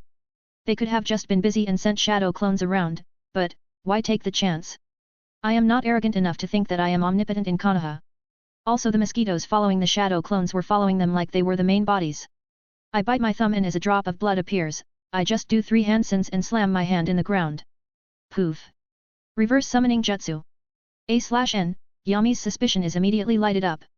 Just because Jiraiya and Orochimaru that he met are shadow clones. Which is pretty average for any jonin to have some shadow clones running around. But Yami immediately became paranoid about something that he didn't know. P.S. Like always, you get 1 chapter for that day if the story reaches 1000 power stones. Check out my p.a.t.r.e.o.n. Patreon.com/holyjoker. 23 chapters in advance. 185, Dominance. Chapter 185. Title, Dominance. Reverse Summoning Jutsu. Immediately I can feel my position change, and I am in a tree. With a strange house building like in front of me. Well, it isn't a tree house actually, I can hear the music coming from it and the sign which displays a mosquito with a beer in its hand, shows that it is actually a bar. This was an idea suggested by Shiro, on how to keep the summons relatively happy. Plus I already have so much money so buying the materials for the buildings isn't really a problem for me. I only allowed it because even though Shiro is a drunk, degenerate, scumbag, sinful, druggy, bastard dog, he will still have good ideas like this every now and then. I just casually go forward and open the door. Immediately loud music hits my ears, my eye just twitches a little. As I enter the club I see a lot of different creatures, from flies, fireflies, and even some strange bird-like creatures.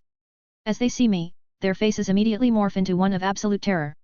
Even though most of them are bugs, and some frogs, not toads, every now and then, I can still see the terrified look that they have on their non-human faces.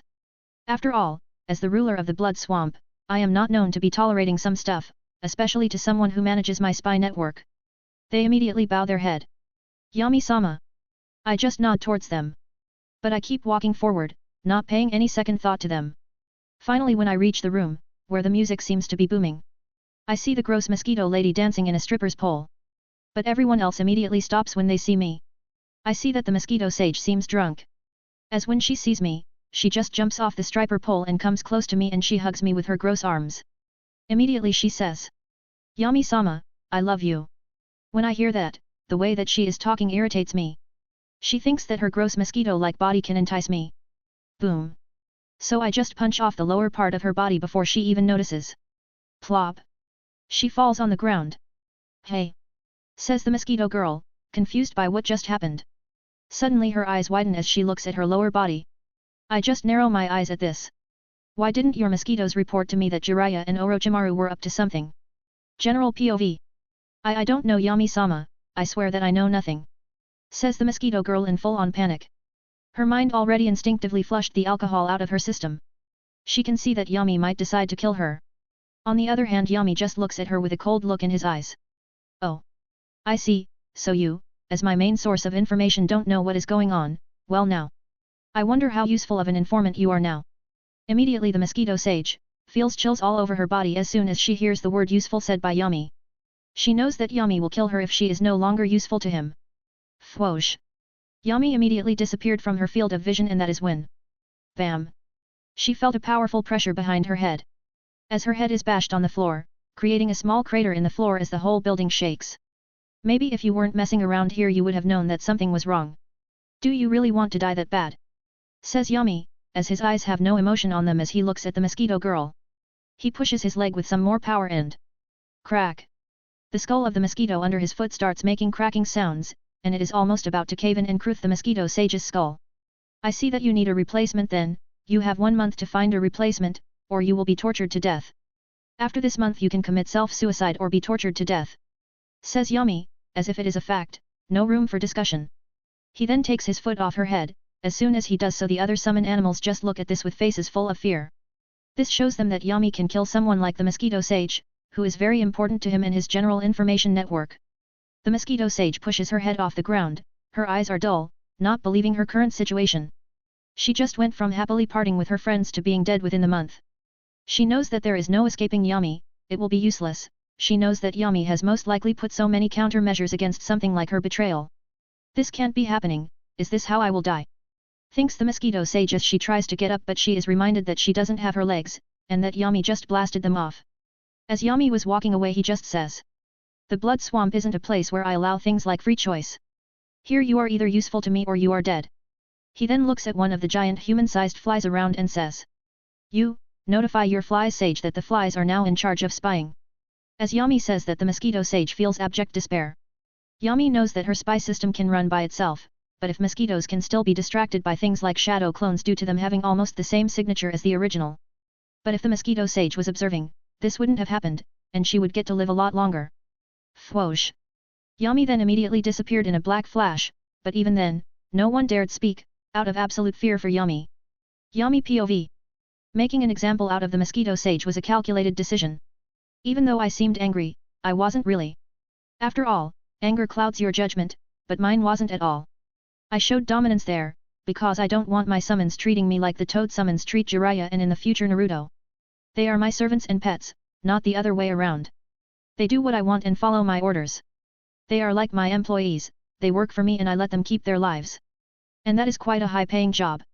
After all, not a lot of things are worth more than life, to most people at least. Sigh. Why can't people work at 100% efficiency without being threatened? I mean, I would treat them good and with love if they worked harder, but that is just a lie. Treat your employees softly and they will walk all over you. TCH. I guess that I will have to investigate myself on this case at what Orochimaru and Jiraiya are up to. Author note. Power, dominance, alpha, cold, ruthless, selfish, that and much more, that is Yami. Also we see that his summons fear Yami to death. Also the mosquito sage was partying because of the stress she has with having Yami as a boss. Sadly she relaxed too much. P.S. Yami isn't omnipotent, this shows that he has a structure on how he observes. 186, Shiro settles down. Chapter 186. Title, Shiro settles down. Just like this 4 years passed, Yami is now at the age of 27. Konoha is a whole different place from it looked more like a modern city with all of the high buildings and dozens of skyscrapers. The Hokage was one of those skyscrapers with 130 floors. Konoha has already become something of a powerhouse on its own, even without the Land of Fire. Its economical power has become terrifying, its Hokage, Yami Inyazuka has been credited to it. The Hokage now has as much power as the daimyo has. Thankfully there seems to be no conflict between the two, or the people might be worried. Well, they do know who will win, it will be Yami Inyazuka, he has a 91% approval rating. He has put so many nobles out of power and put smart people in there that have risen the local economy by over 900% in just 4 years. Konoha's army has also never been stronger, many new talents have come out, though most of them are from the Inyazuka clan. But no one questions that, and if they do, they usually suffer fatal accidents. As the son-in-law of the daimyo, Yami has had one child with his wife. Though there are rumors of him sleeping around, in the eyes of the public they are just that, rumors. On inside of the skyscraper Hokage Tower, Yami is currently drinking something that looks like wine, grape juice. He just looks at Konoha below him, who even though it is still called a village, Konoha is not one, it is a city with decades above its peers. It is the NR.1 village in economy, army, population, growth, and anything else anyone can think of. Finally, I have everything under control. Thinks Yami, as a smile appears on his face. The 5 great ninja villages are only so in name, Konoha is above them all. His plan's gone perfectly, no one here is to oppose him. No hidden enemy, he has hundreds of plans for the future. Everyone is dancing at the palm of his hand, everything under control. The people love Yami, as he has improved Konoha in such a major way that some people call him the perfect Hokage, and no scandals have ever been revealed. Also his power, political, has grown to something unrivaled. Secret organizations like YMCA have been taken care of from Yami having the organization infiltrated from the inside. He didn't wipe it out, after all he would have an organization against him that he can control than one he can't. Hiruzen and Jiraiya are running the organization, Orochimaru having pulled out, in order to concentrate on his experiments. The YMCA organization never accomplished anything, and didn't limit Yami's power at all. When Orochimaru saw that, he immediately figured out that these technical difficulties and delays he immediately left. He already figured that Yami already is under the control of it. Orochimaru is currently in one of his labs. He is actually outside of the Land of Fire, on a mission, knowing that anywhere in the Land of Fire he will be under Yami's eyes and control. TCH, I should run away from Konoha soon and become a missing ninja. No other choice left, I am already pressured to go into the new research department. Thinks Orochimaru, as his brows frown, he needs to hype himself to get the courage to run away from Konoha. He knows that Yami will immediately start hunting him down. If he starts hunting me, I am not even 10% sure I can escape him. Yami will become like a madman, he will chase me to the ends of the world. But, if I keep down my head for 4 years after escape, he should let his hunt dissipate. I can only hope that he will get bored of chasing me. Or I will have to run for the rest of my immortality. Contemplates Orochimaru, trying to predict if he will be able to outrun Yami. On the other hand, even with all of this scheming going around, in the slums of the city, where usually the lower income families live, there is a surprisingly high-quality strip club, called Shiro's Fur Smells Nice. There is someone who is living his life leisurely, not worrying about plots, plans, or assassinations. He is just a simple white-furred dog, he is just standing on a cushy couch. There were a couple of dog and cat girls all around him. Shiro just seems to be drooling. They are actually all cats or dogs who can use the transformation jutsu. So people with furry tastes come here. Shiro already made a deal with the cat summons. When he wants to he can be surprisingly convincing. When you live with Yami all of your life, you pick up a couple of things. Wait. I can think straight again. I need some more alcohol in my system then. Thinks Shiro, as he is slightly sobering up. He hasn't been sober in 2 years. The last time he was sober was at the time he had to ask Yami for a small loan of 50 million ryo to open up his dream strip club. Of course he spent 40 million in a 1-year spree of hookers and cocaine, but after that he was ready to leave behind his wandering ways and settle down. He was getting quite up on his years, so he settled down by opening a strip club. So he doesn't have to be sober anymore when he has to ask for Yami's monthly check, he is self-sufficient now. Ah, this is the life. I am living the dream. Thinks Shiro. Hey. Chikuba, come and lick some honey off my tits. Calls out Shiro to some cat girl. But on the other elemental lands, in the hidden rock village, the Tsuchikage and the elders have all gathered here to discuss the topic of Yami Inyazuka and Konoha's recent rise in power. Oniki just looks at the elders and takes out a scroll, throwing it towards them to read it. This is the latest information our Konoha spies sent us. Says Oniki as he has an extremely annoyed look on his face. When they open the message, the elders immediately frown as they read the letter. Hey, Yami here. Anyway, this spy was killed and tortured for information too. This one lasted 3 days. Okay, who am I joking, he lasted like 2 minutes. We had a Yamanaka on the scene. P.S. Still open for a trade deal? I am, that's for sure. Just imagine. Konoha having IWA under its foot. I mean, we as equal allies. The letter continues with half a said written messages. There are even some food stains in it. Showing that Yami was writing this while he was eating most likely. They immediately think of attacking Konoha and starting another war. But that thought is quenched as soon as it comes. Konoha is way more powerful now that Yami is in charge, and attacking it would he dumb. As unlike Hiruzen, if Konoha wins the war, Yami will be ripping apart the other lands like he was cutting a cake, he definitely wouldn't be polite about it. This is the fear that keeps them from starting another war. They know that with Hiruzen, they just need to act angry and Hiruzen will give in, because he doesn't want to continue the war. But Yami is a whole different story. A/N, time is passing and Shiro has finally settled down, in his own way. At least he is living his own life. Also the other elemental nations are a joke to Yami, he spends his time fucking around with their spies since he has nothing better to do. Next chap we will see Naruto and Yami's plans will advance by another step. P.S. I know it is a big time skip, but I do want to finish this story soon. P.P.S. Like always, you get 1 chapter for that day if the story reaches 1000 power stones. Check out my p.a.t.r.e.o.n. Patreon.com/holyjoker. 23 chapters in advance. 187, Unkillable. Chapter 187. Title, Unkillable. Yami POV. It truly is amazing seeing the results of my actions. Konoha is stronger than ever, mostly due to my knowledge of economics and technology. I just sigh and go away from the window and back to my desk. I surprisingly have a lot more free time as Hokage than when I was your average S-rank ninja. My office has a one-seat couch with my desk being white and well-refined, and then there is the Forbidden Scroll. It honestly surprised me a little. In the story, when Naruto gets the Forbidden Scroll, he learns the Shadow Clone Jutsu. It is made seem like there is only one Forbidden Scroll, but actually every forbidden technique in Konoha has its own scroll, so even if someone was somehow able to steal one, it would only be one technique. They are all in way fakes. It is said that Orochimaru read the Forbidden Scroll, but he only knew Edo Tensei. He most likely assumed that the one in the Hokage's office is a fake, and thought that he found the location of the real one, which actually had the Edo Tensei. I knew it. No one is really dumb enough to put all of their techniques on one Forbidden Scroll. And only the Hokage knows all of the secure locations of the Forbidden Scrolls. The second was really smart, coming up with such a clever illusion of hiding scrolls. I finally go and sit down on my comfortable couch. I smirk a little as I see the shadow my hand casts. I didn't want to be Hokage to make Konoha better or something like that. I could care less about Konoha. But the place is my base of operations where I have absolute power, so I will keep it. Even with the Nine Tails attack, everything was planned. Minato and Kushina dying was also all according to plan. If either of them somehow survived, I would have killed them. I don't hate either of them. But I need to keep at least a semblance of what the future will be. After all, future knowledge is my ultimate weapon, and I am not going to give it up just for Minato or Kushina. I mean, sure, Naruto will not have any parents, and I should care? It seems more like someone else's problem than mine. Also, I did let the Nine Tails attack destroy quite a bit of the businesses I own in Konoha. After all, it would seem suspicious if I somehow saved my businesses or I sold out successful businesses before the Nine Tails attacked.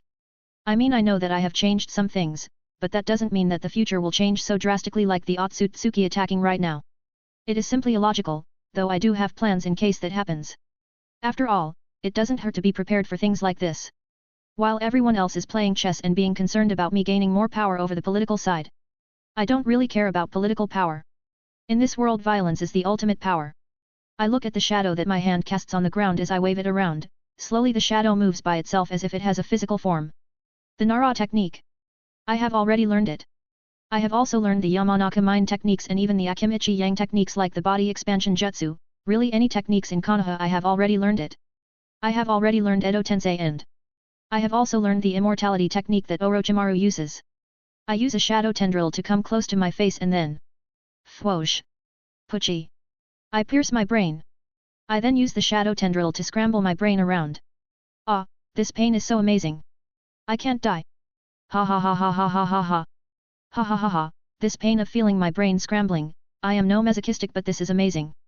I used Orochimaru's technique to immortalize my mind. The only way I really know how it is even possible to kill me now is to use the Reaper's Death Seal. I have already learned so many S-rank ninjutsu forbidden techniques, and I did this the smart way. I became Hokage, so no one can tell me that I can't learn these techniques. Nor will anyone make me a missing nin because of it. Ha ha ha ha. This was my plan all along, with 100% benefits for me and with almost no downside for me. Knock knock. Suddenly I hear a knock on the door. I immediately withdraw the shadow tendril from my brain and let it regenerate. As it does so, in a split second it completely heals and even my brain gets back to perfect shape. Soon I will implement the Byakugan, since no matter what I can't have any brain damage now. Come on in. I say as I pull out some paperwork and act like I am working. That is when my hot blonde secretary, she wears a business suit, she is a Yamanaka, I have already fuked her. I could go another round with her. But now is not the time to do so again, as I see a child around 4 years old hiding behind her embarrassingly. I just smile sweetly at this and say, "Who is the little guy that you brought with you, Anami-chan?" She just raises a questioning eyebrow at this. I just narrow my eyes at her. What bitch, you were literally choking on my dick 2 hours ago. So don't act like such an annoying wh-re. She just sighs at this. Yes, I have had her keep an eye on some things around here, and the kid behind her, yeah, the kid behind her is a 4-year-old Naruto. Yeah, since Hiruzen already announced that he was the Nine Tails Jinchuriki, he hasn't had an easy road. But the Inyazuka are always nice with him, so it doesn't affect him as much as it did in canon. Also Kaiba and my other son, who are the same age as him, they are friends. Plus some other of the orphans are good friends with Naruto. So there is that, also a bunch of propaganda that I regularly shove down people's throats. After all, I do control every news channel in Konoha. That is when Anami understands what I mean, and she gently nudges Naruto forward. Naruto-chan, say hello to Yami-sama. He is the Hokage. Naruto still seems nervous, so Anami decides to continue saying. He is also Neri's and Kaiba's dad. When she says that, Naruto seems to lose some of his nervousness and says, "Hi Sir Yami." I just smile at him. His blonde hair and whisker making him look like a pet, reincarnation of Azura. You will be very useful to me. Author note. Getting closer and closer to canon, soon the ending will come, but why do I feel so sad? Also Yami is pretty much unkillable, you could splatter him, but he would still regenerate himself. Also Neri is Yami's son with Shiori. Explanation, some of you are saying that Yami can't make Shiori like him enough to allow other women on his bed and comparing him to some people in real life who can actually do that. Well, let me tell you something, some men like to get cooked, women are the same too. Some of them have some issues and allow their men to go and fouquet around. You make it seem like women just can't wait to see her man fouquet someone else? It doesn't work like that, brothers. Women and men are the same in this thing. They don't like their partners effing someone else. I strive to make this story realistic, okay? Also, for example, Tsum doesn't mind Yami cheating on her.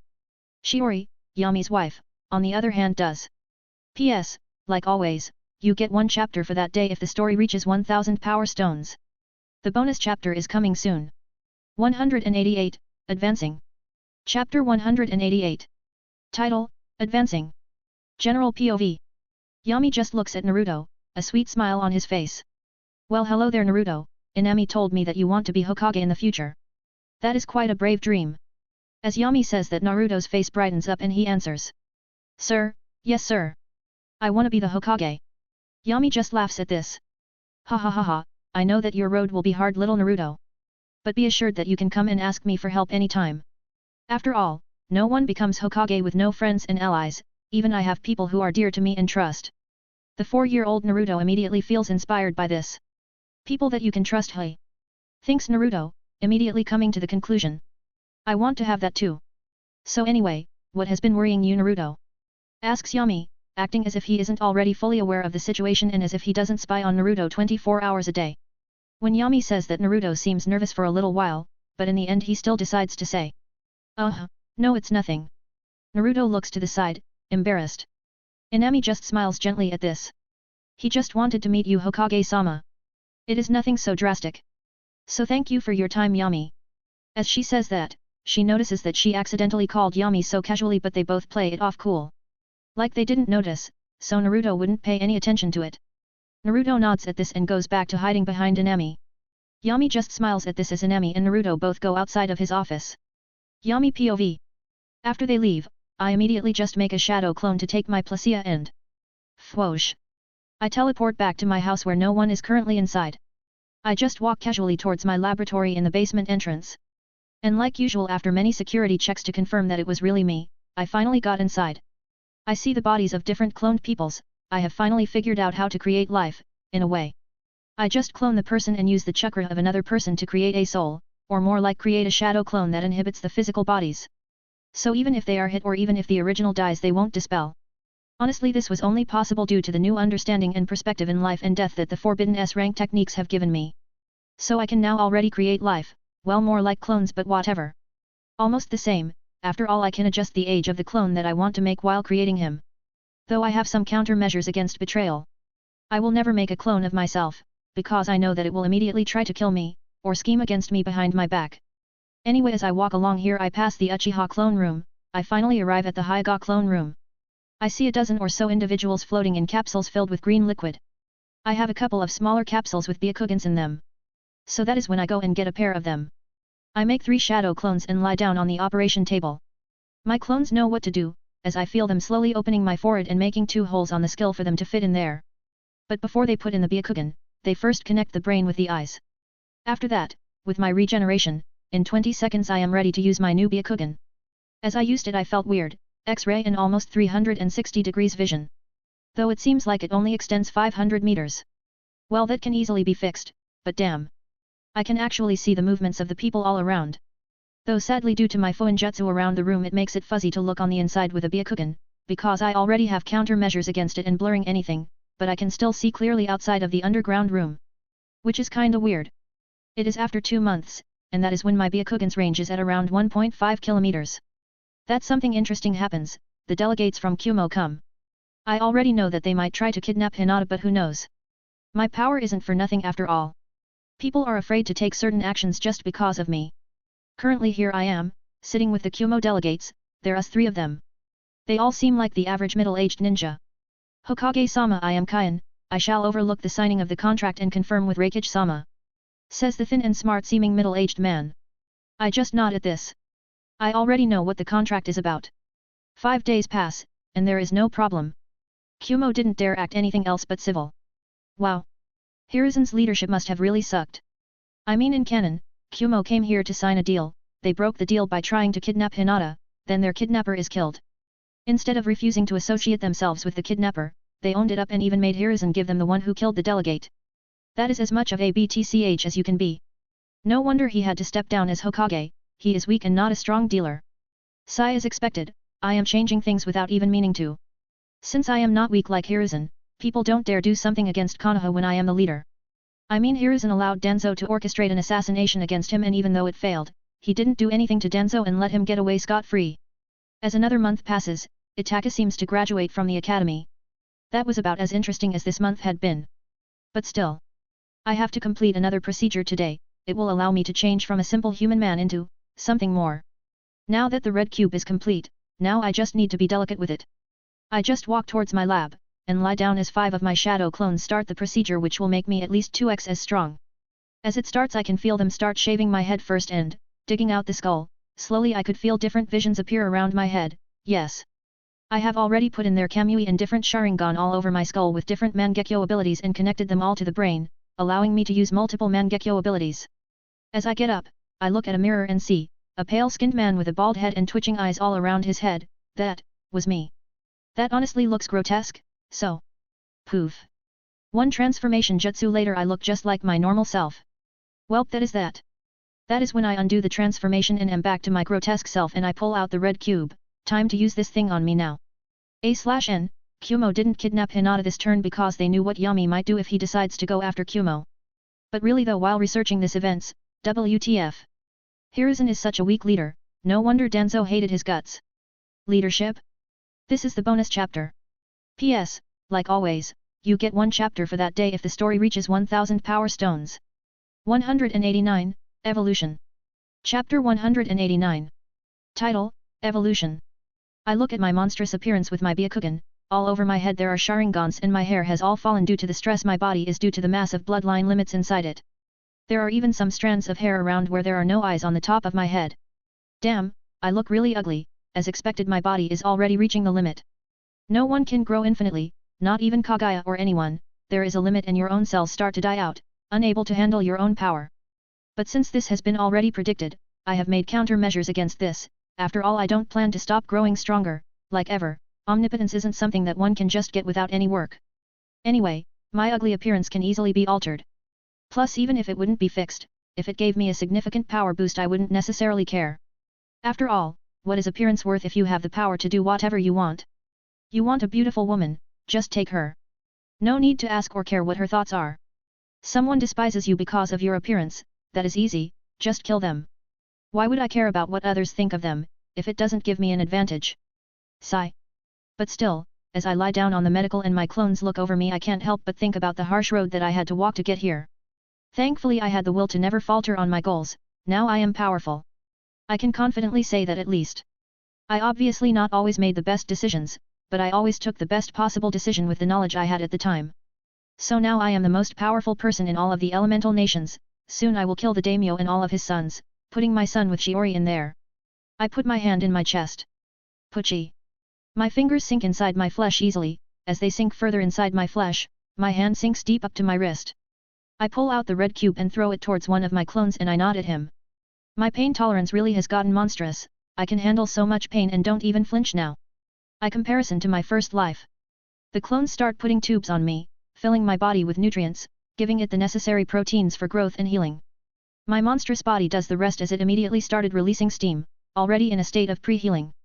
Slowly one of my shadow clones controls the cube as the Fuinjutsu starts rotating around it. Slowly a strange energy is created by the cube and Whoosh! Like a blast the energy flows into me. I can immediately feel the changes in my body. I wince a little, but the pain isn't that bad. All of my body hair starts falling and my skin starts cracking, black oily sweat comes out of my skin, my body starts getting thinner and thinner. Until it seems just like skin and bones, even the hard-built muscles deteriorate. This cube has many abilities of the countless treasures that it has absorbed but its main ability is evolution. It forces the cells of the body to evolve. With the soul of the Zero Tails as a conductor, it is in a way, something that forces the body to evolve to its perfect form available to it. Slowly my muscles start building up, at a speed that is visible to the normal eye. Like worms crawling below my skin, my body starts healing and repairing it, black blood flows from my eyes, nose, and mouth. One of the clones notches another and says, "This is gross." The other just gives him a side glance, well more like a glare as he says, "Shut up." The other clone looks a little down and nods. Just trying to lighten up the mood. "Well, you are doing a shtty job at it. What if we die? Don't detract us anymore, either shut up or get out, you are an eyesore." General POV. It takes 2 hours for the procedure to be finished. At the end of it, Yami is surrounded by shed skin. He smiles at this, he has an extremely pale skin as if it is painted with white, he also has no hair at all on his body. SHT. I don't even look human anymore. He then mentions one of his clones to stab him. They oblige and... Fwoosh. The kunao is stuck on the strong skin, the clone pushes a little more and is finally able to draw a little blood. Yami smirks at the results. The evolution cube seems to be as useful as expected.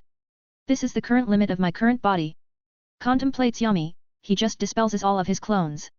He gets up and senses that his chakra has grown exponentially, his natural body is beyond what is imaginable for a normal human. Chakra is miraculous and has many different jutsu that can be used with it, that you can say that the techniques are endless. Evolution is something that is possible, especially with the zero-tailed soul who can create dark chakra which forces change in one's body. Yami simply closes his eyes and takes a deep breath. Slowly his bald head is filled with black hair and the eyes are all dragged on the inside of his skull. Slowly under his skin he creates a type of exoskeleton. His skin color changes and his face returns back to normal, he can manipulate every single cell on his body. Can I even be physically called a human anymore?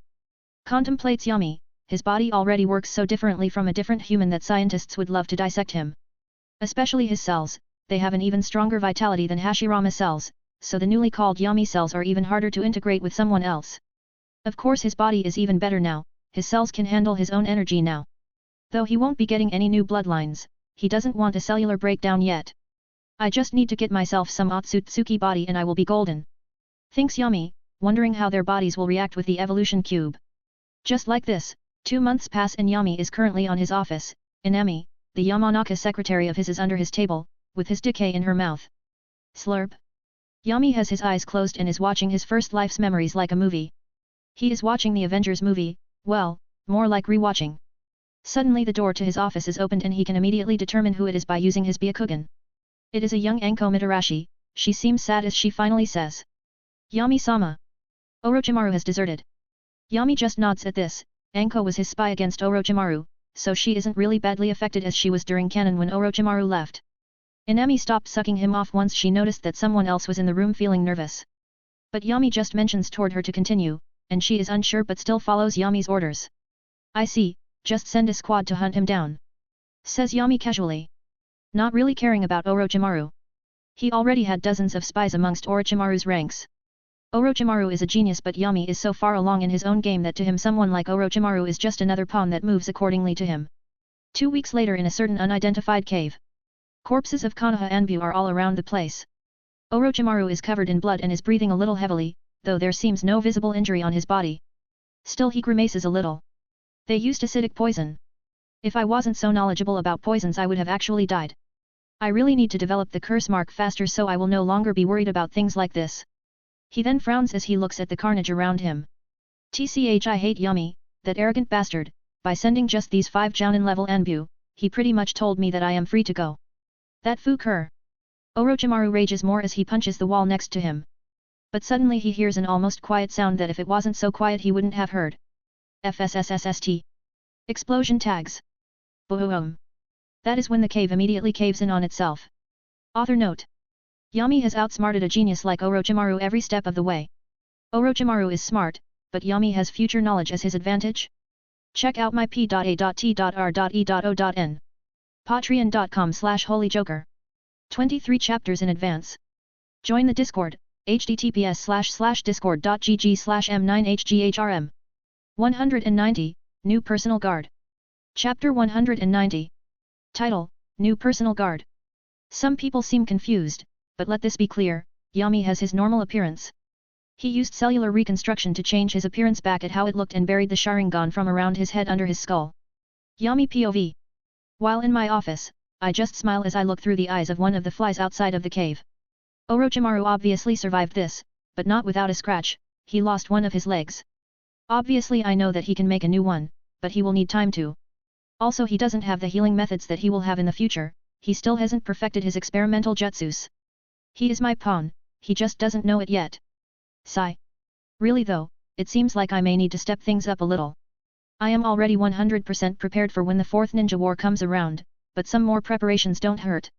Also I have a certain seedling that I have been helping to grow. I sense the hydration I have close to that person and Fwish. I disappear in a dark flash. When my view changes, I see that I am in a dark room. With a man sleeping on his desk, he has different books about chakra and chakra theories all around him. I immediately activate the Byakugan and as a side effect, veins appear on my forehead.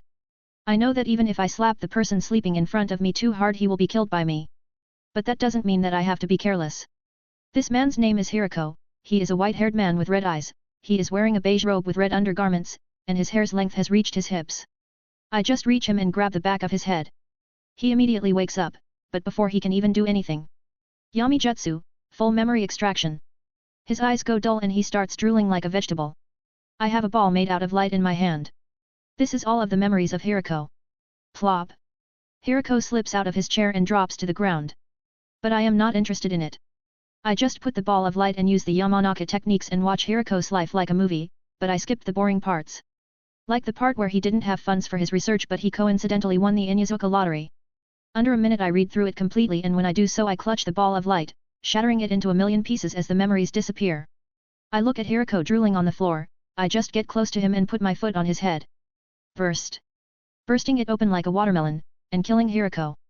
Well, I got the chimera technique that I wanted from him. I am thankful to him, he did spend his life working for something and I got the results of his hard work.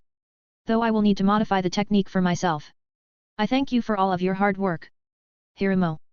You will be remembered for it by me. Since that day 1 year has passed and here I am. At the age of 28. I am currently in my office, looking at the young ninja in front of me. He has just recently graduated to Chunin, it is Itaki Uchiha. Itaki POV. Though I keep a calm exterior look, I can't help but feel as if I am being read like an open book. Being in front of the Hokage really is something else. Even though I have already met the 3rd Hokage, Hiruzen Sarutobi, the old man gives a friendly vibe, contrary to the 5th Hokage, Yami Inyazuka, he has a whole different feel about him. I feel myself as if suffocating on air, his presence is overwhelming. No wonder he is known as the best Hokage Konoha has ever had. I still remember when we first met. I asked him about the meaning of life, and he kicked me off a cliff. A very drastic way to teach someone, but at the same time it is very efficient. It helped me understand that life is precious, and no one wants to die, not even me. So, Itaki, says the Hokage, pulling me out of my thoughts. You seem to be a Chunin now. At this rank there are a lot of options that you can choose to go through.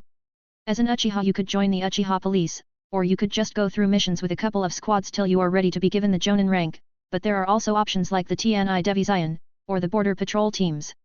As he says that the Hokage has a serious look on his face as he gives me all of the possible options that I have for the future. I think through all of this, but I already have chosen.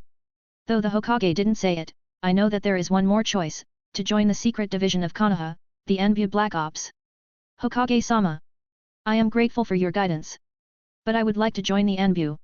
As I say this I bow my head slightly to show respect to the Hokage and that I don't mean bad nor do I think of his advice as useless. When I look at him, I see that the Hokage has a strange smile on his face. He doesn't seem surprised at all by what I said. I guess you have made up your mind, haven't you?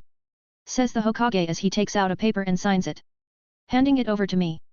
I just nod at him and go over to take the paper. When I read it, my eyes widen as I read the last part of the paper. Name, Itaki Uchiha. Rank, Chunin. Devizion, Anbu. Role, Hokage's personal guard. I look at the Hokage and see a mischievous smile on his face. I must say that you will make a good addition to the team, isn't that right guys? Suddenly out of the shadows dozens of Anbu come out. They just nod without saying anything, there are no defining characteristics for any of them. They even wear the same blank mask with the Inyazuka tattoos on the mask. General POV. During this time on another place in Konoha, in the Jounin restaurant, there are 3 people sitting together in their own booth. One of them is a female with black slightly spiky hair, She is a fair-skinned woman of slender build. She has long black untamed hair reaching her upper back, and very unique eyes that are red in color, with an additional ring in them. She wears makeup consisting of red lipstick and purple eyeshadow. Her outfit consists of a red mesh armor blouse with only the right sleeve visible. Overall, this is very broad material which resembles bandages with a pattern on it similar to those of rose thorns. Her hands and upper thighs are also wrapped in bandages and she wears the Konoha forehead protector and regular shinobi sandals. She is Kurane Ui. She is currently 19 years old and is a well-known jonin of Konoha. Ah, I hate it. Yami-sensei hasn't called me at all. Not to even talk for the last month. That is so annoying. Says Kurane, and it is apparent that she has had a little too much to drink, shown so by the way she talks about Yami. Author note. Yami's student's age is so you don't have to look it up. Kurane is at age 19. Asuma is at age 19. Guy is at age 18. 191, Uchiha Clan. Chapter 191. Title, Uchiha Clan. Next is Guy who is just wearing his usual green jumpsuit and his usual bowl-cut hairstyle. Didn't you go to your Yuki's birthday? Says Guy, since Yami always invites his students to any party as they are like his protege and his pride. They have, after all, made quite a name for themselves as elite jounin of Konoha and, as Yami's students. When Kurane hears Guy ask her that she grimaces. Yeah. I was invited, but Shiori, Yami's wife, was staring daggers at me the whole time. Asuma on the other hand has his head on the table. Yami goes to each of his children's birthdays and spends time with them. My dad, Hiruzen, didn't even come home most of the time. Guy just shrugs at what they say. You guys are weird. Yami invites me to his daily youthful training and we even discuss taijutsu techniques together. Kurane immediately looks at Guy with a fire lit in her eyes. Can I join? When are the meeting times? Says Kurane, even though it seemed like she was asking. In reality she was just stating her decision. Guy just shrugs again and eats some beef that is brought over by a waiter. It's usually in the morning, on top of the Hokage mountain. Though I can't promise you anything. Sometimes he is there and sometimes he is not. Kurane nods at this. But there must be a rhythm to his meeting times and if I can only figure it out, I can meet up with Yami-sensei whenever I want. Asuma's head is still on the table as a river of tears flows from his eyes. Ah, today really sucks. Guy just takes another plate of food that he ordered and starts eating it, and he gives the waiter the plate that he already finished. Wouldn't it be easier to just go to the Hokage tower and ask to meet him? Says Guy, wondering why Kurane even goes to all of this trouble. Yami is truly free most of the time and he knows it, since he is regularly invited by Yami to teach Kaiba Taijutsu. No. You don't understand. If I do that I will seem too desperate. Says Kurane, trying to think of a way on how to meet Yami regularly, while at the same time away from his wife Shiori, who is like a bloodhound against any woman that approaches Yami. Snore, that is when Asuma starts snoring, signifying that he is asleep. Guy just orders another plate and Kurane gets annoyed at this. Don't you ever stop eating. This wakes Asuma up. Hey. What's going on? He says while still half asleep and with a lot of alcohol on his system. But when he sees that nothing is going on he just goes back to sleep. Snore. Kurane notices that people from the other booths are looking over, so she settles down and says quietly. Can't you listen to my problem seriously for once? Guy shrugs again, for the dozenth time today. I dunno what you want me to do. I just told you. Go and meet Yami, why are you so stressed about it? You were his student and he taught you countless genjutsu. Why are you acting so awkward about it now? You are like an academy fangirl. Kurane grabs her head in frustration at this. Ah, you don't understand anything. As Kurane hangs her head down on the table. Another female voice comes and says. Hey, whatcha all going? When she hears this Kurane looks up and sees that it is just Anko. Oh hey Anko, it's just that Kurane doesn't know how to get in contact with Yami. Says Guy, explaining to her the situation as Anko just sits down next to Kurane. Can't she just go and ask to meet him? Suggests Anko. That is what I said. Inputs Guy. But that will make me seem desperate. Explains Kurane, in a sad mood. But you are desperate. Says Anko, as she too orders some food for herself. Hey. I am not desperate. Whines Kurane. Anko just shrugs at this. Whatever makes you sleep at night, but, doesn't Hokage-sama have like the daimyo's daughter as a wife and Tsum as his lover? Or is she his concubine? Side chick? What even is she? Kurane's mood immediately flops down when she hears that. Ugh. Don't remind me of that. Yep, you are delusional. You can't see reality. I work in the TNI Devizion and I must say that Hokage-sama might also have something going on with that hot secretary of his. Informs Anko, with a devilish smile on her face. Also, One time I heard strange moans when I was outside of the Hokage's office, and when I opened it, the secretary had disheveled hair and was breathing heavily. They were definitely, you know. Ack. Don't tell me that. I don't want to know it. Says Kurane, getting more anxious and annoyed the more Anko talks. Anko decides to add fuel to the fire by saying. Also, going after a married man? Never took you for that kind of girl, Kurane. Kurane just looks sad at this, she seems genuinely sad. That makes Anko cringe a little. She didn't want it to go this far, she just wanted to tease Kurane a little. Yami, always treats me like a kid. I am 19 now. But whenever we meet he still treats me like I am half my age. Whines Kurane, as a certain sadness is apparent in her eyes. On the other hand Yami, who is still in his office, is thinking of something else. Yami POV. The Uchiha clan, they don't really act against me. But, they are dangerous, I absolutely fear their power. Any Uchiha with a Mangekyo Sharingan is one Uchiha too much. After all, when the next person gets Kota Amatsukami he might not be as stupid as Shisui to tell other people his ability. That would be too dangerous for me, it could ruin my plans. I already have Sharingan farm with the Uchiha that I clone. Well that is simple then. I just massacre them all. But at the same time it is not that simple, manipulating Ataka to do it is simple. But I will need someone to take the blame when the truth eventually comes out. After all, I mean sure I can easily handle an angry Sasuke or Ataki, why take the risk? Danzo is dead so I will need someone else. I will also need to discreetly manipulate Konoha's population to have a more negative opinion on the Uchiha. That will push the Uchiha over the edge and then they will most likely plan a coup d'etat, and try to overthrow me. But at the same time my reputation will work against me. The Uchiha wouldn't dare go against me, they know that I can single-handedly crush the whole clan with low difficulty.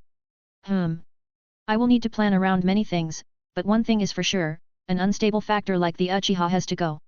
Author note. Anko is age 15. Also we see that the MC has decided to kill the Uchiha clan. He doesn't hate them, nor have they gone against Yami in any way. They are simply too dangerous for Yami to let them live. The danger of a Mangekyo like Kota Amatsukami or something strong like that appearing is very dangerous to Yami, so he is planning to take care of this problem. P.S. Like always, you get one chapter for that day if the story reaches 1000 power stones. Bonus chapter will come out soon. 192, Say My Name. Chapter 192. Title, Say My Name. 2 months pass after Yami comes to the conclusion that the Uchiha should be eliminated. During this time the only noteworthy event that happened was that Zabuza failed the coup in Kiri. He tried to make changes but he failed, that is when people who are weak try to do something big. So he became a missing nin, to be hunted for the rest of his life. Inside of the Uchiha clan compound, in the clan head's home. With Fugaku doing his work on the police force, Mikoto looks at her son, Itaki as he is sleeping on the porch. With Sasuke also sleeping next to him. Even though Itaki was tired from his work he still helped his little brother train. Seems like being Yami's bodyguard is quite tiring it seems. Thinks Mikoto, as her mind wanders she can't help but think about Yami. More specifically she is remembering something that they did when they were younger. To this day that is something that she extremely regrets. She remembers how embarrassing it was to have Yami at her wedding. Him having a polite smile on his face during the wedding but when she looked at his eyes once, she could see the endless amusement that Yami was feeling at that moment. Just like this a couple of months pass and in one of the training grounds Guy is sparring with Yami. Kurane is there too, she is just watching them, but she can't follow either of them clearly. Yami was in his base form and his strong body is easily able to keep up with a 6th gate Guy. As they are engaging in close quarters combat. In a split second Guy jumps back and he starts punching the air until heat is produced by the speed and slowly fireballs are created from it and start going towards Yami. Morning Peacock. The sky is covered in hundreds of little fireballs. Kurane sees this and decides to make an earth wall around her. Just in case any fireballs jump through to her. But she still keeps an open part in her defenses so she can see Yami. Yami on the other hand is completely calm as he sees the sea of fire coming towards him. His leg muscles just swell twice their normal size, and he does a strong wide kick towards the fire, creating a giant gust of wind. Leaf whirlwind. Whoosh. The wind hits the fire and due to the strong wind, the fire changes direction.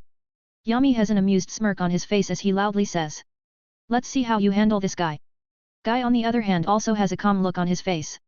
After all, Yami has always taught him that he must act calm during battle. Other things become secondary, he must have 100% concentration on the battle. I am currently midair, how do I solve this? Thinks Guy as he tries to come up with something, but he can't come up with anything. That is when he remembers that Yami always told him that if you can't come up with something, then brute forcing your way out of the situation is better than doing nothing. 7th gate, Gate of Wonder open.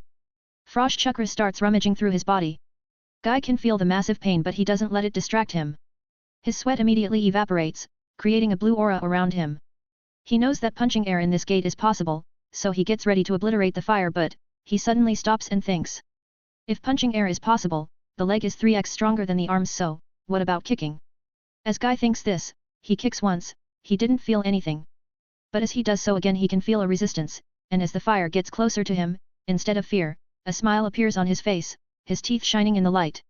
The third time he kicks the air. Pow! He disappeared at this as the fire covered his previous place.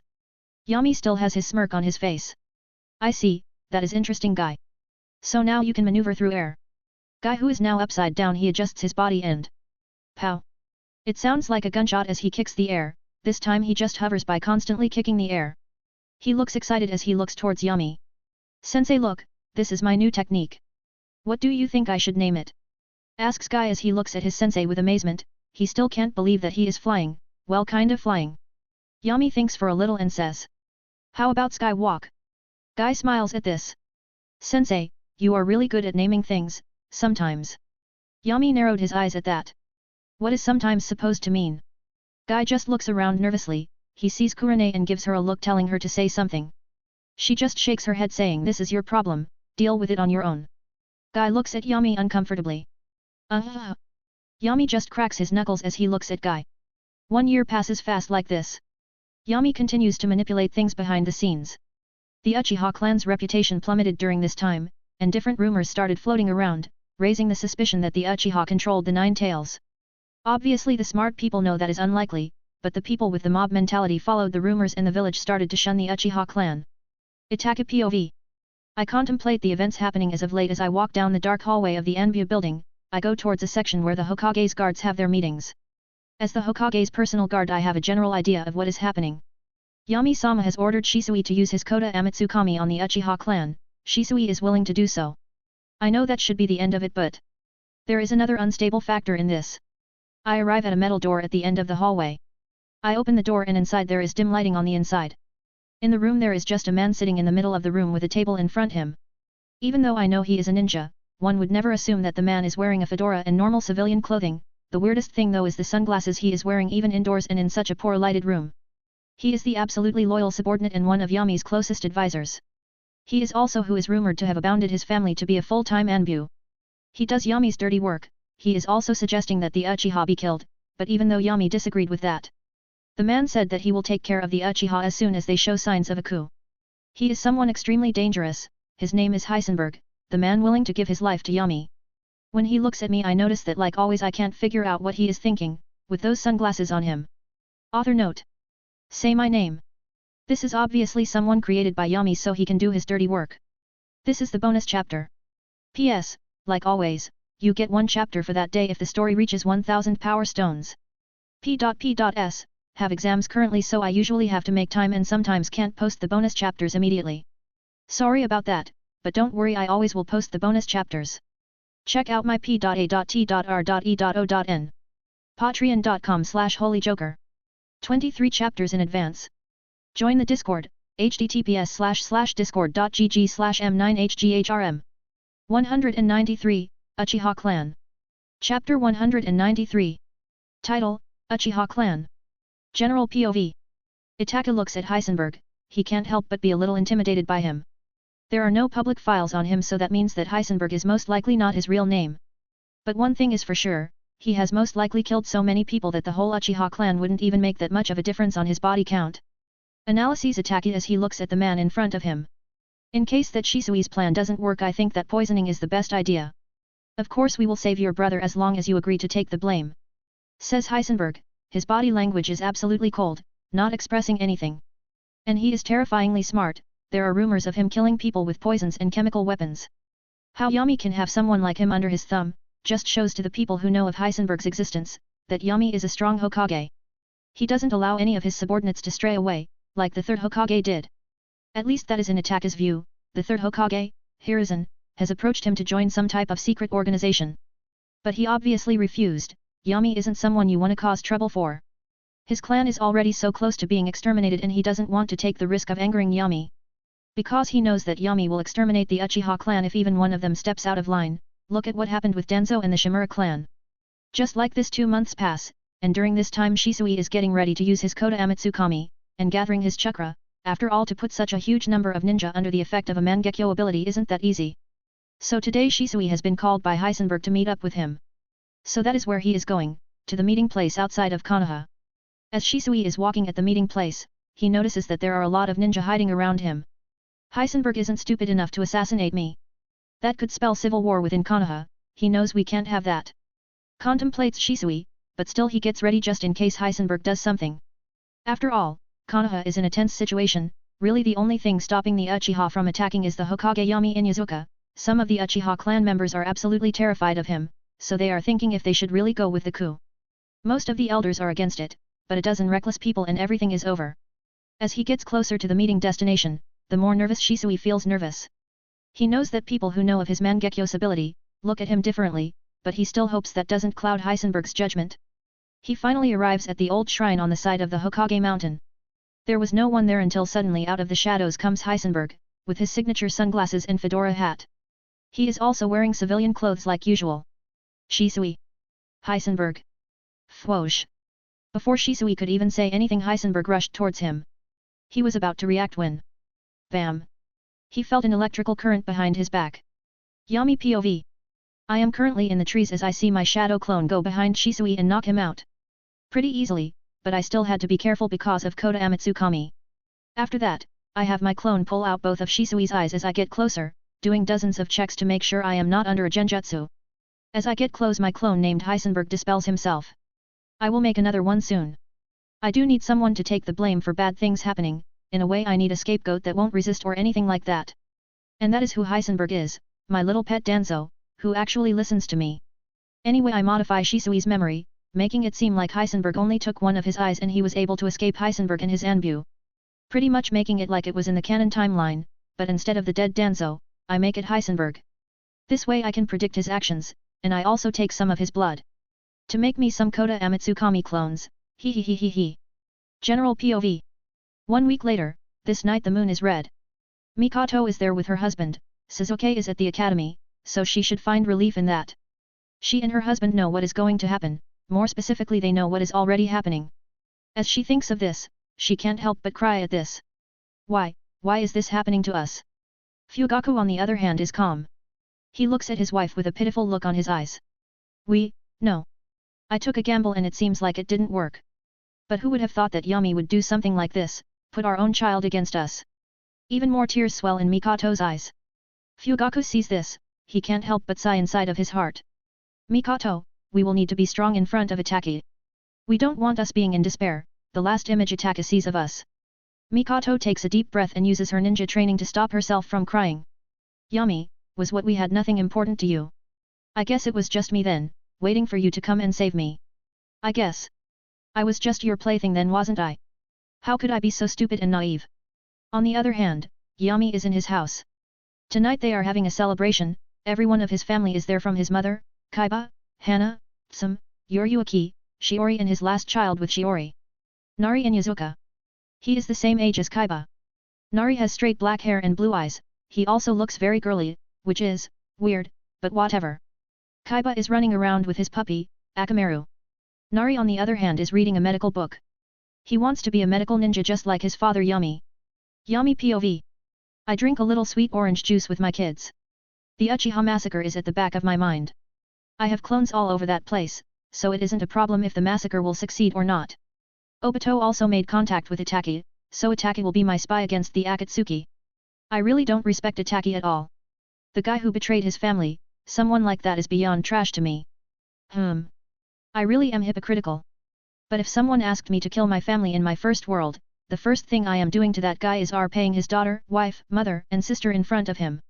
Then I would brutally torture them all in front of him, but that wouldn't be the end, as I would dig into his balls with a rusty spoon. But I guess Itaka didn't really love his family as much as he thinks. He loves a village who shuns him, more than his family. What a dumbass, no wonder people use him as a tool. Because he is one. I just take another sip out of my orange juice. Then again, I am glad that not a lot of people are like me, or I would have to kill them. So in the end I am thankful to Atake for sacrificing his family so I can feel safe. I take another sip of my orange juice. This is some good juice. Author note. We see that the MC doesn't respect Atake at all. He thinks that someone killing his family is trash. But really he just sees a lot of himself in Atake, with a little brother who is not as good as him. But as expected of Yami, he is as hypocritical as they come. P.S. In the last part it was during the time the Uchiha clan was getting massacred and I wanted to show you how Yami is feeling towards it. He is drinking orange juice. Check out my p.a.t.r.e.o.n. Patreon.com/holyjoker. 23 chapters in advance. Join the Discord, https://discord.gg/m9hghrm. 194, Years Pass By. Chapter 194. Title, Years Pass By. Next day, after having a very nice breakfast with my family, I just go towards my office for my Hokage duties. Well, honestly I am just going there so I can have some nice time with my lover. Cheating on my wife has a certain thrill to it. My clones already took care of everything after the Uchiha massacre. People will most likely think that I was up all night taking care of everything. But in actuality my shadow clones took care of everything and I had a nice sleep and even fuked my wife with no problem while the Uchiha clan was being massacred. Thankfully Shiori is still beautiful enough, as soon as her physical appearance starts deteriorating, I will kill her and find me a new wife. Honestly we have a very good sex life, and she is a moderately happy wife. Most of the unhappiness comes from me cheating on her repeatedly, but her looks are the only reason I didn't kill her after I got a son. She finished her job, I got the son who will replace the current daimyo and be the leader of the Land of Fire, with me pulling the strings obviously. I walk into the hospital alone. I was surrounded by my Anbu guards, who are around me most of the time. I honestly don't need them. I could kill them all in less than a second. But whatever, they are mostly here as an aesthetic. I arrive in front of the hospital rooms. I open the door and see the kid Sasuke with dull eyes looking in front of him. Yep, soon the EMO will develop. I mean fans of the anime in my first world used to say that Sasuke was just EMO, but I mean he had his whole family killed in front of him by his brother. Anyway, gotta say something comforting. Sasuke. I call out to him. He doesn't seem to listen. But I know that he is listening. Me being the best medical ninja isn't just a title. I can easily tell something like when a patient is listening or not. What Atake did was unforgivable. I can't say that I understand your pain or something like that, but I can promise you that Atake will be hunted like a dog. Though I can't predict his motive or if he had someone to help him. As I say that I notice that Sasuke comes out of it. He looks at me. He had no definite motive. Says Sasuke with a broken voice. He just said that, he wanted to test himself. He also let me live because he wants to see if I will be a challenge in the future and then he... Oh wow, he just starts to tell me his whole life story and how what Atake did all along was just an act. Oh, this is gonna be a long story isn't it? I guess I will just make a shadow clone and have it listen to him. No way am I listening to this SHT. I don't care about his life story or his relationship with Atake. So 2 years passed since the Uchiha massacre, and here I am. In my office relaxing. Time passes really fast when you are relaxing. Being Hokage isn't that hard really. It's just that somehow ninjas forget to use the shadow clone to do their paperwork. Honestly that is like most of them have high intelligence but no wisdom. Suddenly as I reminiscing about this, out of the shadows one of my shadow clones comes out and gives me a document. I read it and it's just Kakashi leaving Anbu. Not that big of a deal really. Anyway, I better be at my daughter's academy graduation. I didn't let either of them graduate before being 12 years old. I trained them as good as I could, so at the age of 12, Hana is about Chunin level, Yoryuki is at low level Jounin. Kaiba is still in the academy, and my other son Nari is studying in the fire capital, though I use Hiration to bring him back home every day. Nari is gonna be the daimyo soon, so that is why he isn't in the ninja academy. I look at my daughters after their graduation, I just wave at them when I see them with their headbands. Yo! Dad! Says Yoryuki casually, and points towards her headband. Looks cool right? Except the hole shining which pretty much says come kill me, I don't even know why they make them like this. I just smile at this and pat her head. Now Yoryuki don't be so mean. But this is like another test to see that when they become genin if they dull their headbands. That is actually why most genin don't make it to Chunin, it's like the secret criteria. Hana just walks with her 3 puppy wolves like Ninkan. Dad, isn't that kinda mean? I just smile and put my hands on their shoulders, and using Hiration, we all teleport away in a dark flash. When we arrive at home Yoryuki just shrugs and says. Well you have to be smart to be a ninja. If they die because of that then they die. As long as it isn't family why should we care for anyone else? I smirk when she says that, but Hana seems a little angry. Hey! Don't say things like that. What about our Ninkan and the nice people of Konoha? Yoryuki yawns at this. Yeah, Ninkan are just dogs. And the other Konoha citizens are simply strangers. I could care less about any of them. When I hear that I burst into a full-out laughter. Ha ha ha ha. Yoryuki, you truly are my daughter. Then I look at Hana and pat her head. Hana, never forget. Family is everything, these people will turn your back on you as soon as it suits them. General POV. 2 months later, the news of the daimyo and almost all of his successors died. It was a family gathering dinner, but an accident happened with some explosion tags being transported and everyone on the daimyo's castle was killed. It was a tragedy of the highest caliber. When news reached Konoha, it was big news and it was published by the Inyazuka newspaper. Shiori Inyazuka is just having an average day. Watering the flowers in her garden as wondering how much her husband has cheated today, and that is when the newspaper kid drops the newspaper. Shiori decides to open and read the paper like usual, but her eyes widen once she sees the front page. This. She looks at the first headline. Daimyo and his family are dead due to an explosion accident. Her mind is going through countless memories of her family, her father, mother, sisters, and brothers. Though she and her family didn't always have the best relationship, to her they were still family. Suddenly she stops. Who will be the next daimyo? They.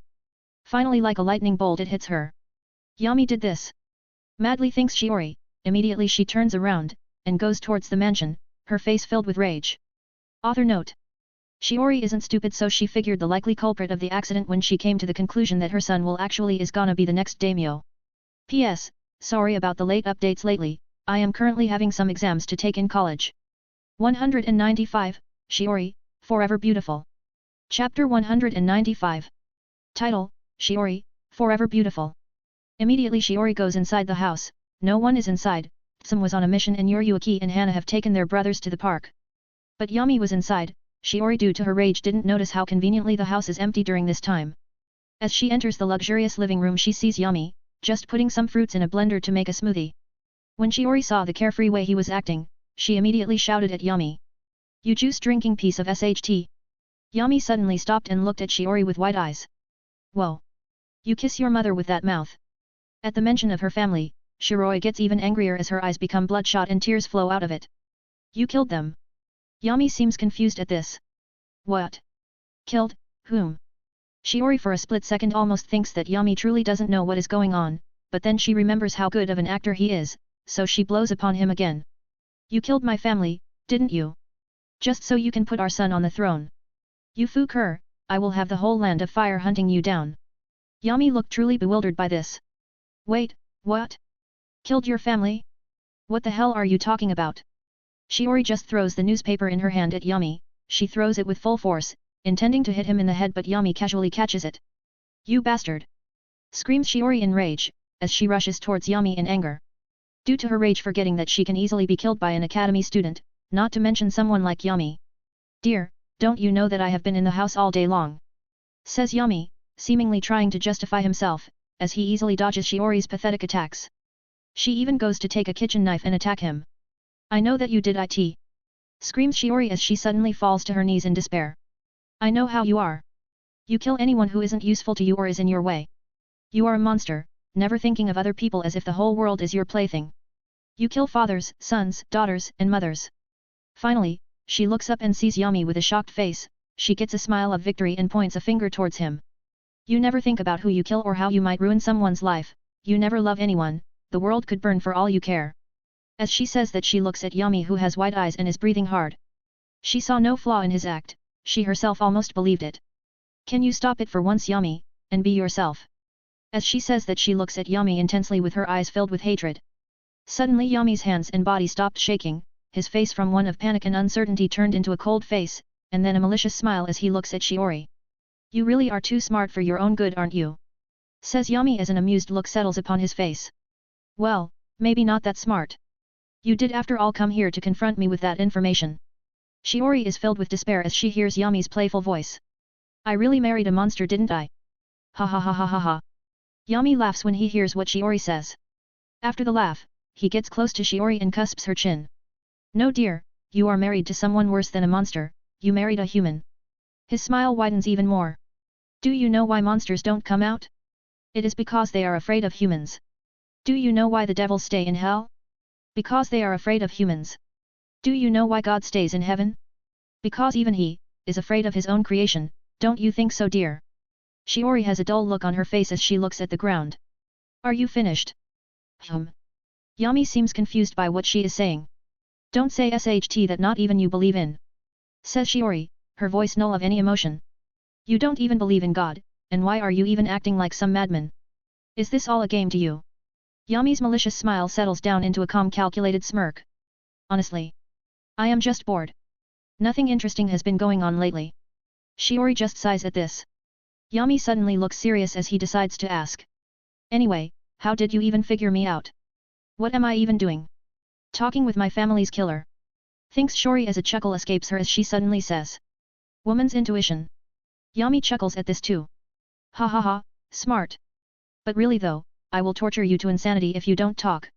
Shiori's whole body shivers and she immediately starts talking. As you said, look at someone's past and you can determine who they are no matter how good at acting they are. Yami just hums at this. Okay, I believe you, but just to be sure. Yami's hand goes towards Shiori's head and suddenly. Shiori's eyes dull and she starts drooling. Yep, she was telling the truth. Think Yami, as he looks at his now brain-dead wife. Go and slip down the stairs, and break your neck. Says Yami casually as he gets up and goes to finishing his smoothie. While his wife accidentally dies. She could have lived a little longer if she didn't confront me. After all, her beauty hasn't deteriorated at all. Thinks Yami, as he yawns a little and pours his smoothie in a glass. Bam! As he hears his wife fall down the stairs. He still has a nonchalant look on his face. Guess I now get to have my son as the daimyo. Now I can implement some policies that allow me for some forceful expansion. Yami then takes a sip of his smoothie. Yogurt and garlic is a nice combination. I wonder if Psum and my cute secretary Inami might agree to a threesome, just to cheer up their Hokage after his wife's death. It was later announced that while Yami was in the Hokage tower, the news reached him that his wife had an accident. For the first time, some people saw that their perfect Hokage shed a tear at her funeral, with his children all around him crying. But the next day, he was back to work, and as powerful as ever. And so just like this, 5 years pass. Yami is still Hokage and the Land of Fire is more prosperous than ever before. He was currently in his office, with his real body and not a shadow clone. He also had Guy in his office doing push-ups. Yami POV. I look at my green jumpsuit wearing student. He is doing push-ups in my office, which I allow while we are talking. He is getting older and he is afraid that his body will deteriorate if he doesn't work out, so he is mostly always working out. After all, the S-rank ninja with the name of Konoha's Green Beast is not gonna be weak. He is also known as the strongest taijutsu specialist in the world and even has a statue in a village he once saved. He is really moving up in the world. Anyway, Yami-sensei, you should have seen his youthfulness. He is training so hard, he reminds me of a young me. Says Guy, now starting to do some sit-ups. I know Guy, you already told me about your new student. What about the others, do you plan to have them take a C-rank mission soon? I ask him, already knowing the answer. Guy does a thumb up towards me as he smiles. Yep, that will be so youthful. I just smile in amusement at his antics, he is quite entertaining. Author note. Except during combat, Guy acts normally like he did during canon. Soon we will see how much has changed due to the MC's presence in this world. Check out my p.a.t.r.e.o.n. Patreon.com/holyjoker. 23 chapters in advance. Join the Discord, https://discord.gg/m9hghrm. 196, Yoryuaki. Chapter 196. Title, Yoryuaki. Yami POV. As Guy goes away, I think back on the changes I have made in this world. I mean they aren't anything major, but they are still pretty big. For example, Guy is an S-rank ninja. Kurane and Asuma are elite ninja with the power of around low S-rank level. My power has been rising considerably and my son is the daimyo now. Usually child daimyo are manipulated by their advisors, but they obviously didn't dare to do that with my son. They don't want to piss of the best killer Konoha has, that would be extremely dumb of them. Also in the land of rice, it seems like Orochimaru has started building the Hidden Sound village. And I also passed a new legislation during these last years, it is that everyone in the Hyuga clan must get the modified caged bird seal that I made. So their eyes can't be stolen by the enemy, no matter if it's a branch or main family member. Of course the Hyuga clan tried to refuse, I didn't even need to use Kota Amatsukami on them. I went for the diplomatic approach, and a voting process attended by all of the Hyuga clan. Of course the branch family outnumbers the main. So now the latter gets the caged bird seal too. I mean if someone outside of the Hyuga is gonna have a Byakugan it's got to be me, and only me. I like monopoly over magical eyes like the Sharingan and Byakugan. These little eyeballs are too precious and dangerous to let out into the world. Suddenly, as I am deep into my thoughts, the door to my office opens and a girl with purple hair and dark skin pops her head in. Dad, you busy? I just smile at her. She has grown up now. She is 17 years old and has grown, her busted womanly figure has started showing and her beauty has become famous all over the land. She is the daughter of the Hokage and the sister of the current daimyo. Some people have sent marriage proposals, and some arrogant ones even tried to pressure me to marry off my daughters. But my reaction was calm and collected. I just burned their letters and usually burnt their noble houses to the ground too. Arrogant nobles have been living for too long, so the land of fire is purged of them, and the money has started flowing back to the people. And going to those that deserve it, those with innovative ideas and such.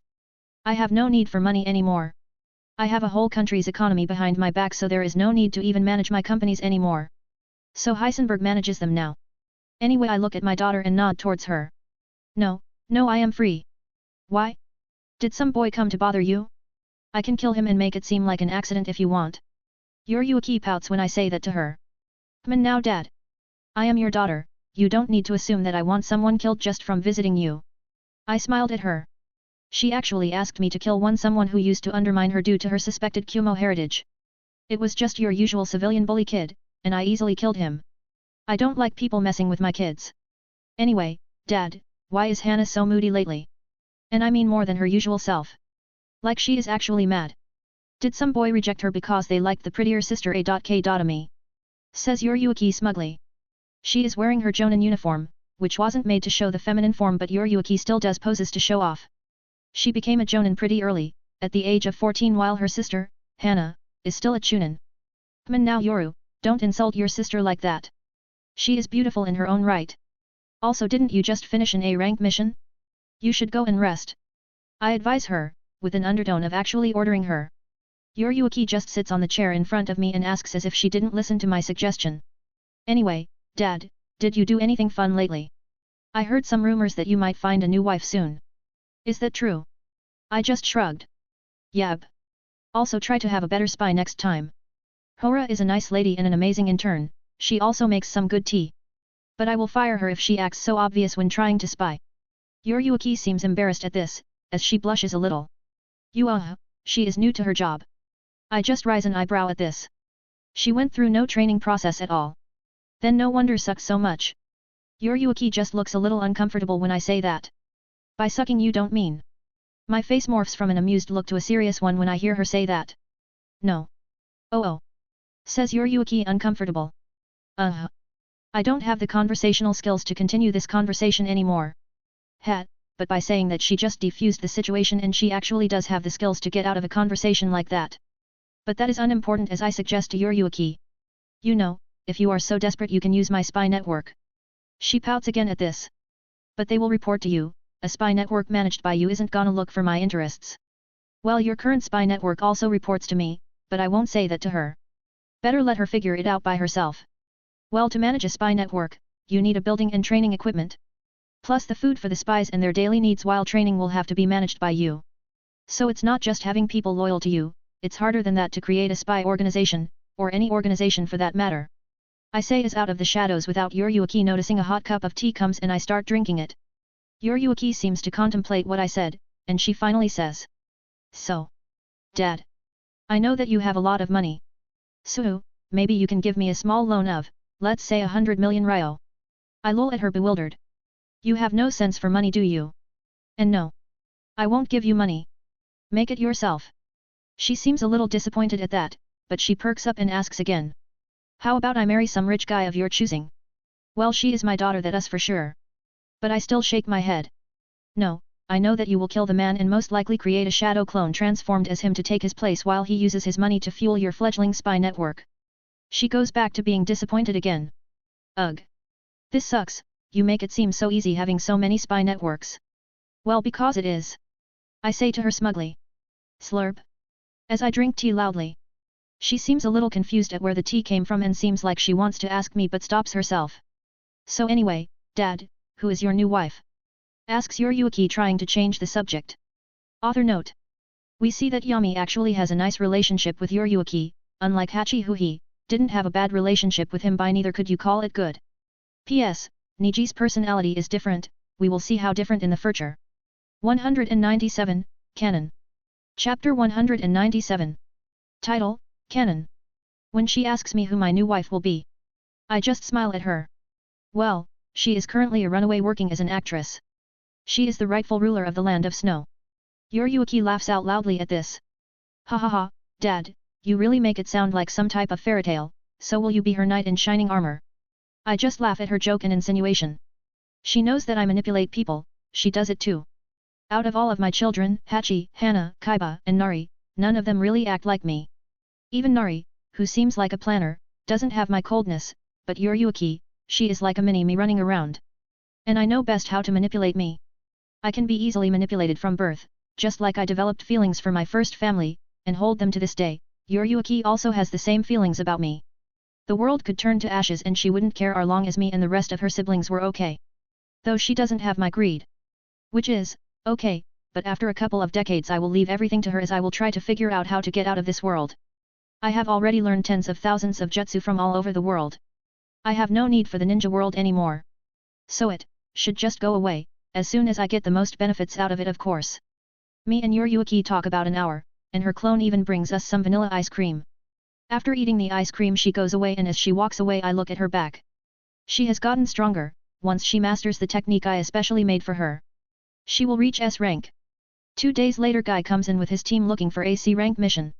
I of course oblige. I also notice the admiring look on his face that Niji has while looking at me. Well, he still has his father and there isn't really any distinction between the branch and main family, they all have an invisible seal on them that I created. It will seal the Byakugan of the user when he dies. Anyway, I have been observing him a lot. Due to him being a change in the canon story. But everything has been within expectations. Canon has definitely changed and I can easily accept that. Especially now that my spy network spans all over the world. I literally know everything that everyone does. With the help of thousands of my shadow clones and the mosquitoes/flies I have worked a type of minor surface omnipresence. Knowing everything that everyone does, though my brain usually exploded in the beginning. But as I have already immortalized my mind it doesn't matter as it heals back and I suck the information out of it. I also have my eyes on Obito and what he has been to. I have to say though, Obito really isn't as smart as he acts like. He is just following Madara's already pre-prepared plans and following them religiously as he should. Surprisingly getting access to the plans wasn't hard, I just stealthily mined RP at a white Zetsu underground and looked if there was anything that I didn't know about. There was a little bit I didn't know, and that wasn't shown in the anime or something that I didn't already know from my spy network. But really though, I know that White Zetsu acts like a good spy network and Madara had confidence in him. Well, look, we're letting his guard down and allowing a being like White Zetsu get information like that. General POV. So like this 1 year passed, Konoha had already reached its peak for growth at its current time, skyscrapers are all over the village. It looks more like a modern city than a ninja village.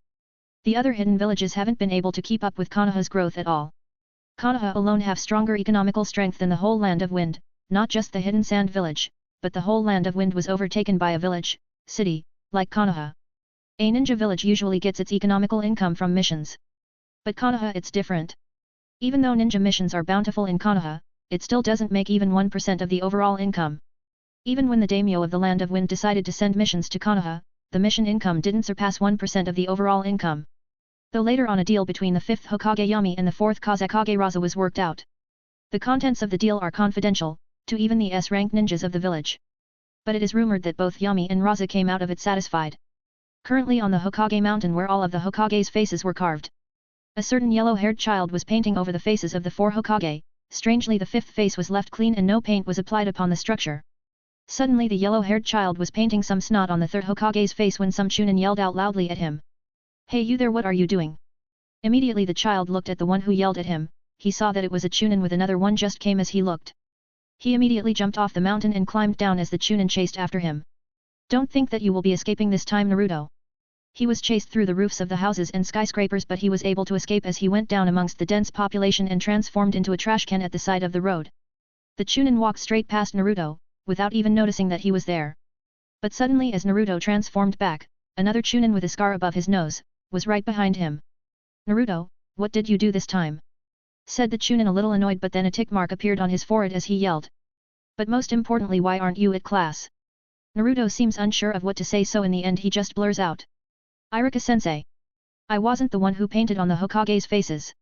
"Oh, I see. says Iruka with a pissed-off look on his face. In the end Naruto is brought back to his class, and tells them to do the transformation jutsu. All of the students do it. Everyone transformed into Iruka, except Kaiba Inyazuka who transformed into his father, the Hokage Yami Inyazuka. After class, Iruka has Naruto clean up the mess up in the Hokage mountain. As Iruka looks at Naruto, he sees his past self.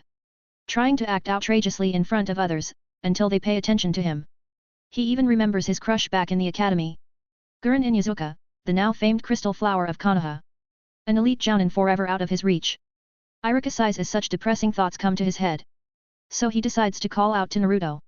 Naruto, when you finish this, I will treat you to some ramen at Ichiraku. When Naruto hears this he cheers loudly. Hell yeah! I am gonna finish this in no time. Author note. Canon just came? Check out my p.a.t.r.e.o.n. Patreon.com/holyjoker. 23 chapters in advance. Join the Discord, https://discord.gg/m9hghrm. I usually post pics of the characters, how they look and some of their reactions. 198, Scroll of Ceilings. Chapter 198. Title, Scroll of Ceilings. After Naruto cleans the 4 Hokage faces, he and Iruka go to Ichiraku Ramen and sit down. Iruka decides to ask. So, not that I am complaining. But why didn't you vandalize the 5th Hokage's face on the mountain? Iruka is truly curious about this, due to Naruto ever vandalizing the 5th Hokage's face on the Hokage mountain. Naruto has a look on his face that is full of conviction. I know that the Hokage earned their names. Says Naruto calmly, while stirring his ramen bowl. Then he looks at Iruka with a confident smile on his face. But I will surpass them all. Iruka just raises an eyebrow at this. How will you do that? Plus why didn't you tell me the reason you don't vandalize the 5th Hokage's face? Naruto looks annoyed at this. Well, if I did something like that your Yuakine would hunt me down and beat me up. And she always finds me super easily, unlike the other Chunin. Ahoka looks confused at this. So she stops you from vandalizing the 5th's face but doesn't care about the others. As Iruka says that Naruto just shrugs his shoulders. I am not really sure of that. But she only appears when I am close to Uncle Yami's monument.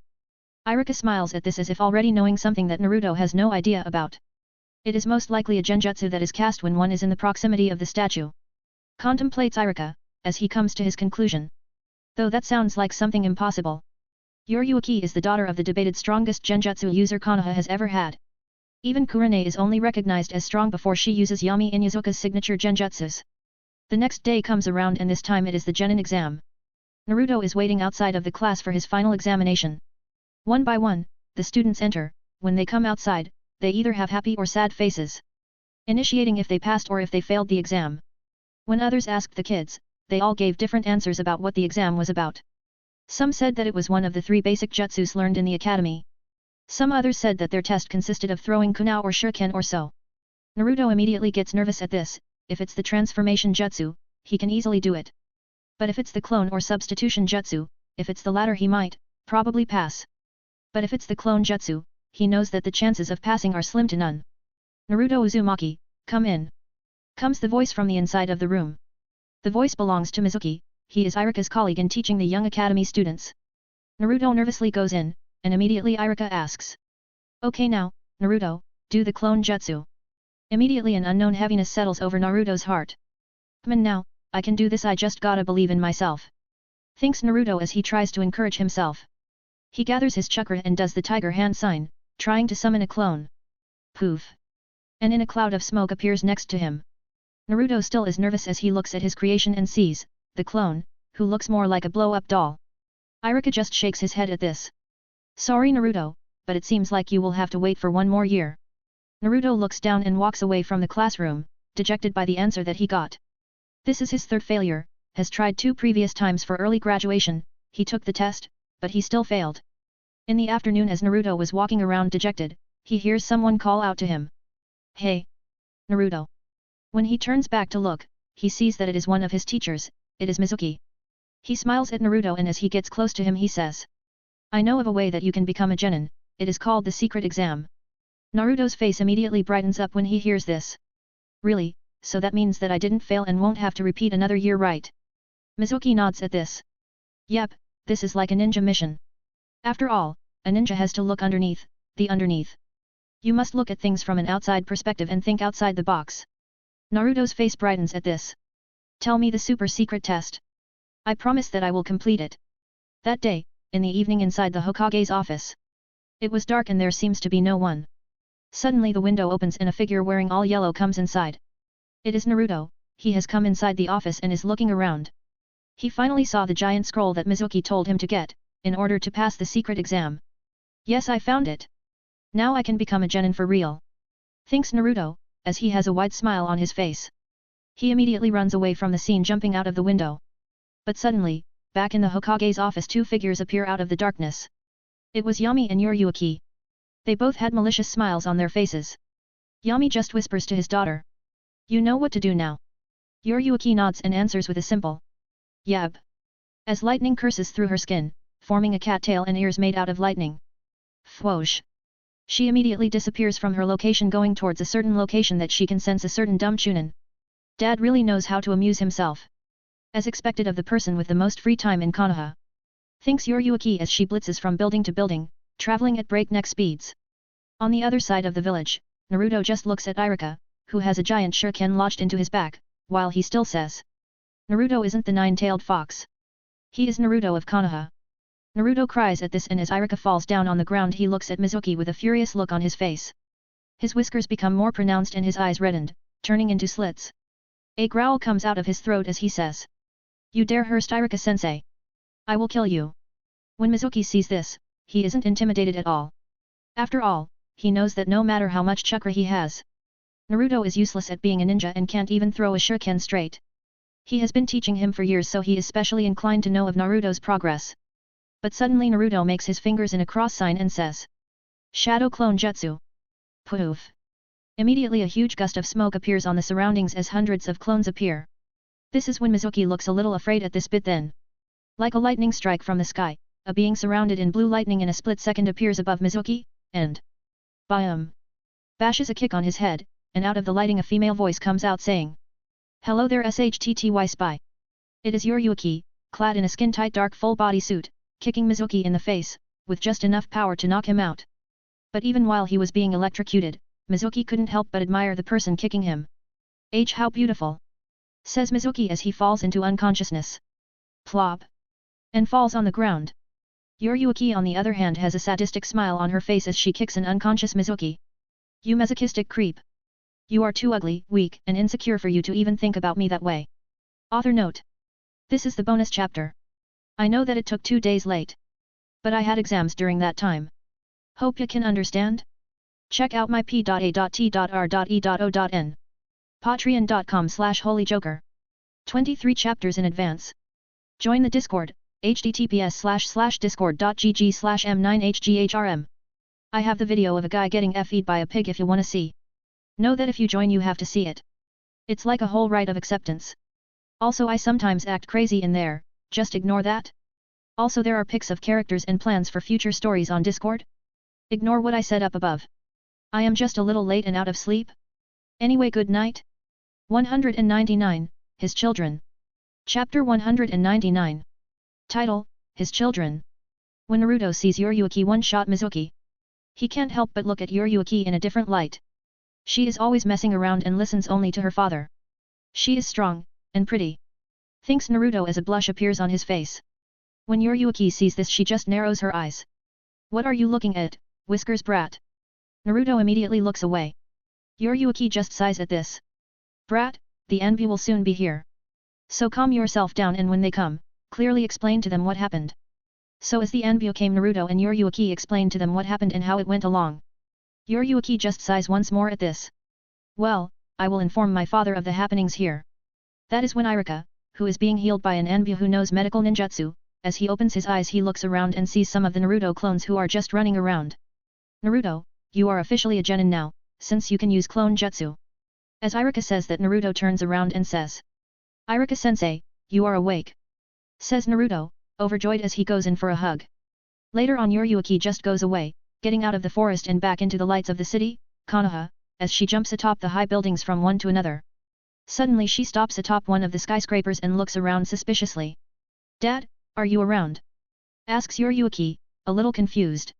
Suddenly out of the shadows Yami comes out, wearing his casual clothes, which consists of white pants and a black t-shirt with the word wolf written on it in white. Yami looks at Yuryuki amusedly. I see that you have gotten better at sensing someone's presence. Yuryuki feels uncomfortable when her father says that to her. She didn't actually feel anything and just called out randomly, and as expected, her father was around. Yami looks at Yuryuki and suddenly his eyes widen in realization. Oh, that is silly. Yuryuki smiles at this. Yeah. I always know that you are around, so. I just thought that if I just call you out you would show up. You are like the boogeyman, but you only need to be called once. Ha ha ha. Yami laughs along with her too. Ha ha ha, that truly was ridiculous.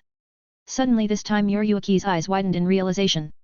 Wait, Dad, did you just manipulate me so you wouldn't have to tell me how you predicted perfectly what would happen with Naruto?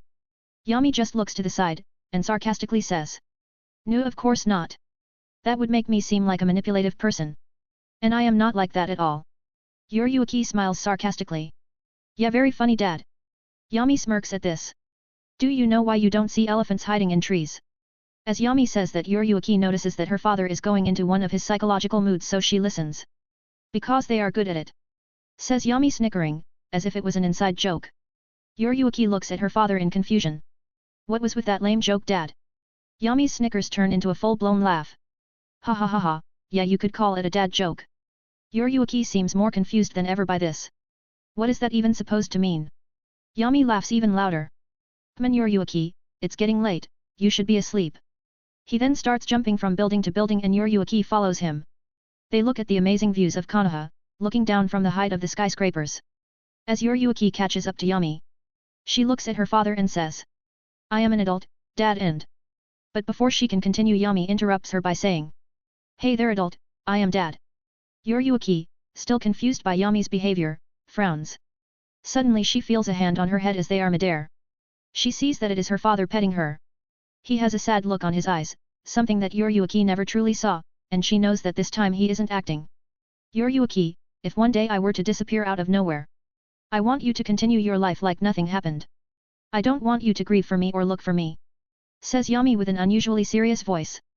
Making Yuryuki surprised at this, but she dismisses the notion. Dad is a good actor, he can easily trick me. This might be one of his jokes. But still Yuryuki still seriously answers.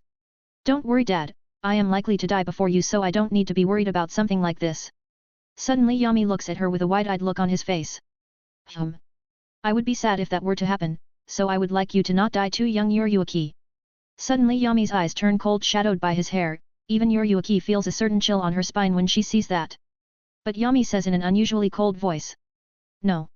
I won't allow you to die too young, Yuryuki. I will never allow something like that. If I have all of this power and can't protect my own daughter, then... Suddenly Yami comes out of his trace and looks at Yuryuki, his face back to normal and his eyes have that warm energy in them. Sorry, daughter, it seems like the older I get the more my mind wanders. I will be going home first.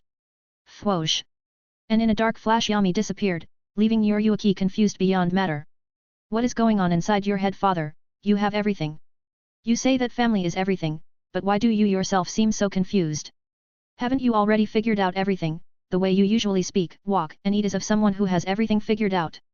Why do you seem so unsure, father? As Yuryuki thinks that, she is left contemplating what her father is thinking. Ever since young, she has never been able to figure out what her father is thinking. She only knew that her father is terrifyingly smart and always had an answer to any question. Father, why do you seem so lonely? While she was thinking this, she completely forgot about asking her father how he predicted something like this. On the other hand, at Yami's mansion in the Inuzuka clan compound. Inside the mansion is his luxurious living room. A woman is sitting in one of the couches while reading the book Romeo and Juliet. She has long black hair with bangs that swept on each side of her face and violet blue eyes. Her name is Koyuki Kazahana, and the current leader of the Land of Snow, and Yami Inuzuka's current wife. She used to be a novice actress, that is before her current husband found her and completely destroyed her uncle who had taken over the Land of Snow. She can't help it that every time she thinks about her homeland, she thinks about her husband, or more specifically his power. What she saw that day terrified her, while at the same time made her fall in love. She used to always be worried that her uncle would find her and kill her. But in less than 1 hour after finding her, her husband obliterated her uncle. She used to think that physical power is limited in comparison to political power and it falls short to the second. After all, ninja still listen to the daimyo. But then she met Yami, he conjured what can only be something godly. A giant humanoid figure with a dark hue to it, and simply obliterated the castle that her uncle used to live, together with him and his whole army with only one swing of its sword. That made the people think that the gods are mad, so they appointed her to leadership position again. That day she understood something simple but critical about the world: violence is the ultimate power and everything can be solved by it. Suddenly in a dark flash, her husband appears, and when he looks at her, it makes her heart flutter as if they met up for the first time. When his coal black eyes meet her violet blue ones, it makes her shudder. "Why Yami, you are back?" she asks him nervously with a blush on her face. Yami just smiles at her softly. He already knows that even though they have been married for quite a bit, and have had sex hundreds of times, she still acts like a high school girl after her senpai. Though I am 16 years older than her. I am 37 years old and she is 21, but really though. My power shocked her so hard that she has withdrawal and a little Stockholm Syndrome symptoms. Spending her life running away in fear of her uncle and I just come around obliterating him, has broken her a little mentally. She sees me as someone undefeatable and my power is infinite. Contemplates Yami, while looking at his wife. He now has control of the land of snow, so he uses that place as a place of technological development before they come to Konoha. Yami then just walks towards his wife and picks her up in a princess care. "Come on now, let's go and have some fun, my beautiful wife." Koyuki blushes at this. "Oh, of course, my husband." Yami smiles at this end. Whoosh. He teleports to his bedroom. Tomorrow Yami is back to the Hokage Tower, inside his office looking at Naruto in front of him and the photo he has for his ninja document. The latter has Naruto full of paint all around him. He picks up the photo and shows it to Naruto. "So, what is this?" asks Yami with a completely serious look on his face. Naruto just gives Yami a thumbs up.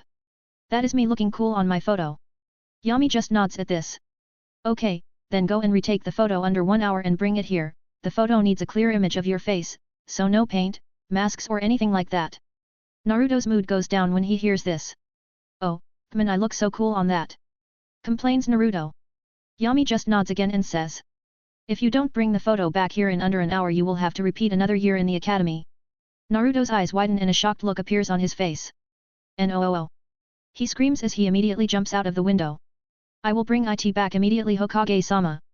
Yami doesn't react to this at all, he just pushes the document and calls the next in line. Kaiba and Yazuka. The door is opened and Kaiba comes inside. "Yo! Dad, what ya doing?"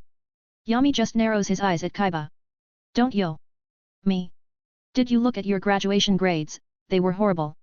He looks uncomfortable at this. Hakeman, now Dad, don't be like that. I did pretty good." Yami just sighs at that. "By pretty good you mean only better than Naruto. And that makes you the second last. In my opinion. I think you should go back to the academy." Kaiba's eyes widen at this and he immediately bows down to his waist. "Please Dad, come and don't do that. I am your son. I promise to study harder when I become a genin." Yami then decides to deploy his best tactic by saying, "Your sisters both had top grades in the academy. And look at them now, they have such successful careers now." And after Yami bully teaching his son the lessons of life, he reviews the other graduates and Naruto finally brings another photo. After that Yami gets up and poof. Yami dispels himself, showing that it was a clone all along. The real Yami is in his office, drawing a DBZ character from his last life. With him having so much free time, he has got different hobbies now. When he gets the memories of his clones he just smiles. It seems like the plan continues along. Author note. We see that Yami has different dynamics with his children, and even though he won't say it out loud, he just like every other parent has a favorite child. His favorite child is Yoryuki due to her being the most like him. P.S. That scene with Yami and Yoryuki, where he seems unsure, it is in third person and we don't see Yami's real thoughts. So you can make your own assumptions. Check out my p.a.t.r.e.o.n. Patreon.com/holyjoker. 23 chapters in advance. Join the Discord, https://discord.gg/m9hghrm. Come and vote your favorite story in which I should publish next in web novel. Also, as you can check the first chapters of these stories at my other stories by Holy Joker, it is a separate story of mine with the DIST chapter of every one of my stories, here and on Patreon. 200, Shiro's Strip Club. Chapter 200. Title, Shiro's Strip Club. The next day, that is when the new batch of genin graduate. Classroom A was filled to the max. Everyone was sitting down and waiting for Irika to arrive. There was one in here who was nervous in this room instead of being excited. It is Kaiba Inyazuka. He has a nervousness in his heart. His whole life he has been compared with his father or his sisters. His father is the legendary Yami Inzuka. Some consider him the strongest ninja Konoha has ever produced. Though some fans of the other Hokage argue that. But still, everyone knows him as only the Hokage's son. His sisters were talented and graduated at the top of their class, but he was almost the last of his class. Kaiba clenches his hand into a fist. I will make father proud. Once I become a genin I will show him that I am worthy of being his son. Suddenly he is brought off his stupor when he hears Irika call out. Team 8 will be Kaiba Inyazuka, Hinata Hyuga, and Shino Aberame. Jonin teacher will be Kurane Ui. Immediately Kaiba is happy at being in the same team as his crush, but when he is also put with the Shino, someone who plays with bugs, and ugh, it will Kurane Nichan too. She will try and talk to me about dad, that will be annoying. Complains Kaiba. On the other hand, Yami, who is currently inside his office, is just drawing something when Yuryuki comes in from the window. Yo! Dad, today we will throw a party for Kaiba's team assignment. She notices that her father is doing something and she gets curious. She gets close and sees what her father is drawing. What is that? Yami stops and looks at Yuryuki with a smile on his face. This is my new creation. I call it a manga. Manga. Says Yuryuki, trying to say the weird saying word. Dad has way too much free time on his hands. In the end she just shrugs. Anyway Dad, what do you plan to get Kaiba? Yami stops drawing and looks at Yuryuki. When you graduated I created an S-rank technique just for you, the lightning furry armor. When Yuryuki hears the name, she cringes a little. Dad! Don't call it like that. I told you, the name is lightning goddess mode. Yami looks at Yuryuki with a calm look. I created it. I name it. Plus the lightning takes the form of cattails and cat ears, that is why I call it furry armor. I mean it is logical. No, it sounds weird and lame. Whines Yuryuki. Yami just shrugs as if he doesn't care about it. Well, you can call it whatever you want, but it is registered as lightning furry armor. Yuryuki pouts. Dad, I never ask for anything, so please just do this for me. I don't want to go down in history books as the S-rank ninja who used something like furry armor. Sigh, it took quite some time to think of this name. I put real work into this technique and I don't even get to name it. Sure, whatever. I will change the official name. Says Yami, a little saddened on the outside. But on the inside, he doesn't plan to change the official name at all. This will be his little joke on Yuryuki. But Yuryuki. Kaiba won't be able to use an S-rank technique. So what do you think I should give him? Yuryuki thinks for a little. Kaiba is kinda weak in the chakra category. Maybe something that will help him in a critical situation. Yami nods at this. He thinks of the thousands of the possible techniques that could be useful to Kaiba. He closes his eyes and thinks, using his vast knowledge of jutsu and his physical brain, who now is like a supercomputer. A second later Yami opens his eyes and looks at Yuryuki. I have just the technique for him. It will be perfect for him. 1 month passes and so Team 7 is just going toward another location to do a D-rank mission. Kakashi is just walking with one hand in his pocket. While Naruto, Sakura, and Sasuke were talking about something. So Kakashi-sensei, will this mission be at least interesting or will it be just another fence painting mission? Asks Naruto, sighing out loudly in boredom. Kakashi stops for a second. He then looks at them, putting his book down. Well, this person is associated with the 5th Hokage. Back in the day they used to be as close as brothers and people say that he has saved the Hokage's life on multiple occasions. That immediately gets their attention, even Sasuke seems interested in this. He knows that Yami is regarded as the greatest Hokage. Even back in the academy there are countless books on Yami in his early life. Kakashi takes the lead, mentioning them to follow him as he walks into an alley. 10 minutes later and they arrive at a surprisingly luxurious strip club. Naruto, Sasuke, and Sakura give Kakashi a nasty side glance. Naruto is the one to address the elephant in the situation. Kakashi-sensei, you didn't bring here just so you can go and mess around, did you? Kakashi just sighs at this. You kids are really newbies. He then points toward the sign in front of the strip club. It reads Shiro's Strip Club. This is the best strip club in Konoha and, also the leader is the best informant in Konoha. Says Kakashi, surprising his students. Making them think that they truly shouldn't judge a book by its cover. As they walk inside they see 2 Chunin ninja acting as guards. When they see Kakashi they immediately let him through, asking no questions. As soon as they enter the loud music beats on their ears and the strange sights shock the genin. They see females with cat ears and tails. Then there are muscular women wearing tight leather suits and one of them looks at Sasuke while licking her lips. When Sasuke notices this he feels a chill go down his spine. Suddenly a cat girl waitress wearing a skimpy bikini comes over with a couple of drinks, comes in front of them and asks. Oh hey there Naya. Business or pleasure Naya? Kakashi has a blush on his face looking at the breasts of the cat girls. Until Naruto wakes him up by scolding. Hey! Pervy sensei, stop acting so shameless. Kakashi finally comes of his trace and says. Oh. Yeah, I mean business is my pleasure. The cat girl's smile doesn't move an inch from her face, but she still mentions towards a hallway outside of the public. This way please, Naya. Kakashi and the rest of Team 7 follow the cat girl. As they walk away from the loud music, the cat girl leads them to a private booth where the music isn't so loud. That is when the cat girl says. By the way, Master Shiro is busy at the moment. Don't worry, in a couple of minutes he should be gone. Can I get you anything during that time? Naya. Can you get us some chicken fingers and KFC? Asks Kakashi. Sasuke, Naruto, and Sakura immediately look at him with a strange look on their faces.